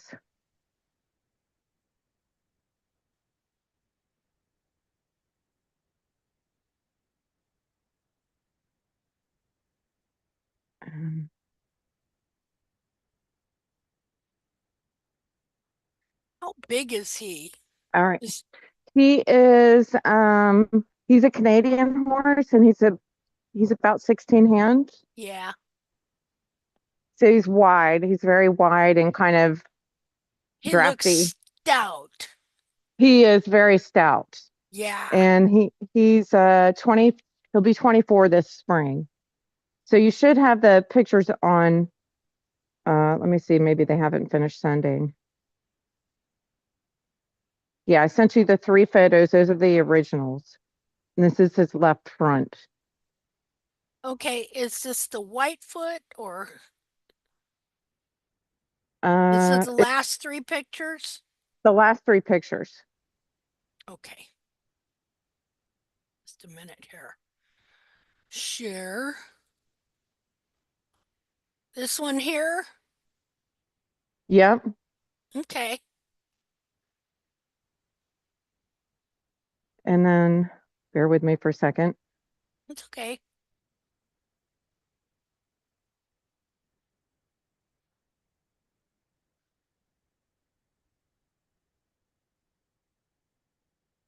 Yeah, his frog. Yeah, you can tell his frog is still pretty petrified, but man. This was yeah, but that was the old picture. Oh, this That is was the it. old picture? Yeah. Okay. Yeah. Then they have that sulcus that looks like a hairy hole. I don't know how to explain it, but they do. They just look weird. Okay. I just hit the send on the newer pictures, and I apologize. They're not probably lined up for evaluation, but I take a lot of pictures just to like go and look at them microscopically later on when I'm not in the barn. Go, okay, when I go back in, I need to take this off. And like I said, his frogs are really chopped up, but you can see the difference in, it doesn't even look like his same hoof. Does not look like the same at all. The frog is more plump instead of just smashed and dead, and that's great. Yeah, can you see why? I mean just that dead frogs like that can make them sore? I had no idea. And now that I'm really working at like taking off the periopal, because I think it's part of why his heels curl in, is like I can literally see now where it changes the bending of the tubules. Yeah. And like now he has bars, or he's the beginning of bars. And on the other foot, does. On the other foot, you can literally see where the bar and the wall, there's like a crack where it should have grown together, but it wasn't there, and it's just starting to form. And that's on its other hoof. I'll send you that one. It's very interesting to see.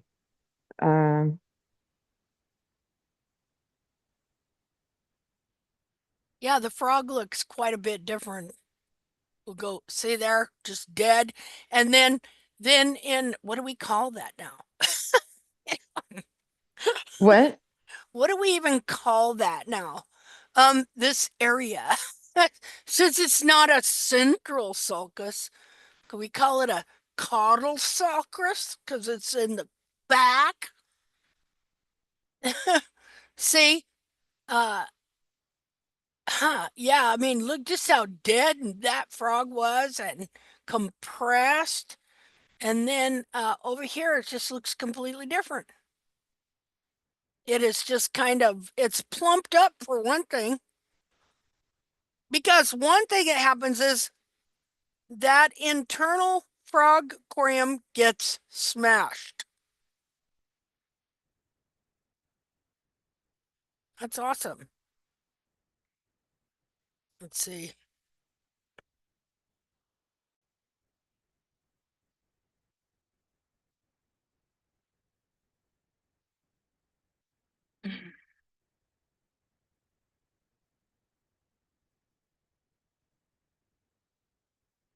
Yep.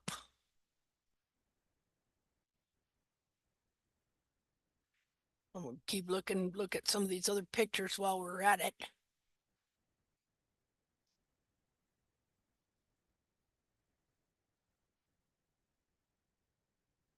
These are some of the pictures I shared with you. See, I get to talking to people in Messenger. Like this is my horse's foot. And then I share pictures with them. So here is Valor's foot that I was showing earlier about how those heels were clear pushing in the frog here. See? And now it's not. Now, well, not as bad. Now, the heel has moved over quite considerably. I got a pair of the bonsai nippers to nip away at, because it was too hard for me to get in there with the rasp high enough. Unless I had it was perfect. Oh, great. Okay. Yeah. They should make hoof nippers like that are nice and small and machined. Yeah. But let me send you this other picture. The bonsai nippers, what are those? Are those curved ones? Like last week's, was it last week's or the week before? Linda, I think you were showing a video where there was these curved nippers, and you showed a video of some other farrier, and they were like sole nippers. Do you know what I'm talking about? Here, I found a pretty, here, look at this. This is pretty interesting. Where's the, Cause like them Share big old screen. lumpy bars I trimmed off today, I thought about the nippers and how I do use my nippers, my just my regular nippers that I have to nip off those bars, but it's hard to get in there because you Yeah. know when my nippers come together, they're flat and they only Yep. reach so far. So it'd be nice to have those little scoopy ones to just like Yeah. bite it all out. Well, here's some bonsai nippers. They got different kinds, I guess. Look at there. Oh, I found a pair on Amazon. I think they were like $19. And they just wow. allowed me to really get into that crack and just pop it out. Here's Were, a were whole they set for were they 60 sharp? bucks. Oh my focus. God, the bonsai nippers are incredibly sharp. Wow, that's a good And price for them to be that sharp. Usually, if they're cheap, they're really dull. I no, have some that I use. they had good reviews, and I think some people had said they'd use them on their horse's feet. And yeah, it seems like they'd have their multitasking tool actually. I'm glad I have them, but the ones I got are like from Japan, and they were on Amazon for like $19. Yeah, I got And I mine wish I off got of them. Amazon too. I'll have to I get wish some. I'd got them a long time ago. I use You mine could- if the heel is running over and it's kind of folding over into the seat of the corn. I take the bonsai nipper and nip off the part that's laying over so then it's straight. If that makes sense. It works great for that. It works great for trimming off periopal on the side of the hoof that's trying to peel loose. Yeah. I got the bonsai root cutter nippers. And they work just great. Mm, Just great. good. I'll have to try that. That'd be better than trying to dig it out with a knife.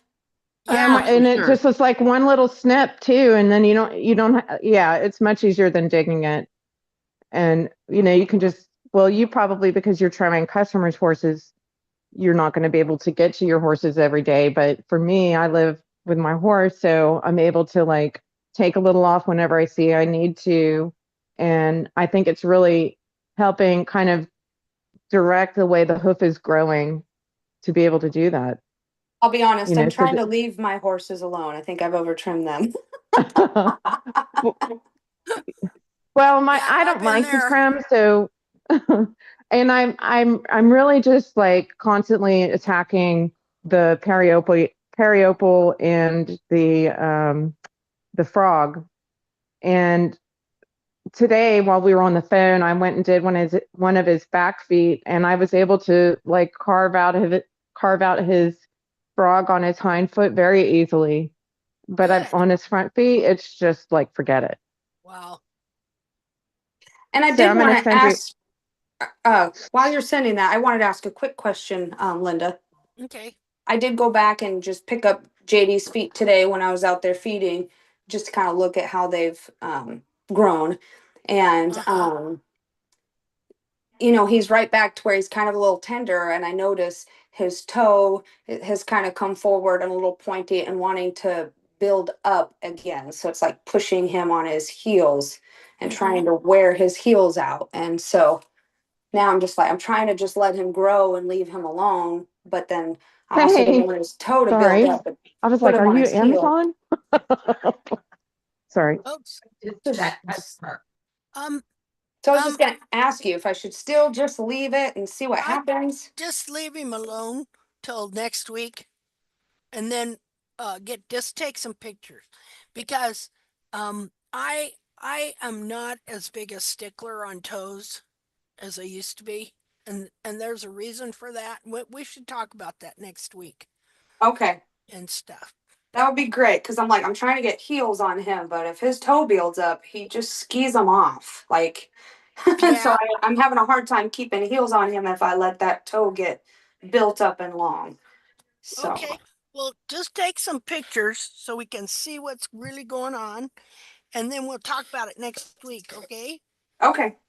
Okay, thank you. You're welcome. Okay, Sherry? Yeah, I'm sorry about that. Somebody pulled up and I thought it was Amazon. I'm out here in the barn. Got a send message. I sent you a couple more pictures. Okay, do I have, let's see. Share.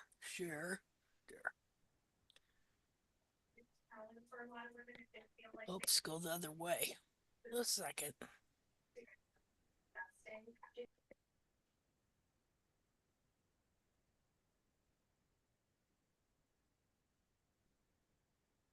Yeah, you can see where that frog been. It was petrified, wasn't it? Yes. Yeah, but just keep at it. It'll come back, you know. It So probably is a periopal frog. It's very much so. oh, definitely. It's like a tire, literally like tire, Yeah, rubber, hard material. yep, There's no way it was frog.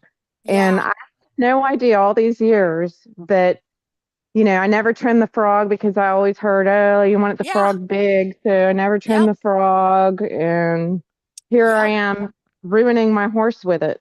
yeah, And yeah. Well, that's the same reason here. why I didn't have any bars is because the frog was smothering them and not allowing them to grow. Yep, yep, yeah. Well, it'll come back in, you know.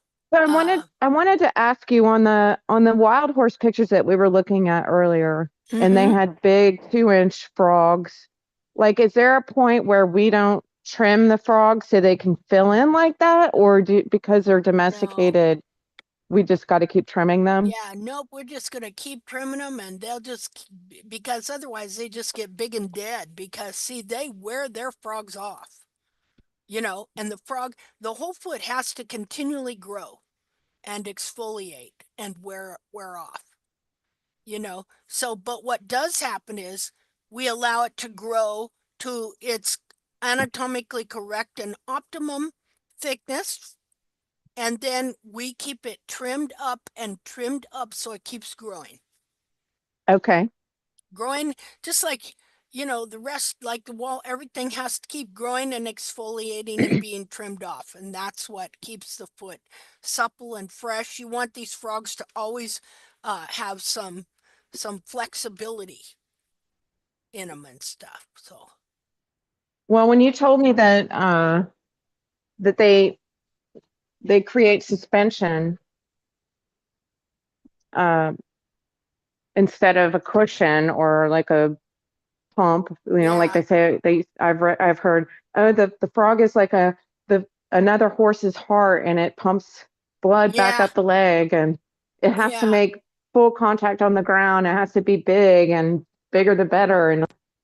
And now when the way you describe it as being a suspense, the horse uses it for suspension, I'm like, that makes way more sense. yeah, yeah, And and the other thing I've noticed, like when my horse is moving now, I can see like I don't know how to explain it, but I feel like there's more dorsiflexion down into the hoof mm-hmm, than instead of just it walking on clogs. He's like you can see his bones move into the foot ever so slightly. Like you can well, just that's see great, that there's more yeah, movement. And I don't know yeah. how to explain that, but because I'm looking at it, I notice things.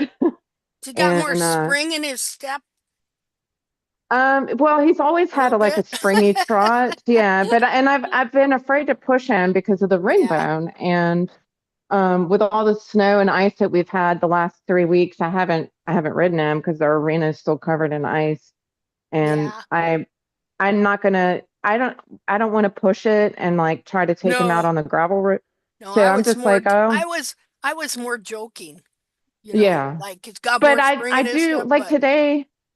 If because I'm like I'm not going to lunge him anymore because I know with the ring bone it's really bad to lunge him, but I yeah. just wanted to have him go in a circle a little bit just so that he would move after I trimmed him, and I wanted to see how he was moving, and there was no lameness, none Well, see, isn't that whatsoever. great?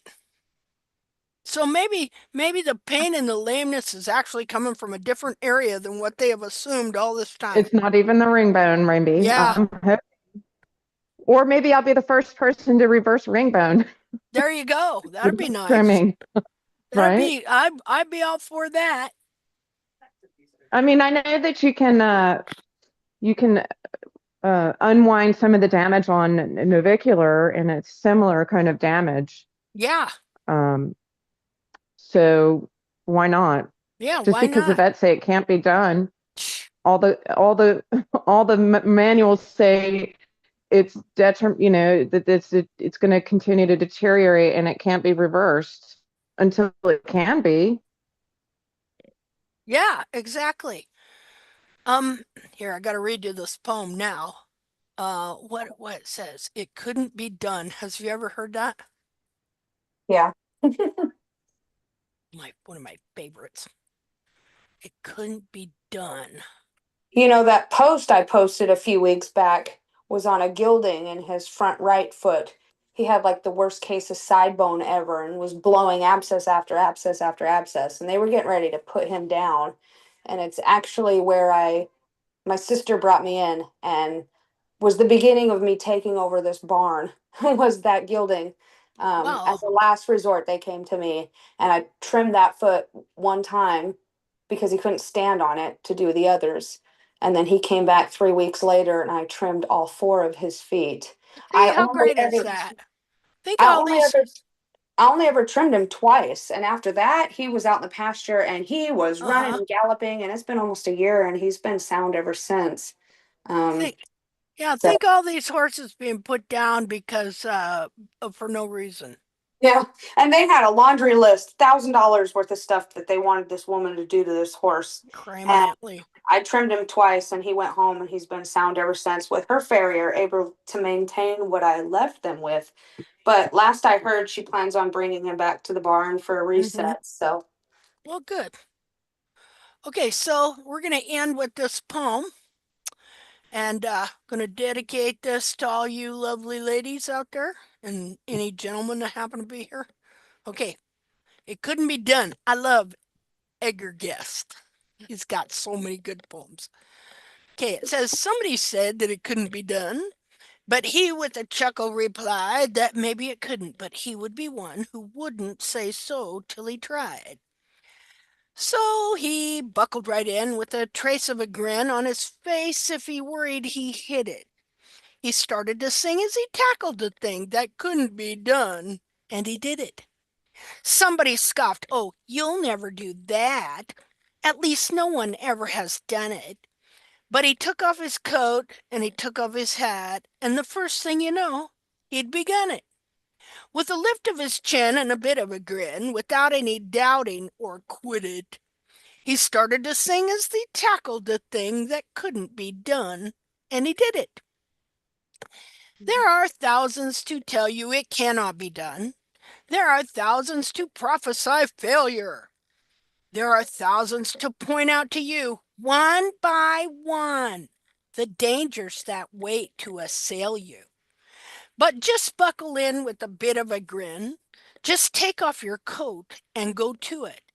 Just start to sing as you tackle the thing that cannot be done, and you'll do it. So that's tact, okay?